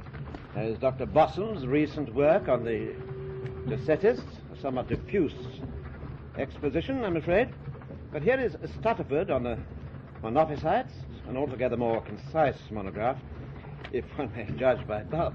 You're very kind, but I'm afraid that the subject of heresy is of no interest to you. Nor is it to me. Well, now, there are two romances by Anthony Hope, Spratt's History of the Royal Society, Spencer and Tiber on the Tyrannosaurus, a current turf guide, a volume of Livy, two pamphlets on artificial respiration. I think Anthony Hope would be best. The Prisoner of Zenda? Thank you. I suppose that you are a bookseller or publisher? Oh, sir, I have never engaged in trade. Allow me to offer you my card. Everard Raven, barrister at law. Thank you. Appleby's my name. I made my guess merely on the strength of the books you have with you. There seems to be no possible connection between any of them. Oh, you're mistaken. Pardonably, sir, it must be confessed. For the link, although it is there, is scarcely as philosophical as I would wish. As a man of letters, well, I must explain, Mr. Appleby, that I've long since given over the practice of the law in favour of literary pursuits. But, as a man of letters, I must confess, indeed, that the link is a sadly arbitrary one. The Docetists and the Monophysites may be subsumed under the common term religion. The Tyrannosaurus is a reptile. Livy treats of the history of Rome. The Turf Guide concerns racing. Artificial respiration is an aspect of resuscitation. And Anthony Hope wrote about Ruritania.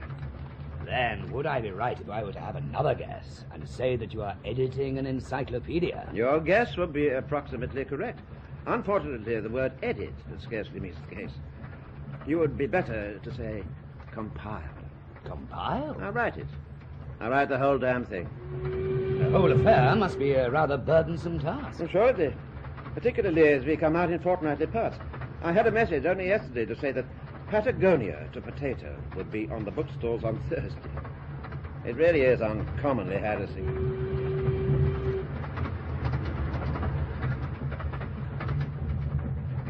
A dirty night, Mr. Appleby. May I ask if you go far? I change at Linger Junction. Ah. Well, Mr. Appleby, don't let my idle chatter distract you from matters Ruritanian. The Prisoner of Zenda, being the history of 3 months in the life of an English gentleman.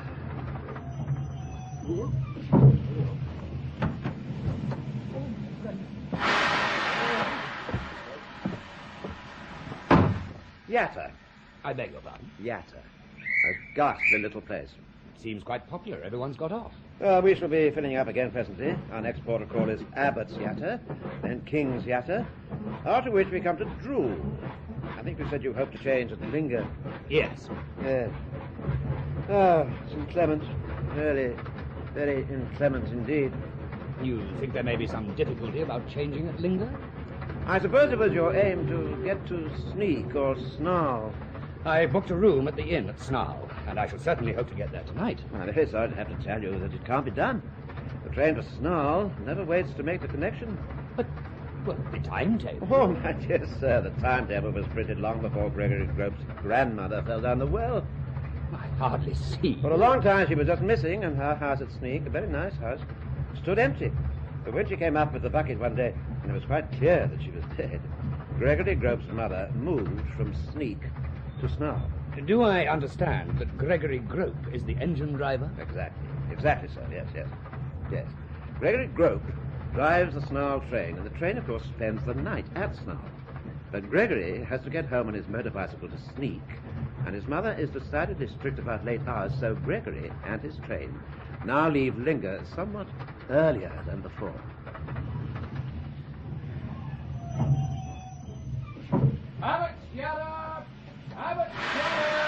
Well, perhaps you can tell me if there is an inn at Linger. An inn? Oh, dear me, no. Of course, there's a waiting room. But I think I'm right in saying that the waiting room is used at present for Brettingham Skirl's Gloucester Old Spots. Brettingham Skirl? The porter at Linger. Gloucester Old Spots? Gloucester Old Spots. Quite a cleanly variety of pig, I've been told. Nevertheless... now, what about King's Yatter? Or Drool? Is there a pub or somebody who might let a room? Well, let me see now. There's old Mrs. Alstrup at Drool. She used to let a room. But I doubt if she does now. Not since she went out of her mind, poor old soul. Though, of course, you might try.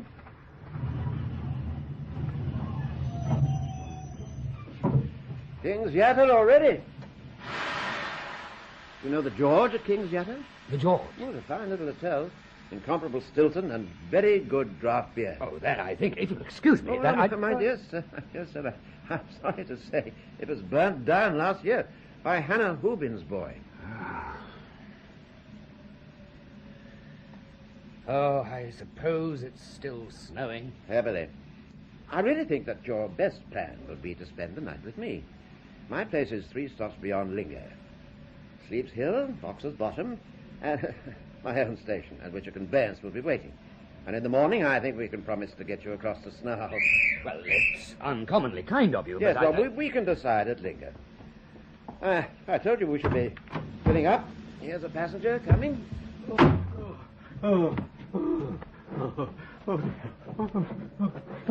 Not the kind of man likely to bring gaiety to the tail end of a Sabbath railway journey, I fancy. With that cloak and that hat, he would be either an anarchist or an artist. But which? Where is Linger? Yeah, not a doubt of it. Gregory's gone. No. So that's settled.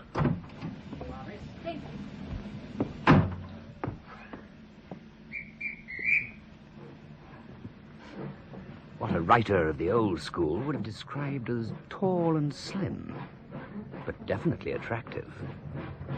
But why does she keep staring at me? Come to think of it, the anarchist artist keeps staring at me as well. Sleep's Hill and a regular blizzard. And we're still filling up.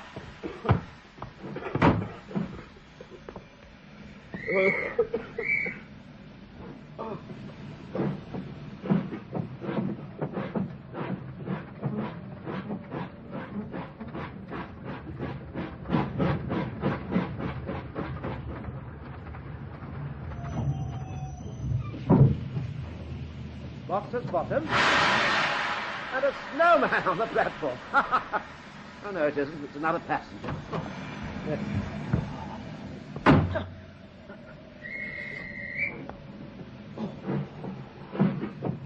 A young man. And he started to stare at me as well. What is it that's so strange about them? Better take refuge in Antony here. If you walk through the picture galleries of Burlesdon, among the 50 portraits or so of the last century and a half, you will find 5 or 6, including that of the 6th Earl, distinguished by long, sharp, straight noses. The nose. That's it. All 5 of my fellow passengers have the same long, straight nose. Mind you, it looks quite attractive on the girl. If it weren't for the fact that they haven't uttered a single word to one another, one might suppose some degree of kinship between them. Is the nose a consequence of sustained inbreeding? Perhaps Brettingham Skirl and Gregory Grope have it too. Perhaps it was the only remaining distinguishing feature on the old person who came up with the bucket out of the well. We'll soon be there, and it's quite a short drive, not more than 3 miles, unless, of course, anything has gone wrong at the ford, or there are snow drifts in Noblet's Lane, or the axle really goes this time, or our man has been drinking again at the Arms, or Spot casts a shoe. One can't ever bar accidents, and I must repeat that it's uncommonly kind of you to ask me to stop the night. Mr. Appleby, whose acquaintance I've only just had the pleasure of making. But, Mr. Appleby, this is my brother Luke, my brother Robert, my cousin Mark, and my cousin Judith. Oh, dear me, here we are. Appleby, did you say? Appleby. Appleby? Well, that's very odd. Appleby? By the way, what is the name of this station? Appleby's End!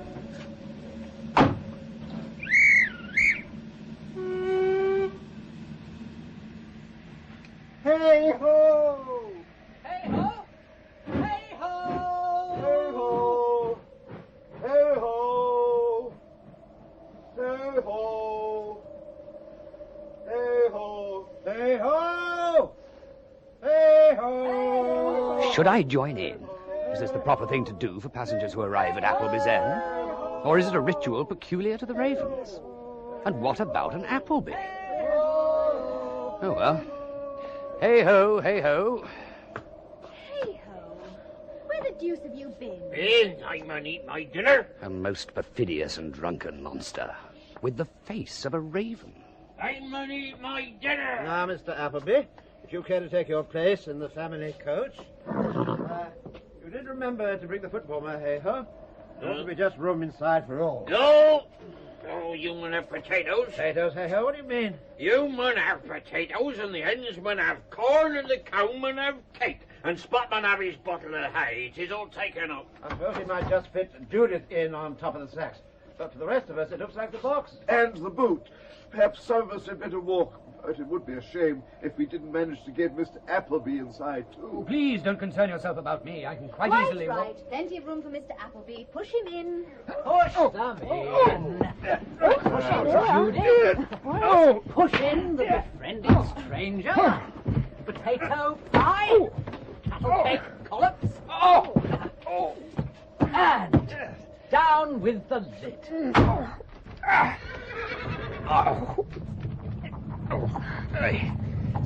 Mr. Appleby, where are you? Well, I don't quite know. My head's up against the roof. I think I'm on top of a bottle of hay. Well, if you remain up there when we get in the lane, you will break your neck. And if you come down, you will find some 6 inches of seat between me and that sack. You will probably judge social embarrassment preferable to a dislocated cervical vertebra. Yes. I'll see what can be done.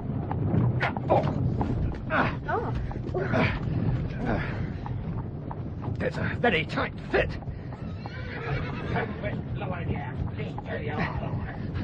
I believe that it was Dr. Johnson who held few pleasures to exceed that of driving through the country in a post-chaise with a pretty girl. I should say you weigh about 11 stone 6. Well, yes, I do. And you must be just on 5'11", which suggests you are in pretty good condition for a Don. A Don? Well, only a Don would bring out a pedantic thing like that about Dr. Johnson. Thank you, but I'm not a Don. I'm a policeman. A policeman? Do you mean a detective? Shades of great-uncle Ranulph. No wonder Everard nobbled you. He's always harking back to the disreputable family past. Well, he hasn't mentioned your great-uncle Ranulph. Was he someone who had to be, detected by a detective? Certainly not. Do you mean to say you've never heard of Ranulph Raven? Ranulph Raven? Well, I seem to remember a pre-Raphaelite painter. That was his cousin. And a bishop who said something witty about Matthew Arnold. Ranulph's younger brother. A poet? Who was in the Foreign Office and wrote triolets and madrigals? Another brother, and the grandfather of Mark and myself. Ranulph Raven had any number of younger brothers. He also had 3 sons, all of whom you've met. Everard, Luke, and Robert. Mark and I are the children of their first cousin, what are called first cousins once removed. That's why we say cousin to them, although they're enormously older. Are you uncomfortable or just restless? No, I'm not uncomfortable, but as it does appear to be necessary that one of us should sit on the other, I think it would be better Ranulph was a novelist. Good Lord, yes. Stupid of me. A sort of second Wilkie Collins, and enormously prolific. Ah, you've noticed Hay-Ho. Beg your pardon? Just like Cousin Robert, isn't he? And most of the servants are legacies like that, I believe. And the only legacies Ranulph left.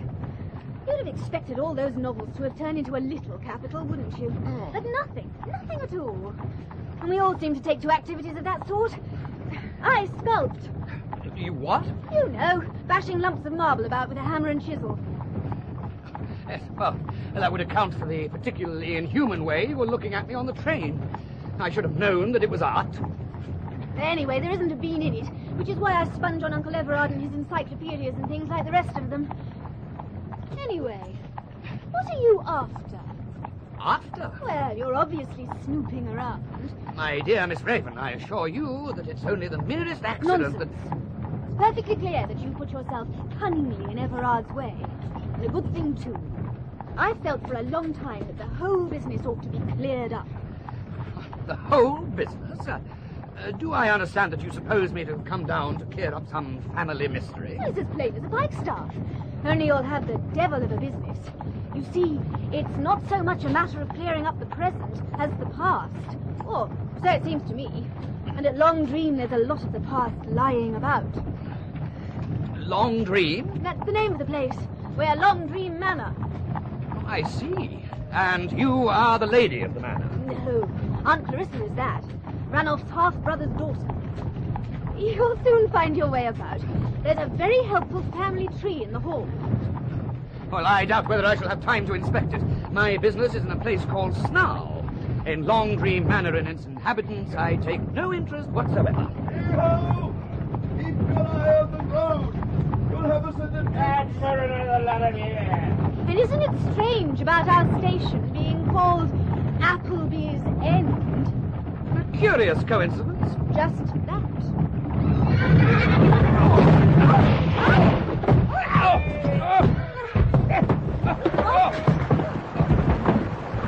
Oh.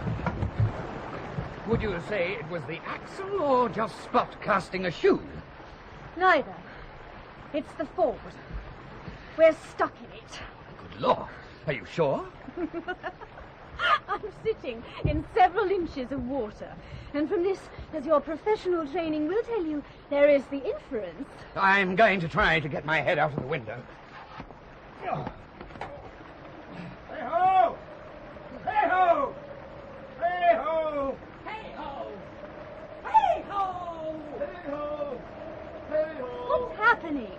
Hey-ho seems to have cut the traces and got away with Spot. They're on the farther side of the ford. Oh, horrid scoundrel. What's he doing about it? I rather think he's filling his pipe. Oh, disgusting old man.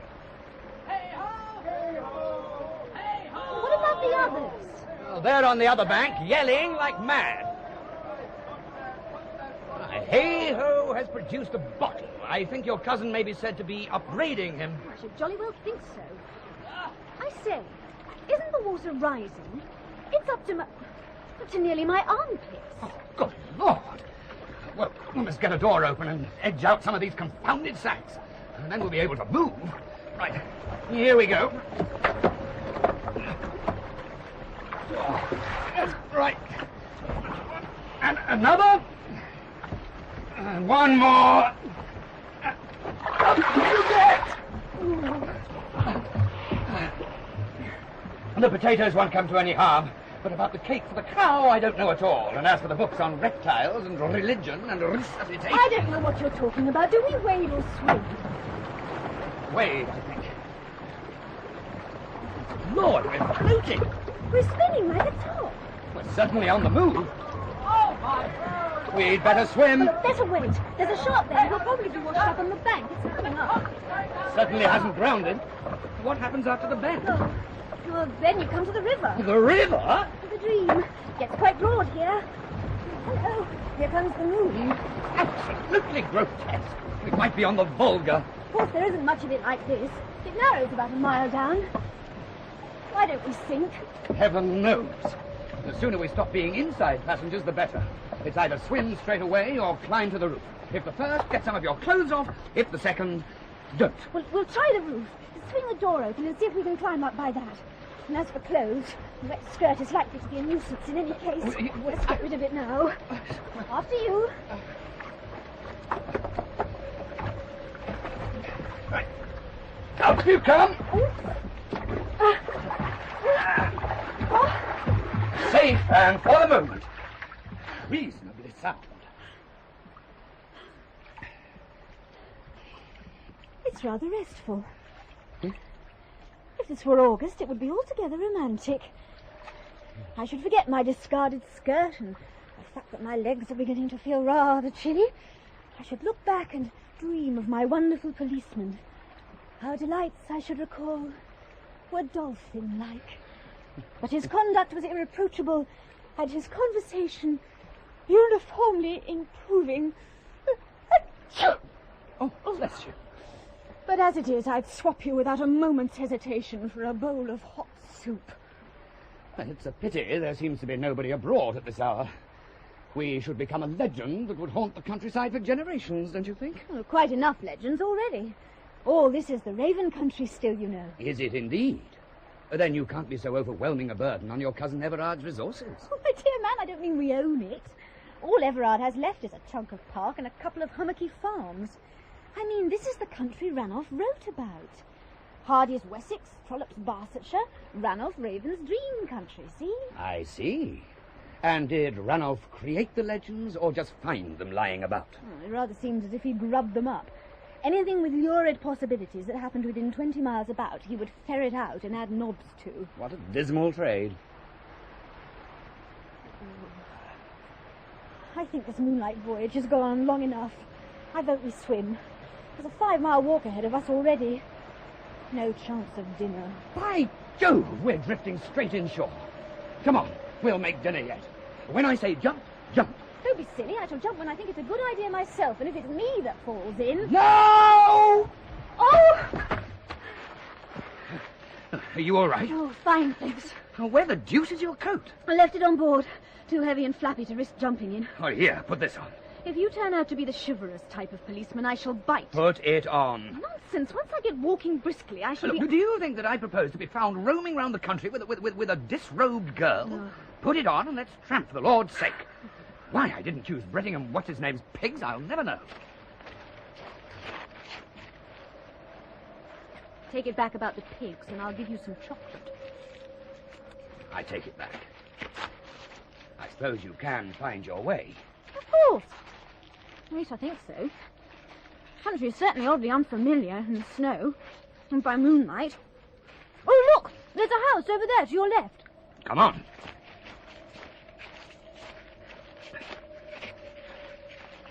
It isn't a house, it's a haystack. I suppose that means there must be a house of sorts somewhere nearby if we follow this fence. Well, I say, I've been told that haystacks are most frightfully snug. One takes off one's wet clothes and burrows in.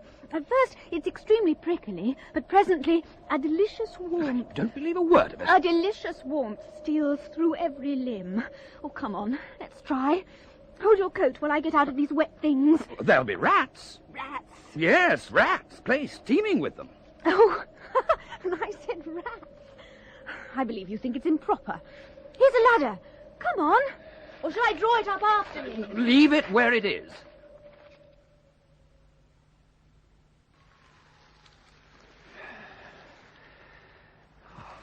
Have I been asleep? It's certainly warm. God only knows what the Assistant Commissioner would think if he got to hear about this. Miss Raven? Yes? We ought to be going soon. Oh, I'm not going. I'm sleepy. I don't believe a word of it. Tell me, what on earth put it into your head that I was proposing to investigate the mouldering skeletons in the Raven family cupboards? I don't know what you're talking about. Comfy now. I don't believe that your cupboards have any skeletons at all, except of mice and bats and spiders. If spiders have skeletons. Our cupboards have got skeletons. They have not. Very well. Listen. You must understand that my brother Mark and I have lived at Dream ever since we were children.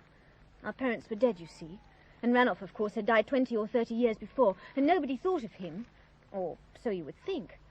Certainly nobody bought his books anymore, and he blued all he ever made out of them. So it was quite a time before Mark and I found out that there was a Ranulph Raven legend, what you might call a popular legend. The first we heard of it was from a blind old man who came tap-tapping over the bridge with a stick. And delivered a black spot. I do think when you start telling a yarn, you should keep off Treasure Island. The blind man leant over a gate and talked to us in a cunning, fearful sort of voice. "Come here, young lady and gentlemen," he said. "Come here, my dears, and let me talk to you. Master Raven, young sir, and Miss Raven, my young lady, very proud of your famous grandfather you must be, my dears, and great scholars you must be with all these grand book-learned folk in your family." Mind you, I don't say he said it just like that. I'm no good at dialect, and he's beginning to sound like an Irishman, which he wasn't, but that was the general effect. Go on. Well, then he said, "Did your dear grandfather ever write down the story of the blind lad that killed his brother? The blind lad who hated his brother for what he'd taken from him, and knew he always would hate him?" Well, I was scared, and I think Mark was scared too, but scared just puts the devil in Mark. "Yes, of course," he said. "That's one of the most famous stories grandfather ever wrote." And instead of showing panic or alarm, as you might have expected, a look came over the blind man's face of the most ghastly disappointment. And he said, "Then a curse on him and you." And we never saw him again. And is there a Ranulph Raven story There is not. We found out afterwards that there isn't, as it happens, a single blind man in the whole Ranulph Earth. Mark just made it up on the spot. Is it still snowing? No more snow. We can be on our way soon. Go on with your yarn. Well, Mark and I discovered that Ranulph had a reputation among the peasantry for having possessed prophetic powers. For instance, we found out from Everard's old housekeeper, who's dead now, that in Ranulph's time people used to come and consult him about the future, just as if he were an old woman with earrings sitting in a tent. And did he make this special talent of his available for all comers? He was affable and conversable. Actually, I think he just supposed it a chance to worm people's stories out of them. Doesn't really seem promising to me. So few people have stories worth speaking of after all. I'm sure I haven't. A woman without a past and without a future, whom no novelist could muscle in on. What are you doing? Putting some clothes on. You sure it will be empty? What? Your future. Oh, I suspect so. I suspect it's going to be quite different. Still, there's the point. What point? What Ranulph was interested in. Not people's past or future, but their fantasies. He made stories out of people's daydreams, all the lurid and scandalous things people saw themselves doing, and sometimes, of course, and perhaps years later, they would really do them, or something tolerably like. And there it would be already in one of Ranulph Raven's stories. And the result would be a popular notion that his stories were really a species of prophetic books. So, the blind man... As a lad, he cherished a nasty plan to liquidate his brother. But he remembered having let it out to Ranulph. So he had a fear that it would be a pretty risky business to commit a crime which might have been put into a book donkeys years before. Hence his fury on being told by your brother that there was such a yarn of Ranulph's. I must say you have quite the professional touch. Is the ladder still there? Yes, it is. Time we were off. I would call it extremely nasty. Listen, this story of yours is all fibs. Yes or no? No. The whole story of the blind man is gospel. Why? Because for some reason you don't seem very proud of it. In fact, you seem less pleased with it every time we look at each other. Oh, what rot. It's just that the whole Ranulph business is so tiresome, I suppose. But surely it's all past history now. I suppose it is. Come on, let's go. Appleby's End. Surely they couldn't... Whatever are you talking about? Oh, nothing. Come on. There's a very chilly 5-mile walk ahead of us. My clothes are still wet. So are mine. What about a race to warm us up a bit? Not in this overcoat. I'll carry it. I thought I was wearing it to satisfy your sense of decorum. Come on. Right, ready, get set, go! Oh.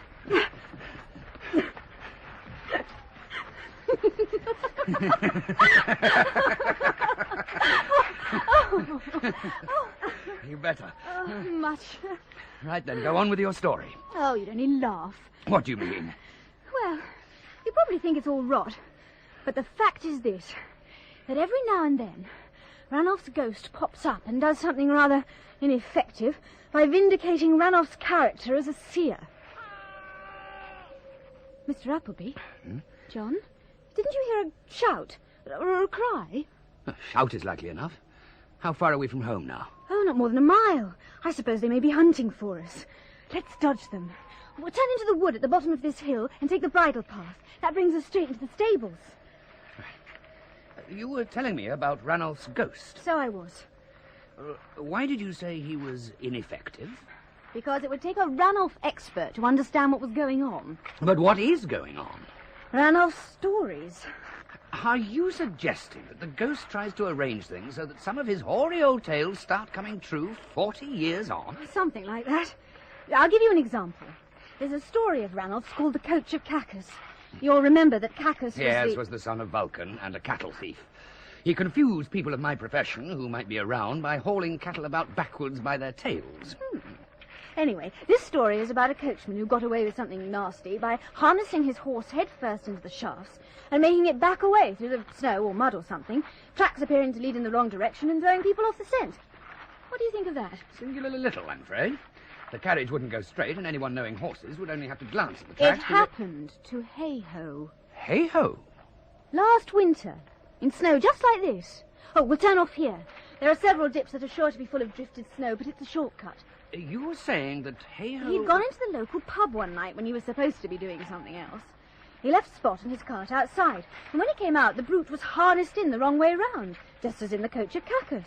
The ghost of Ranulph, you see, amusing himself by playing variations on his own story.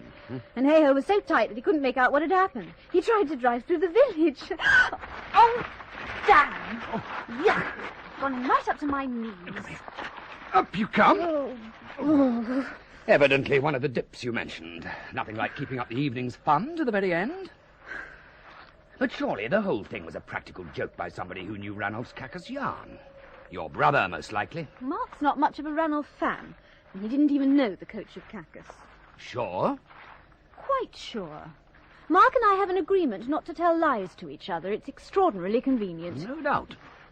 Of course, it was just a joke, and funny. But the point is, it's only one of a number of incidents. Incidents not funny. Usually slightly sinister, but always extremely ineffective. And they're all hitched onto the Ranulph opera. Yes. I see. But even if ineffective, these incidents seem to have been on your mind, and you call them sinister. There's really something about them that upsets or scares you. Scares me? Oh, rubbish. That blind man affair years ago may have scared me, but I was a kid then. Nothing scares me now. Hey-ho! Oh. Hey-ho? Or rather, Hay-Ho's head. A great loss. Sugar, Mr. Appleby? Thank you, Miss Raven. For Spot, that is to say. Dead. Reach me over the ham. Hell. Hell? This place is too cold for hell. Hell is murky. Plenty of coffee. Rainbird always rises to the occasion. I'm very glad it wasn't Rainbird. Rainbird? Yes, Mom. I'm glad it wasn't you. Disorganization inside the house is much more trying than outside. Thank you, Mom. Look here. Is there something queer about Hay-Ho's death? I don't like the feeling of all this a bit. I didn't like the manner of the people who brought him back. What's it all about? His head. His head was lying on the snow. On the snow? No, you've got it all wrong, my dear. The poor old chap's body's up there in his room. And his head's on his shoulders, all right. But was I just seeing things? We came around a corner and I thought I saw Hay-Ho's head lying there on the snow. His eyes were glaring. It was a snowdrift. He was buried up to the neck in snow and quite dead when you saw him. Naturally, it gave you a bit of a turn, and Mr. Appleby carried you home. Do you know that you had straws in your hair? Just as if you were a distraught heroine. Oh, Robert, it was hay. Mr. Appleby and I had been tumbling in the hay. Tumbling in the hay? Was not that rather unseasonable, child?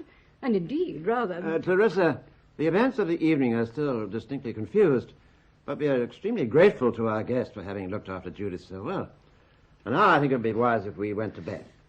There's no denying that a certain amount of awkwardness awaits us in the morning. So, a good night's sleep. Awkwardness? Rainbird, there are plenty of eggs and so forth. Coffee beans? Oh, yes, ma'am. I fear, Clarissa, that you don't quite apprehend what I mean by awkwardness. The awkwardness will be with the police and with people of that sort. Oh, no doubt there will be policemen. But Rainbird is perfectly competent to entertain them in the servants' hall. Judith, dear, why are you making faces at me? Because of Mr. Appleby, Aunt Clarissa. Mr. Appleby is a policeman. Oh, is he indeed? Nowadays there are so many interesting careers, are there not? But I was referring to the local constabulary. And will someone tell me, by the way, why the police should be interested in Hayhoe's death? Now, if it had been Rainbird... My dear, it appears to be the general opinion that it is impossible to bury oneself up to the neck in a snowdrift. It would seem, therefore, that somebody must have deliberately dug the unfortunate old man in. Do you mean that Hayhoe has been murdered? It rather looks as if it must be called that. Oh, no doubt it is Hannah Hoopen's boy. Only last month he stole a turkey from the Murcotts. Oh, Judith, dear, and why that hysterical laugh? I was only yawning by way of preparing to go to bed. Rainbird, Mr. Appleby has been most kind to me. Do see that he has soap as well as towels, or towels as well as soap. Very good, Miss Judith. Good night, everybody. Aunt Clarissa, come along. Good night, Judith. Good night, Aunt Clarissa. And I think we ought to be off, too. Yes, I think it is time to call it a day. Or shall we have a cigar? The new Millennium people send down a box every time we tick off a letter. Yes, we'll have a cigar. And Clarissa may well find the smoke oppressive in the morning. In which case it will be better to move to the library. Which will at least give Mr. Appleby the opportunity to feast his eyes on Theodore's fantasies. This way, Mr. Appleby. Come along. Follow me. Now, the waxwork figures are the collection of Adolphus Raven. Well, they are certainly remarkable, but why are they all... Mongolians? Well, Adolphus joined the Romish communion and was appointed Bishop of Mankus Sardijk, which gave him ample scope to assemble the collection. The collection was something of a landmark in its own field. Only a few years ago, the whole thing was wanted by a museum in Idaho, I think, or perhaps it was Oregon. Only there was a hitch at the last moment. They didn't see their way to pay. I shall go to bed, Everard. All right, you do that. Good. Now, come along, Mr. Appleby. Come along. Right. Here we are. And how pleasant to see such an excellent fire. This is the library, Mr. Appleby. The library? Yes, I see that you're somewhat bemused by poor Uncle Theodore's marble. Most of it, of course, is in Judith's studio, but the choicer pieces were brought in here. The nubile lady who is joyfully leaping onto the bull is the Rape of Europa, although she's been compared to a bareback rider in a circus. The youth, clasping what Mark insists is a beer barrel, is genius guarding the secret of the tomb. Would you like a cigar or something? Of course, this sort of thing is not exactly in modern taste. I myself prefer Judith every time. Indeed, a few years ago, we explored the possibilities of selling Theodore up. But, you see, there seemed to be very little public interest in his work. Let me light you up, Mr. Appleby. Oh, thank you. Books, on the other hand, always have their price. Yes, I had noticed that the library... Is distinguished by the almost total absence of books, yes. We found that a folio volume of 18th century sermons is a reasonably good breakfast all round. Mr. Appleby is at present in process of digesting a volume of Dodsley's Miscellany, or a badly cropped copy of Dryden's Fables. Mark, when I was a boy, I was taught that gentlemen don't talk money after dinner. And even if that good habit has fallen into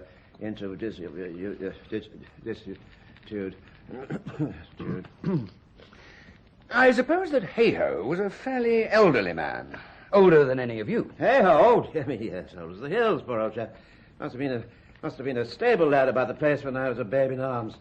About a contemporary of Rainbird, I should say. Wouldn't you, Robert? Well, Rainbird and Hayhoe were both born some years before any of us. Judith was telling me some story about him and the horse. Spot, isn't it? She said there was some kind of connection with one of Ranulph's stories. I didn't quite understand it. Spot? Oh, that. Well, I suppose she felt the necessity to entertain you with something. Did she tell you about the blind man when we were kids? Yes. Yes, you told me about that. Oh, that old family story. I haven't heard it mentioned for years. What Judith must have on her mind is the business of the coach of Cacus and the other affairs of that sort. Luke's tombstone, for instance. Oh, your brother has a tombstone? A Christmas present. Somebody sent Luke a tombstone. And what could better hit his taste? Yeah, I don't suppose, Mr. Appleby, that you happened ever to have read my father's Paxton's Destined Hour? It's about someone called Paxton who is strolling past the sort of place where they make tombstones when his eye is suddenly caught by his own name. He finds he is reading his own tombstone, complete with the date of his death. But I read a story like that, and certainly not by your father. Yeah, quite. Quite so, yes, but these things do happen. Only Luke didn't just see a tombstone. Somebody sent him one by rail, complete with date of death. Reference to Paxton's Destined Hour was obvious. And how did your brother feel about it? Well, to start with, he went around telling everybody, and that was awkward, for some little reporter creature on our local paper got hold of the story, and it looked as if Luke was going to be thoroughly pestered. Fortunately, Everard's solicitor, who is a family friend, was here at the time and stopped any fuss. After that, Luke began rather to hug the thing. May it be said to account for his present, rather elegiac mood? Well, I shall hardly say so. Luke is commonly like that. But as the date approached, what you might call Luke's destined hour... You mean the date's passed?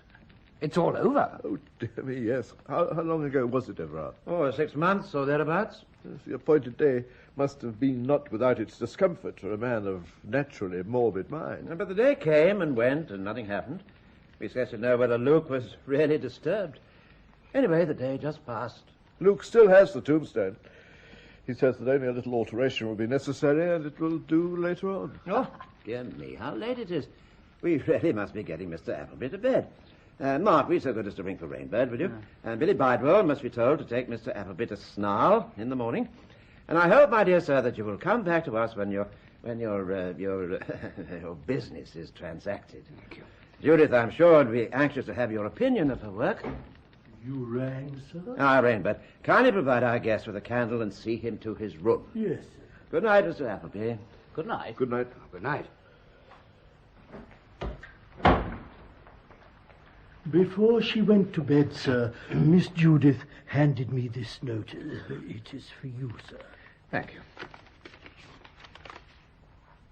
Dear Mr. Appleby, there is nothing corresponding to the death of Hay-Ho in any of Ranulph Raven's works.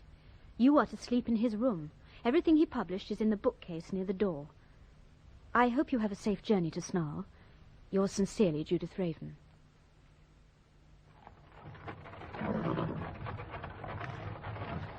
Very sad about Hay-Ho. Yeah. Quite shocking. Might be worse, sir. It might be worse by far. Might set Spot. Though he set Hay-Ho, so who cares? Yep, buddy. Set? Isn't that what you do with turnips? They set Hay-Ho in snow. But who is they? They? Well, who would it be, mister? That was just true with him. Mr. Everard. And Mr. Robert, to be sure. And Mr. Luke. You mean to tell me you believe that all these people set upon Hay-Ho and... Yeah, and Mr. Mark and all. And Miss Judith. And Miss Clarissa, too. It may interest you to know that I was with Miss Judith myself the whole time. Oh, Where? What do you mean by where? Where was you and Miss Judith all that time then? We had a good deal of difficulty making our way back to Dream. Yeah.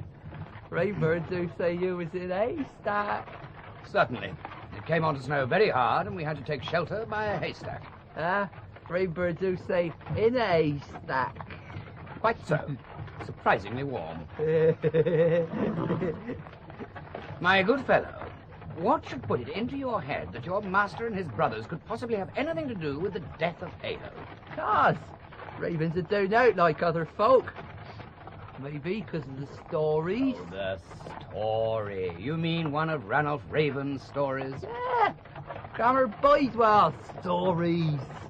A relative of yours? That's me grammar. It's the tale of the fearful maid, and how she came upon a howling and hollering head. Well, how did she? This fearful maid, as young and tender as any in the parish, was walking through Squire's ash spinney. It was spring, and the stinkweed was rife in the ditches, and from across the meadow, the bawcock and the blubberbird Leave them out. Drop the stinkweed and keep to the maid. Well, she came round a bend, and there was the head. Lying on the ground it was, as if tumbled by the sides, and it rolled its eyes, and foamed at the mouth, and howled like all the souls of all the damned in hell. It was the head of the squire himself, and it squinnied at that fearful maid, and her wit left her, poor tender Pete, and never more words spoke she, but to howl and holler like the head. And Squire was offended at that, and turned her out of the parish. Squire? You mean the same Squire? The one who had lost his head? He had no more lost his head than I have. It was all the work of a great doctor famous in those days. Amid the strange cures he had, and he tried earth baths on the Squire in the ash spinney. The Squire was set there regular by a valet, only this time the valet had forgotten, tarried too late in the pub. I see. Do many people know of the story around these parts? Cameron never told that story to doubt but me.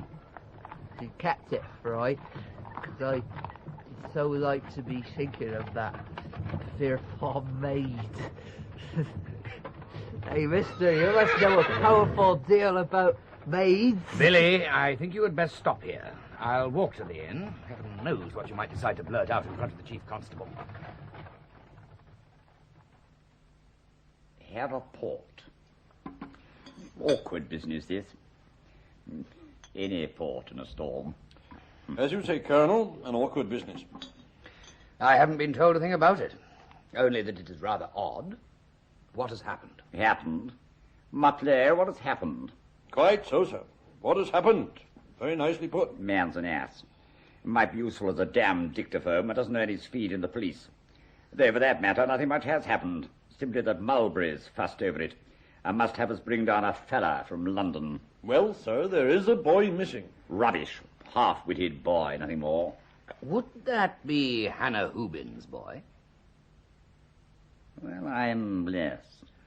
Not a friend of Mulberry's, by any chance? He has some deuced odd ones. I don't know Mulberry. Sir, Mulberry, farmer, Lord Lieutenant. Big man down here. Old friend, too. Wouldn't have asked them to send you down else. I think I'll take you over to luncheon with him. You seem perfectly presentable. Thank you very much. Mutlow, you can go away. No further use for you. Very well, Colonel. No, stop. Give Mr. Appleby your appreciation of the situation. Avoid prolixity, incoherence, and irrelevant detail. Very good, sir. It's an affair of statues, like. Of statues? And a waxwork. A waxwork? Dictaphone habit catching. And seems to me all to have come of Sir Mulberry's getting a litter of pigs. Gloucester old spots. Ah, from Brettingham's Skirl at Linger, no doubt. Have another glass of port. Thank you. Well, Sir Mulberry got this litter of pigs a good time back, and one of the pigs was a male pig. Man means a boar. Thank you, sir. That would be the technical word, no doubt. Well, one morning, Sir Mulberry goes over to have a word with it and finds that it's been spirited away overnight. Only something else has been left in its place. A great boar in marble or some such stuff that must have weighed pretty well a ton. Did you ever hear of such a crazy thing? A lot of nonsense, but it worries him, it seems. Keeping it as quiet as possible, but asked to have you sent down here. Glad to know how you explain it. I'm quite unable to explain it, I'm afraid. It sounds nonsense to me, too. Pity. Disappointing. Should have asked for an older man. Fellow with more experience, no doubt, but as wise at once. Very probably. However, presentable at least. So, come along. Possible that when you have a deco at Mulberry, the truth will dawn. There it is. All 2 tons of it. Queer thing. Gave me quite a turn, I don't mind admitting it. Ghastly. No pig looks like that. I was wondering if it might have been stolen from a museum. It had some letters carved on the back. T.R.? T.R. Dash me, how did you know? Just an idle conjecture. A spot of luncheon wouldn't be amiss. Then we can look at that great staring waxwork. And the cow. The cow? It was the cow that turned that wretched old woman from drool to mentor, wasn't it? Has Pike not told you? Ah, old Mrs. Ulstrup, of course. Amazing. Deuced queer your knowing about the woman at drool. And the letters on the back. Young, of course, but deuced clever. It is an extremely disagreeable business. It brings such extremely disagreeable people round the place. Ah. There was a journalist the very morning after the pig, a most impertinent man. Fortunately, I discovered he was from the Banner. The Banner? It happens to be owned by my brother, so the fellow went away. Extremely fortunate. After the Hoopin boy, too, after the waxwork affair, a reporter came down from the Blair. But as it happened, the Blair had been bought the week before by Lord Sparshot, one of my father's closest friends. So the Blair fellow went away, too. But tell me about the boy Hubin. He was employed here? Quite recently. My husband agreed to him being engaged to help the stable boys. But they objected to his odd ways, and he was quartered by himself. Then one morning this extremely disagreeable joke repeated itself. The boy was gone, and there was a waxwork there instead. I suppose that it would be an exotic-looking waxwork. Swarthy, with suggestions of yellow, altogether ferocious in expression, and recalling the Orient or the inner reaches of Asia. Oh, precisely so. But how do you know? It's what we commonly find in cases of this sort, the Oriental or Eurasian waxwork. By Jove, is that so? Man has great experience. Talk to him at once. Everything explained in a jiffy, you'll see. I suppose, Lady Farmer, that you knew Hayho? Everard Raven's man. Yes, I know Hayho, an extremely disagreeable old person. He's dead. They found him last night, buried in snow. All frozen and stiff? Decidedly so. As stiff as a statue, as they say. No doubt he drank. I suppose he did. Did you ever hear an odd story about him? I don't often hear odd stories about other people's servants. Come to think of it, there was something odd about the old fellow, but I'm dashed if I can remember what, except he was the only man who could handle that great horse of theirs and their ramshackle old coach. A bit hard up a dream, one can't help seeing, even reduced to selling the books in the library. Books? You know, that was why I was rattled, something about a book. I can't at all remember what. Odd. You mean one of Ranulph Raven's books? I'm sure I couldn't say. Well, if you finish your coffee, we may as well go and look at that marble cow. Mary, I must go over to linger. I shall leave you in Inspector Appleby's good hands. I'm sure he'll come up with something. I think it's beginning to be possible to see a little light in all this. See a light? Nothing but grope in the dark, if you ask me. Ah, that's it. Just come into my head. Told you I knew something about the old fellow Hayho. No particular reason to be called Hayho at all. Father unknown and all that. But mother was old Mrs. Grope, woman they found in the well. Must be getting on. Mutlow will see to Appleby. He'll be round in the car. Very curious things taken to happening in these parts, Mr. Appleby. Very curious indeed. Well, yes, I suppose so. I must say that when it came to the cow and poor old Mrs. Ulstrup, I did feel that things were becoming a bit out of the way. Ah, but I'm speaking of last night, Mr. Appleby. There's tales of an old-fashioned coach floating down the Dream in clear moonlight. 2 people were sitting on the roof of it, a man and a woman. Dear me. They were pretty well undressed. What? And then There's that lad, Billy Boydwell. Seems that he's been saying that last night you... I want to find Gregory Grope. Where is he likely to be? The engine driver. If he's on time, he'll just about be drawing into Sneak. But he may well be on his way to Linger. Unless, of course, he's running really late, in which case he'll still be at Snarl. Find him. Find him, Mr. Appleby? There's a road within sight of the railway line, I suppose. Cruise along it, Inspector, until you spot Gregory Grope. He may take us a little way in our investigations, which is probably more than the vulgar gossip you have been listening to will do. No offence, Mr. Appleby, I hope. It's simply that something very queer has happened over at your friend's place at Dream. A regular sensation the thing is likely to cause. There's half a dozen reporters about the place already. You think there's the makings of a sensation in the Hayhoe affair?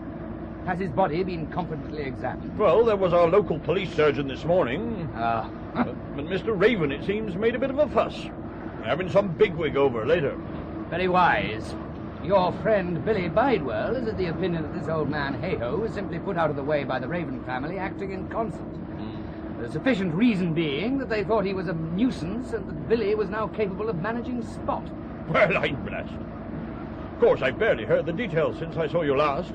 But it seems altogether mysterious. Not that one possibility hasn't occurred to me. What's that?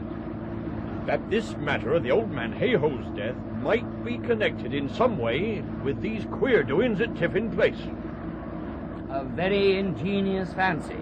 Does great credit, if I may say so, to your agility of mind. But a bit far-fetched all the same. Well, that's Grope. He's whistling at old Amos Sturrock's goats. But he's not going to Sneak from Linger. He's going from Linger to Sneak. He's forgotten Murcutt's milk, if you ask me. Now he's coming back for it. Well, we'll stop him. Go up.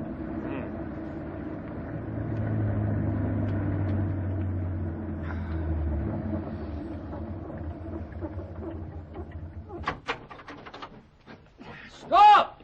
Stop! Stop! Oh, the idiot thinks we're waving to him. Stop! Stop! That's William the fireman. I don't care who it is. Stop him. Right. Stop!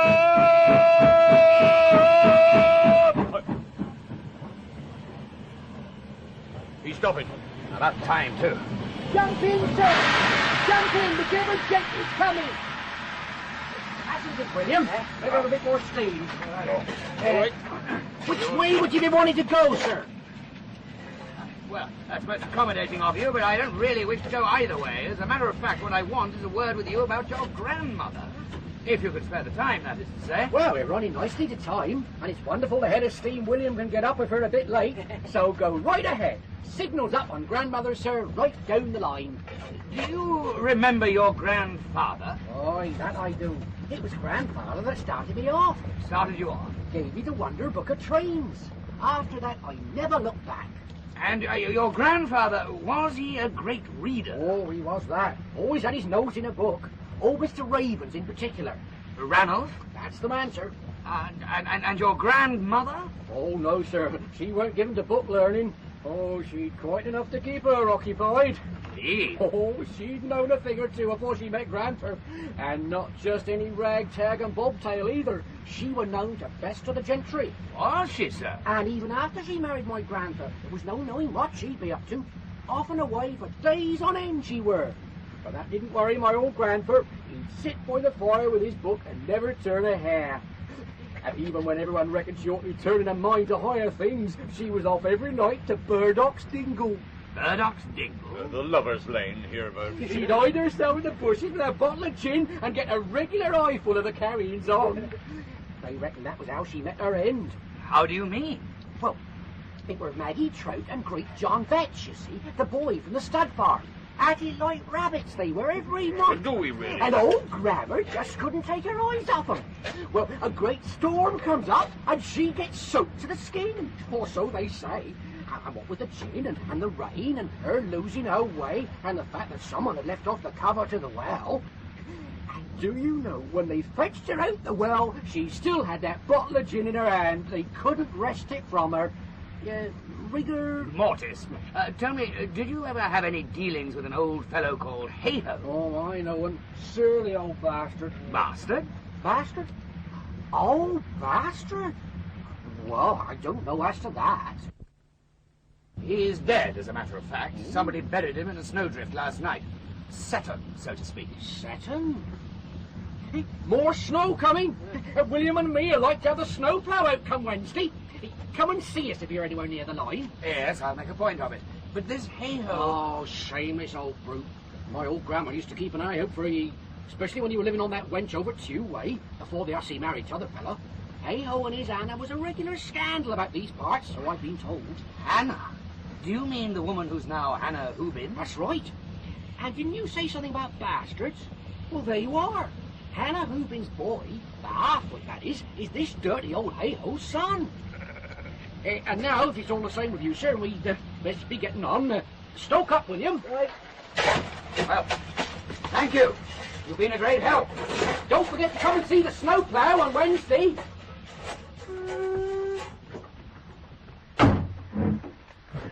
Where now?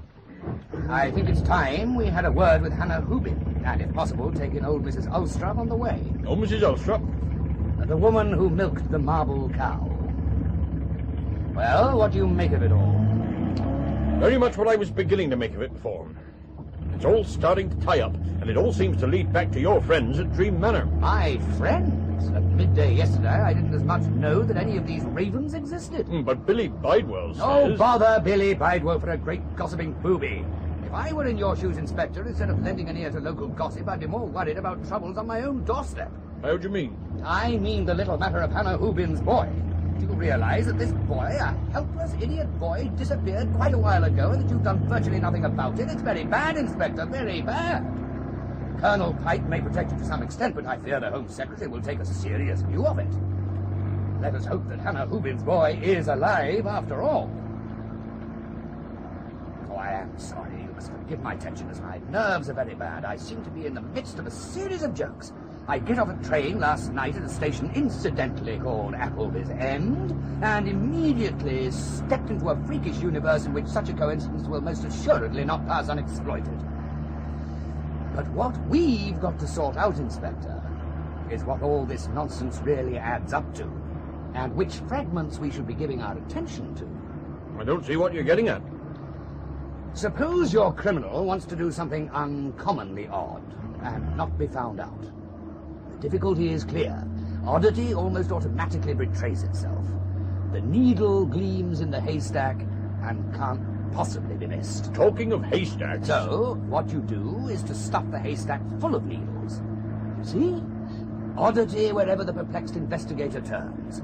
And just one of these queer happenings, maybe, makes sense. Talking of haystacks, Mr. Appleby, what if it all revolves round this Appleby's End business? Figure it, that someone wanted to get you down to this district, Mr. Appleby, and do something uncommonly odd. This person creates a whole bunch of queer doings, and you're brought down by the yard on the strength of them. Then suppose that something equally queer happens to you, like Sir Mulberry's pig or Hannah Hubin's boy. You follow? I follow. Billy Bidewell says that some of those ravens are uncommonly interested in you. You're sure you've no connection with any of them before? Suppose that some previous case of yours had resulted in bringing a friend or relation of theirs to the gallows, and vengeance had been sworn. Good heavens, you speak with the voice of old Ranulph Raven himself. This is just, I imagine, how his yarn-spinning mind works. Oh, that's just it. Something in the blood, you might say. Take this Miss Judith, for instance. I haven't had the opportunity for much conversation with Miss Raven, but I do not think it would misrepresent the situation to say that she and I are engaged. Engaged? That's how I see the matter. You know, it is a confusing affair. At times I almost think you're concerned to keep it so. My dear fellow, one gets these fancies after a long day. I suppose that's it. Well, here's the next needle in the haystack. Old Mrs. Ulstrup. Ah, of the marble cow. Note the clerical hat in the porch, Inspector. Mrs. Ulstrup is doubtless in process of receiving religious advice. Kettle's just on the boil. Ready, Elizabeth? Come in. Come in. The door is open. Smith is my name, and this is Hodge, my cat. I was just about to butter the buns. Perhaps I should explain. At a guess, I should say that you were a couple of policemen come to inquire into a theft of poultry. You are quite right about our calling. This is Inspector Mutlow of the Yatter Police. My name is Appleby, and I am a detective inspector from Scotland Yard. Can you butter scones? Well, Capital. Both halves, if you please, and don't stick them together again. Mrs. Alstrop is naturally something of a connoisseur in butter. Mr. Mutlow, I will trouble you to put that plum cake on a plate. The plate with the cow.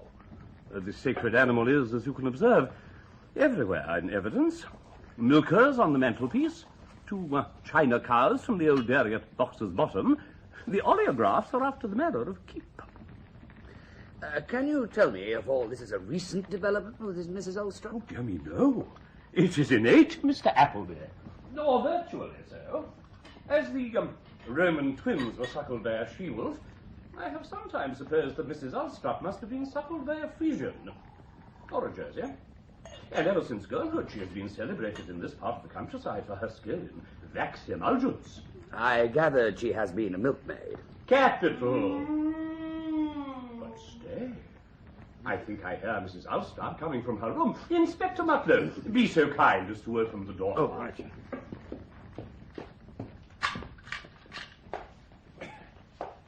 Excellent! Come along, my good soul. Admirably buttered scones, and not at all a bad plum cake.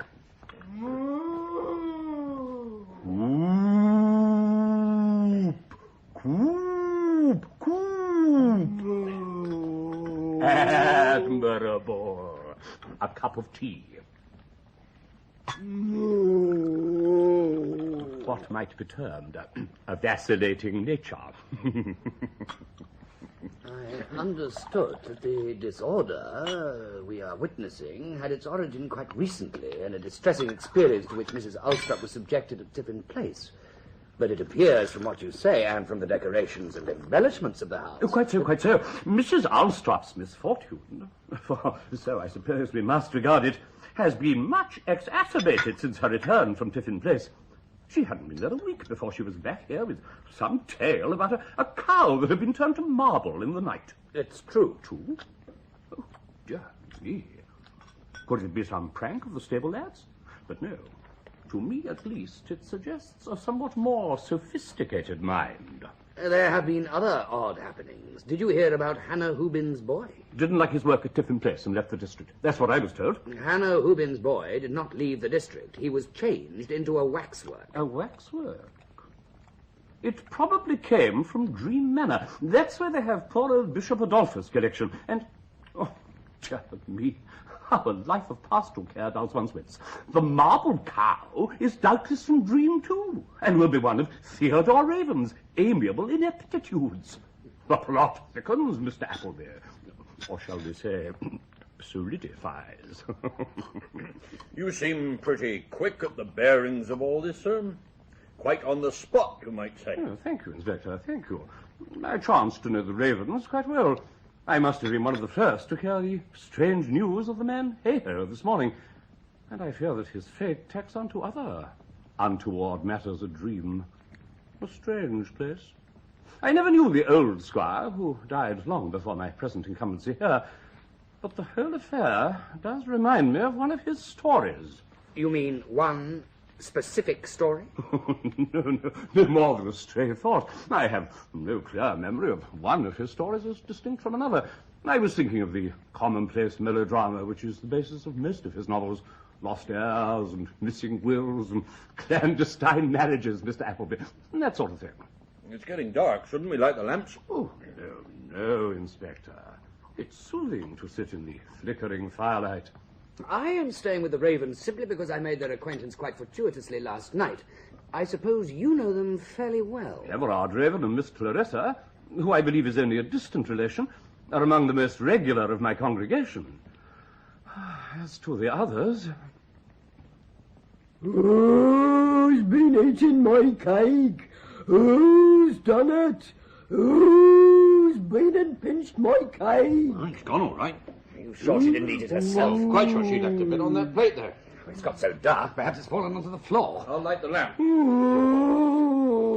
Look, better bring the lamp over here and look for it. Mrs. Alstrop seems quite upset. Oh, nothing nothing at all. Must have been mice. Nonsense. Mice can't make away with a sizable piece of plum cake. Well, at any rate, it's gone. Where's Mr. Smith?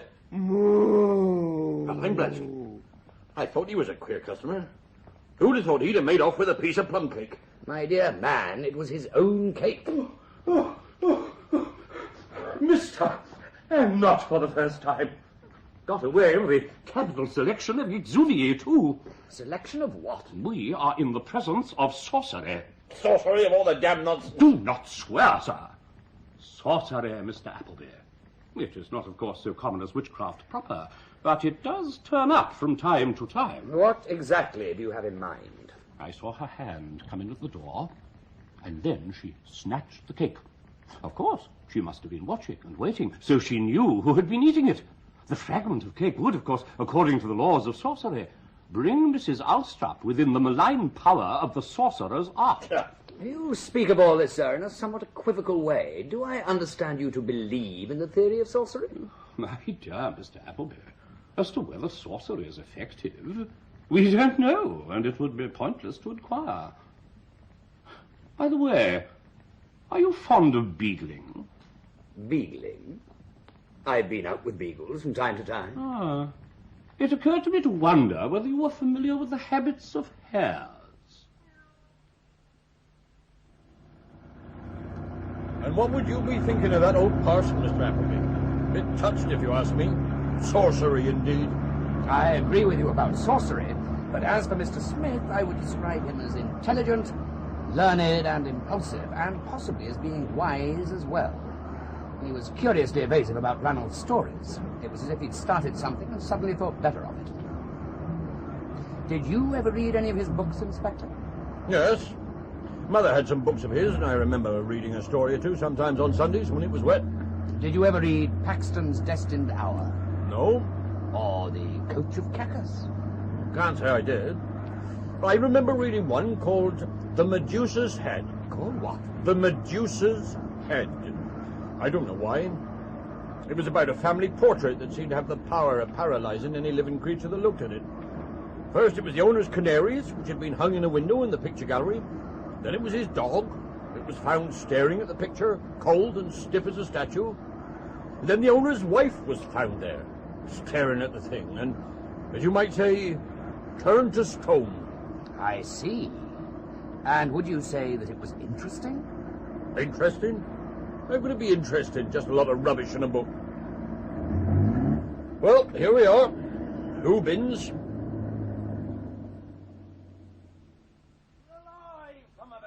The lime holding in my hand, and I'll take a more than your ugly mug to change her.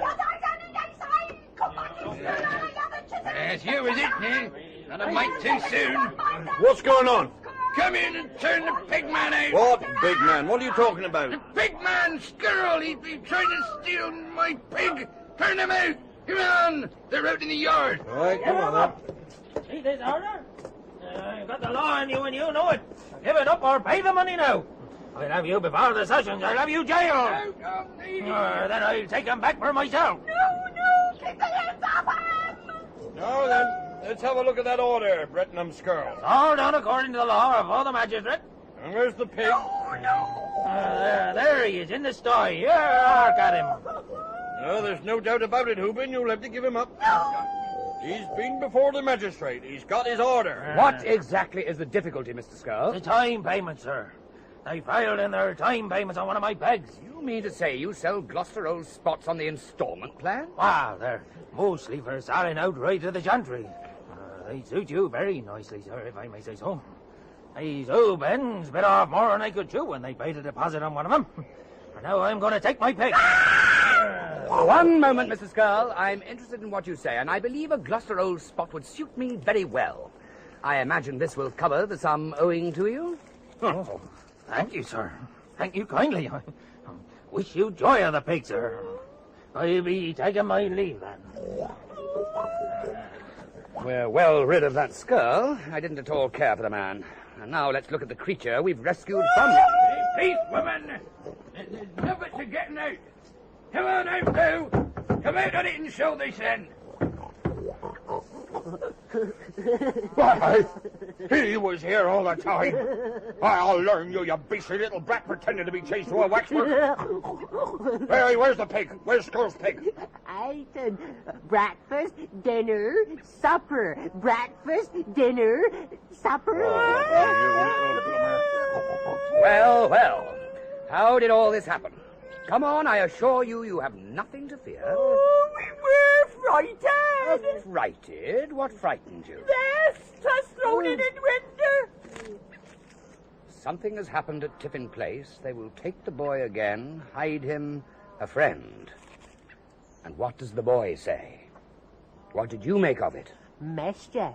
I'm sure you weren't far wrong. And who do you think this message came from? Fairies. Oh, you cheeky little imp. Well, Mrs. Hubin, I think you can let the boy sleep in his bed again.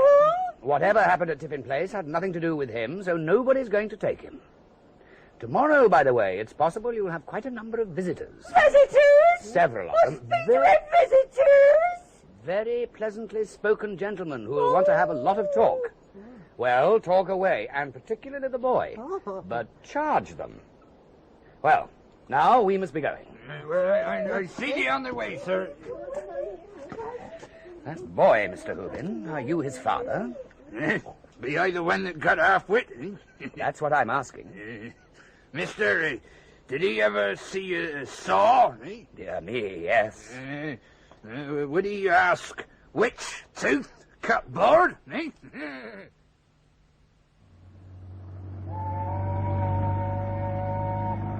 That'll be Gregory Grope. No doubt dreaming of the Berlin-Constantinople Express. I just can't make it out at all. It ought to come together. Of course it ought. Only there's rather a lot to fit in. And you're certain that we're not just investigating a series of practical jokes? I am. We're investigating murder, and perhaps attempted murder as well. But you don't murder somebody by persuading him to hide in a pigsty. There's that hey-ho. And old Mrs. Grope.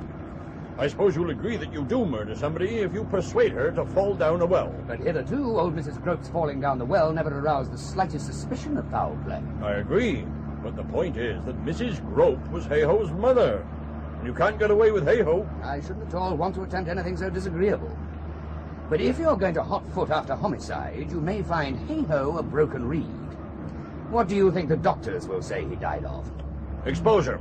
Precisely. And how do you know he didn't die of exposure before he was buried in that grotesque way? It would still be a crime. That's very true. A judge would take an uncommonly dark view of it. But how would Ranulph Raven regard it? That is the question. Ranulph Raven? Oh, I don't understand this Raven business at all. Seems plumb crazy to me. How should he come in? Because everything that's been happening, and more has been happening than you've heard of yet, is related either closely or vaguely to something or other in Ranulph Raven's books. It's a correspondence so odd that it's hard to recognize. For instance, you yourself have told me the story of some yarn of Ranulph's you once read as a boy, while quite failing to see that it bears a point-by-point resemblance to all this turning-to-stone business at Tiffin Place. Good Lord. Why was Sir Mulberry, a notably courageous man, rattled or scared by those idiotic incidents? Because buried somewhere in his mind he had this yarn of Ranulph's. And if the analogy from that yarn, the Medusa's head, continued, it would be his wife, Lady Farmer, who would be overtaken by some uncanny fate at the end. But all this talk of sorcery. And now, hey-ho. Again, there is a correspondence with the Ranulph Raven story, or something like. But it's not as simple as that. You see, Ranulph Raven's stories sometimes had the appearance of coming true. Now, hey-ho... Wait a minute. Was he proud of this? Did he make a business of it? Yes. Or at least I fancy so. So, he would like this notion of a yarn coming true. It would amuse him to think of such a thing happening long after he was dead. And what is happening? What that old clergyman said. Something just like a Ranulph Raven story. And it's happening to his own family. An honest Victorian story of lost heirs. Yes, by heavens, secret marriages. Ranulph was married to Mrs. Grope, and Hey-Ho therefore was legitimate. Hey-Ho was married to Mrs. Hubin, that's it. A perfect Raven yarn. Hannah Hubin's boy is the legitimate heir of Dream. Well, well. You mean that there is probably a Raven story that runs on those lines, and that it amused Ranulph to plan for its coming true, bang in the next generation of his family? Exactly. Suppose now the Ravens found out that old Mrs. Grope knows the truth. Perhaps she tried her hand at blackmail, whereupon she fell down the well. And then? Well, the Ravens got busy. Ferreted out the fact that the half-wit too was legitimate, so both he and Hey-Ho had to go. They had to go, but the boy didn't go. He stopped in a pigsty. As for Hey-Ho, he went all right, but instead of having an accident which might get 2 or 3 lines in a local rag, he dies in conditions so fantastic that tomorrow morning every national paper will very likely be splashing them. And the last thing the Ravens would want is publicity that would draw attention to their father. And that is just what Hey-Ho's death will do. Yours is as ingenious a theory as a colleague has ever presented me with. I congratulate you on it sincerely. But it won't do. Not only are the bits not built in... Needles, Mr. Appleby. The needles put into the haystack to serve as red herrings. I don't think so, for the simple reason they're not red herrings. They're spotlights, and every one leads us back to Ranulph Raven and his stories. Well, there'll be a spotlight on us, sure enough. Let's hope we cut a decent figure in it. Which means finding the villain of the piece and laying him by the heels. We may find him, but I doubt whether we shall lay him by the heels. Be hard to tell just what you mean by that. What if the villain of the piece died last night? Hey-Ho? How in the world could he be responsible for all this? If so, he's escaped justice, all right? Undoubtedly. Except perhaps the poetic kind. No, Mr. Appleby, that's another queer saying. You really think Hey-Ho was responsible for all those freaks? I wouldn't mind betting that you'll be convinced of it before the night's over. Do you think you could take me back to Dream? 7:30. You'll be glad to get back to a bit of dinner and the young lady, I don't doubt. Decidedly. Would you have any idea when you would be getting married? I haven't discussed the point, but if required to guess, I should say Thursday or Friday. Is that so now? Only goes to show. Good Lord, what's that? What? Well, the glow in the sky, man. It looks as if Dream is on fire. Good heavens, I believe you're right. Here's the avenue. Looks as if we're not the only people who are in a hurry to get to Dream. And there's another one right behind us. Better let him by, I think. What's it all in aid of? Well, whatever it is, it's not a fire. Whole place is floodlit. There are cars all over the lawn, tents, caravans, film crews. What's going on? A sensation. That is what is going on. It's not Dream that's being set on fire. It's the Thames. Who's his grandmother?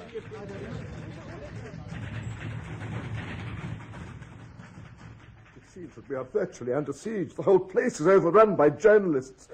Billy Bidewell is drunk. Peggy Pitchers has been given 18 pairs of silk stockings, and Mark knocked down a man who got into Judith's studio with a camera. Good Lord! And just look at the evening papers. Body in snow. Folklorist tells. What folklorist? You mean Billy Bidewell? Listen. The victim once chosen, said Mr. Bidewell, it was only a question of waiting for a heavy fall of snow. Then they would settle. And just listen to this, Appleby. Dream Voyager's grisly end. Young sculptress's ordeal. Sculptress? That should please Judith. Good Lord! Haystack refugees find Hey-Ho rigid. Yes, I should have told you that Judith has announced that she is going to be married to you on Wednesday. Everard approves, but Clarissa says that we must insist on the Archbishop of Canterbury's imposing a decent delay. I congratulate you most heartily, and I hope that you will be very happy. If, that is, you can survive headlines like half-naked girl finds frozen coachman. Oh, can't something be done about all this? I'm afraid not. You see, this is a mere mild beginning. Just what rather conservative local journalists were able to get off this morning. The people camped outside now are the experts, and in the morning papers you'll see them really begin to exploit the business. It will be a first-class sensation. My dear fellow, my dear John, I'm extremely glad to see you back. This is a very sudden decision of Judith's, but I assure you we're all very pleased. Though Clarissa may take a little humouring, I think I ought to say. And here's Mark, who will no doubt find Judith for you. Mark, my dear chap, here's your brother-in-law waiting for you to say the right thing. I knew this was going to happen. The way she looked at him in that railway carriage. Yes, I felt rather like an unhewn block of soapstone. Still, let them marry, by all means. He seems quite a decent chap. Yes, quite. Yes. But now, Mark, if you would be so good as to point John in the direction of Judith's studio. Well, Well? Appleby's End. I think we might begin with that. Is there a story of Ranulph's called Appleby's End? Yes. The place had that name before there was a railway station, and I suppose it caught his eye. I see. And is it about a man who is invited to stay at a strange house with sinister consequences? He doesn't get married, but sinister is the word. Spooky doings in long, gusty corridors with the carpets rising on the floors and the ivy tapping on the window panes, and madness ending all. You're not mildly apprehensive? You don't mind being tied for life to a madman? I'm not apprehensive. Perhaps you should be. You remember you told me that you have a compact with Mark not to tell each other fibs? Is that going to apply to me? Yes. Then don't you think you ought to tell me... I'm marrying you for your wits. Partly. I expect to see you work it out for yourself, and I don't need to tell you either fibs or otherwise. I can just keep mum. But can you keep mum, for instance, about last night? The Hay-Ho business. Well, I did find it rather macabre. And disconcerting in that it didn't hitch onto any Ranulph story. Quite. I've discovered it hitches onto what might well be a Ranulph story, only he doesn't seem to have written it. Billy Bidewell... Ranulph did write it, only it was never published. Everard told me this morning. Well, what do you make of the whole business? It's the work of an artist, and therefore quite probably of somebody with raven blood. Perhaps of somebody interested in dreams because brought up at a place called Dream. For dreams, you know, use whatever is lying about. A man called Appleby in a place called Appleby's End, there's pure dream material in that, and it's not been missed. Only, of course, this is a thoroughly practical and businesslike dream, or was meant to be. If I were marrying you for your wits, it looks as if I should be getting a bargain. Hay-Ho dies, and his body is found lying in some lane.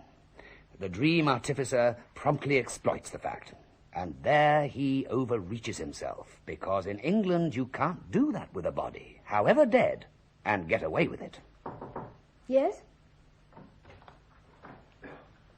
I am sorry to disturb you, Miss Judith, but Mr. Everard has asked me to tell you there will be guests for dinner. Guests?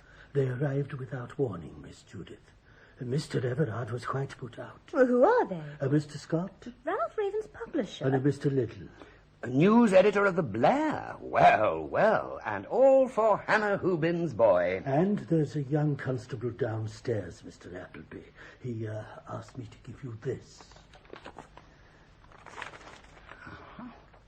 Someone has put the pins to Woolworth. Woolworth? Starrock's prize bull.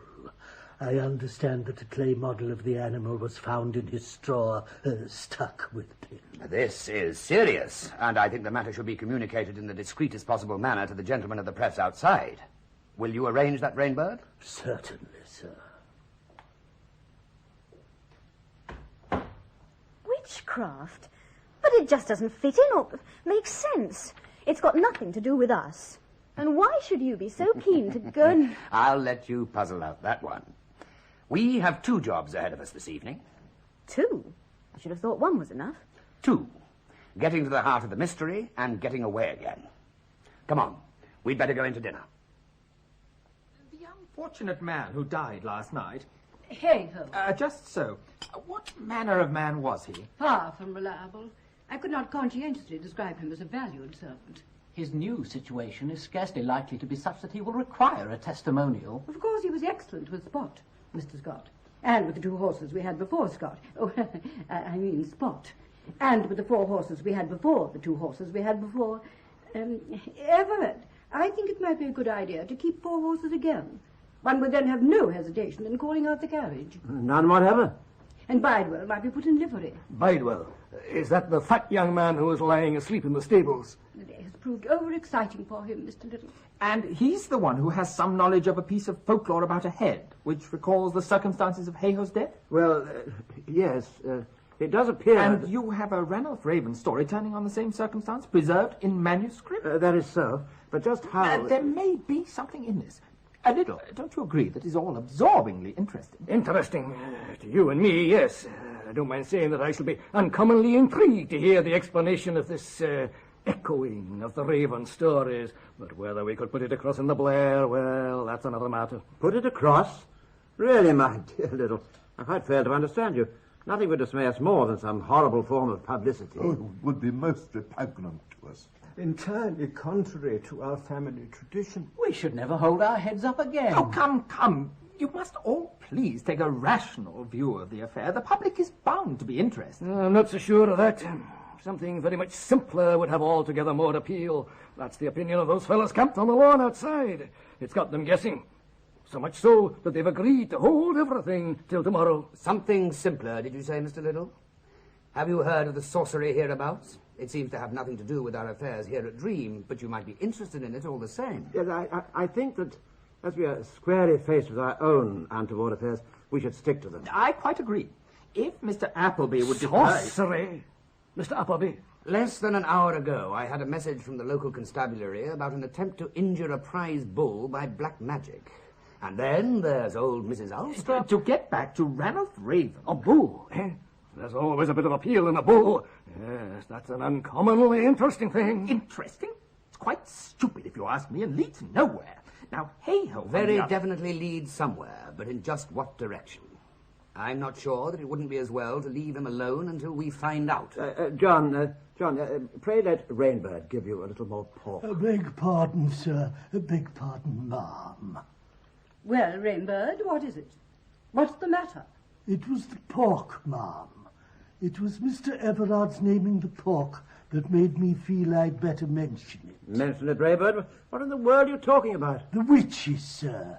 They've been seen not an hour ago. The witches? What witches, Rainbird, in heaven's name? Why, ma'am, them as was a-trying to sorcerize old Mrs. Hulstrop and put the pins to Woolworth. Oh, nonsense, my good fellow. These are simply old wives' tales that have been going round the district. Beg pardon, sir, but Inspector Mutlow says that... Inspector Mutlow, is he here again? Oh, yes, sir. Waiting in the scriptorium, sir. And Inspector Mutlow says, sir, that the Lord Lieutenant was most emphatic. The Lord Lieutenant? Of the county, sir.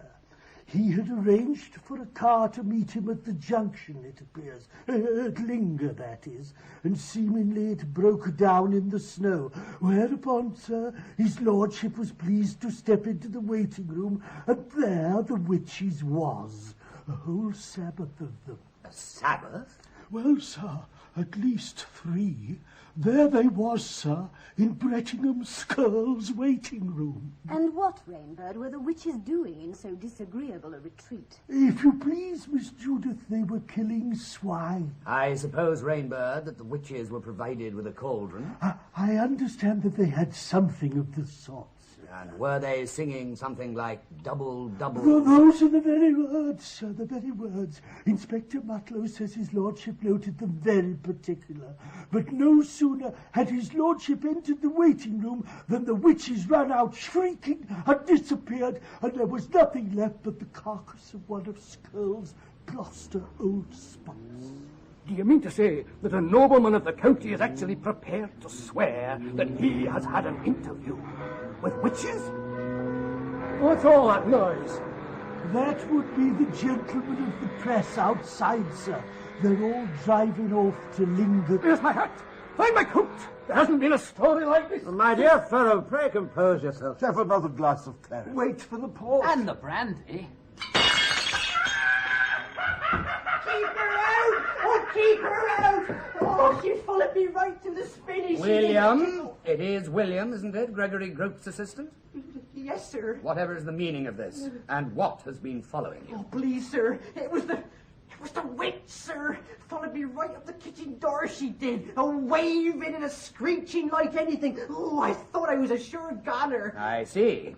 And I suppose she had her broomstick? Oh, yes, sir. Her hat and broomstick, sir. And she carried a great big brindled cat. Oh, that'd be how I knew she was a witch. Witches?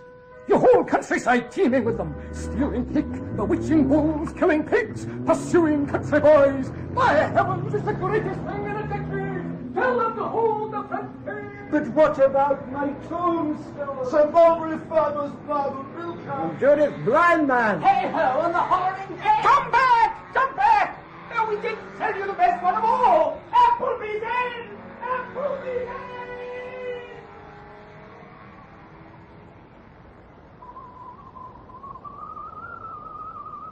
A frost. An absolute frost. Scott doubtless will do all he can, but I've no doubt as to the outcome. An absolute frost. A frost, Everard? As a lexicographer, you ought to speak more accurately. What you mean is a close shave. But I think there's a visitor coming. I wonder, will he make up for Little's departure? Ah, it's the rector. And carrying a cat. Good evening. Is the hour too unseasonable for a visit? No, not at all, my dear Smith, not at all. We're all delighted to see you at any time. You're on your way home from your pastoral cares? Precisely so. My evening activities could scarcely be better put. Rainbird, be so good as to take my Gladstone bag. And I wonder if... Oh, bless my soul, what ails the boy? Brindle cat. William has just seen a witch, and as it happens, she appears to have had a cat much like Hodge. Oh, dear me. William, do you think this was the witch's cat? Oh, no, Mr. Smith. Ah, well. There you are, Rainbird. And I wonder if I might ask Peggy Pitches to give Hodge a saucer of milk. Of course, my dear fellow, of course. Let us all retire to the scriptorium. Rainbird can bring us coffee. We may make quite a snug evening of it. In conversation with Inspector Mutlow. Oh, dear me, I'd quite forgotten him. But John, I'm sure, will be able to manage all that. Yes, I think it would be wise to leave it to me. And to Mr. Smith. Smith? Well, I can hardly see that... We must all regard ourselves as hares. Little hunted hares. And Mutlow is a whole pack of beagles in full cry. And Mr. Smith here, and his 2 sons, if I'm not mistaken, are fellow hares who have been obliging enough to cross the scent. But the situation is critical still. Now, come along. Mutlow, it was good of you to come over again, but I really don't know that you ought to have spared the time. This is a bad business that has started up around you. It certainly is. When once country folk get imagining things about witches... Quite so. And the trouble is, you can never be quite sure that there isn't something in it. Anyway, you'll certainly be preoccupied with it all, so it's a good thing that the Tiffin Place and Hay-Ho affairs have been cleared up. Cleared up? I haven't heard of that now, Mr. Appleby. Well, virtually cleared up. I hope you won't go away quite yet, for we really need your help in talking the matter out. Well, you must have a brandy. Robert, bring a rummer. And a cigar. Oh. Don't hesitate to pick and choose. Sugar, Mr. Mutlow? Oh, thank you. So intelligent of Rainbird to secure a supply of coffee. Oh, most reliable man. I have to explain to you all that this afternoon Inspector Mutlow made a most penetrating analysis of the case, as a result of which we have been able to draw the whole affair together. I am sure none of you will want us to mince matters. It will be best that we have the whole truth at once. I really think that the presence of the family solicitor... No, not at all. Let us have the whole truth at once, by all means. Very well. The truth is this. Inspector Mutlow found very good reason for the darkest suspicions against this whole family. The death of old Mrs. Grope, followed by that of Hay-Ho, as also by some obscure plot against the unfortunate youth known as Hannah Hubin's boy. Old Mrs. Grope. The woman who is thought to have fallen down a well. Ah, yes, just so. Certain circumstances, family circumstances, into which, at the moment, I need not enter, made it advantageous to you, Everard, and to the family in general, that first this old Mrs. Grope, and then Hay-Ho, and then the boy should be, well, liquidated. Good heavens. Liquidated? This is very serious. Right so. It appeared that the 2 crimes and 1 obscure attempt at a crime might be charged against you all. But then another possibility struck the inspector. A little more brandy? Oh, thank you. Yeah. Mutlow saw that it was more probably, indeed almost certainly, the old man Hay-Ho himself who was at the centre of the whole thing. Did I? Well, I suppose I did. And that the burying of Hay-Ho in the snow was poetic justice. Poetic justice. Boiling oil would have been poetic justice for that old wretch. Really, Clarissa, have a cigar. Pray take another cup of coffee. For when we reviewed the whole run of the case, we found in some fantastic way everything led back to Ranulph Raven and his books. It was almost as if someone was playing a spotlight on them. Now, if the family circumstances to which I have alluded were as we believed, it would be utterly against your interests as a family to have any attention drawn to Ranulph. On the contrary, it would be in your interest to keep Ranulph well buried. With Hayhoe, however, just the reverse held. It was to his advantage, or so he suspected, that the widest notoriety should be given to Ranulph in his biography. And with the cunning of a half-educated, half-senile, but extremely formidable old man, he took the extraordinary way to it that he did. Queer things began to happen which would be bound very soon to unearth the whole Ranulph Raven legend. The newspapers would be sure to take it up, and from right back in the last century, his whole early history would be laid bare. I think I have more or less done justice, Mutlow, to this series of deductions by which you have solved this case. Oh, certainly. I think you put it very well indeed, Appleby. And so there is the truth of the whole matter. And fortunately, there is now really no criminal case to pursue. I say fortunately because this extraordinary and very serious affair of witchcraft is likely to occupy all the inspector's energies for some time. I'm sure that you will all agree that his handling of it is likely to be such that he will gain the greatest credit. Oh, certainly. When Inspector Mutlow runs the Weird Sisters to earth, his career will most assuredly be made. Well, I suppose I certainly do want to get onto this witchcraft and sorcery business. And now that everything has been cleared up... Thank God for that. No, it hasn't. What about that poetic justice? What about the body in the snow? You found out that the old man was up to some devilry. You found him out, some or all of you, and you hoist him with his own... My dear officer, if you would only consider... Another cigar. Have some more brandy. Mutlow, that is the one particular in which you went wrong, and I don't doubt that it was my fault. I got carried away with the idea of poetic justice and overlooked the vital figure in the drama. Spot. Spot, Mr. Appleby? Yes, indeed. For consider the situation. Here is Hayhoe wandering round in the snow with a bottle of gin in one hand and Spot's bridle in the other.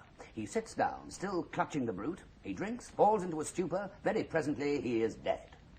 But still he is clutching Spot's bridle, and I suppose you know what a dead man's clasp can be like. The horse bolts, terrified, and drags the body right into a snowdrift and is pulled up short. He rears and prances in a panic, scattering snow everywhere, obliterating his own traces. Something snaps or slips, and he makes for home. And there is Hayhoe's body, tugged with the animal's full might into a snowdrift. And you really suppose that this was the manner of Hayhoe's end? What do you think, Mutlow? Well, there's not a doubt of it. And it shows how careful one should be about testing one's hypothesis. I'm not sure it wasn't you yourself, Mr. Appleby, who was a bit hasty there. Oh, undoubtedly it was. Yes, now, what I've always said... Dear me, what an extraordinary din. It's the witches. They're not a quarter of a mile off. Witches? Sounds more like... It's the witches.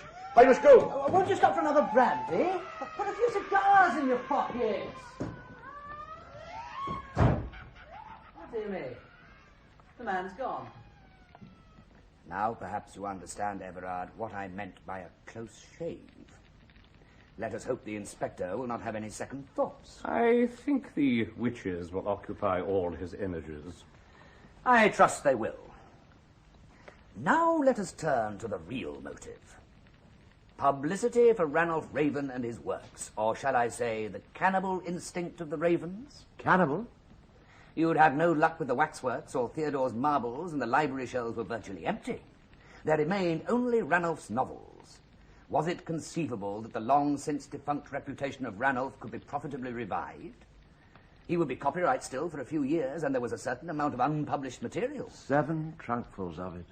But on their own merits, Ranulph's books would never rise again. It was a sensation that was needed. Something that will be written up lavishly in popular papers and create an interest in this forgotten writer that clever editors and publishers would exploit. So you started with the little affair of the coach of Cacus, a mere trial run to see what you could do. You tried to cause a stir over Luke's tombstone, but his solicitor put a stop to that one. But your really determined attempt was over the Medusa head. Here was all this marble of Theodore's lying about, and nobody so much as willing to make a tile out of it. And here on the shelf was a yarn of Ranulph's in which all sorts of creatures were mysteriously turned to stone. And so the campaign against the farmers of Tiffin Place was launched.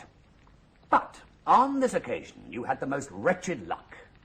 Although you had arranged for reporters to be on the scene in no time, the farmers were strongly opposed to publicity. And as it happened, they both had a strong pull with the Banner and the Blair.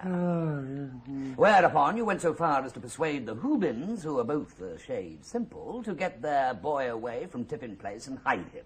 And you replaced him with one of Adolphus's waxworks. But again, nothing much happened, because Mutlow did very little to find out what had happened to the Hubin boy. And this was the state of affairs, when I had the good fortune to meet Everard on the train. But it was too good an opportunity to let slip, don't you see? There was this newspaper on the carriage floor identifying you to all the world as Appleby of the Yard. There was a station at Appleby's End, and there was Ranulph's story. But what did you intend to do with me? Well, I had nothing clearly formulated in my mind. I was improvising. But subsequent events, my dear John, drove your possibilities quite out of my head. No doubt. And it's to the subsequent events that we now come. When Judith and I were separated from the rest of you by the accident at the ford, she was left with rather a tricky problem. I was an Appleby and a Scotland Yard detective. How did I fit in? Was I spying upon the whole plan, or was I an innocent instrument of Everard's? She chose to pump me full of Ranulph mystery, and was more communicative about her family than such a well-bred young person would naturally be. It was odd. I am not a well-bred young person. You might be speaking of one of Lady Farmer's beastly dogs. Judith, if your manners made an adequate impression upon this young man, that is surely one satisfactory aspect of this deplorable affair. And never forget, child, that even an artist may be a gentlewoman. Yes, Aunt. And now for Hay-Ho. The accident had given him a shock, and he abandoned Spot and wandered off with his bottle of gin in the snow. The rest of you separated to look for us, and each made your own way independently. So the next adventure was Everard's alone, and I think indeed that he kept his own counsel for the rest of the night. Oh, dear, oh, dear. Smith, you were not like this. You were not like this at all. What John says is quite correct. I came upon Hay-Ho's body quite by chance, and suddenly there came into my mind an old, unpublished story of Ranulph's about a gentleman who used to take earth baths in his spinney. I don't know what came over me. Everard has always been of a sanguine disposition, with a genius for making the best of things.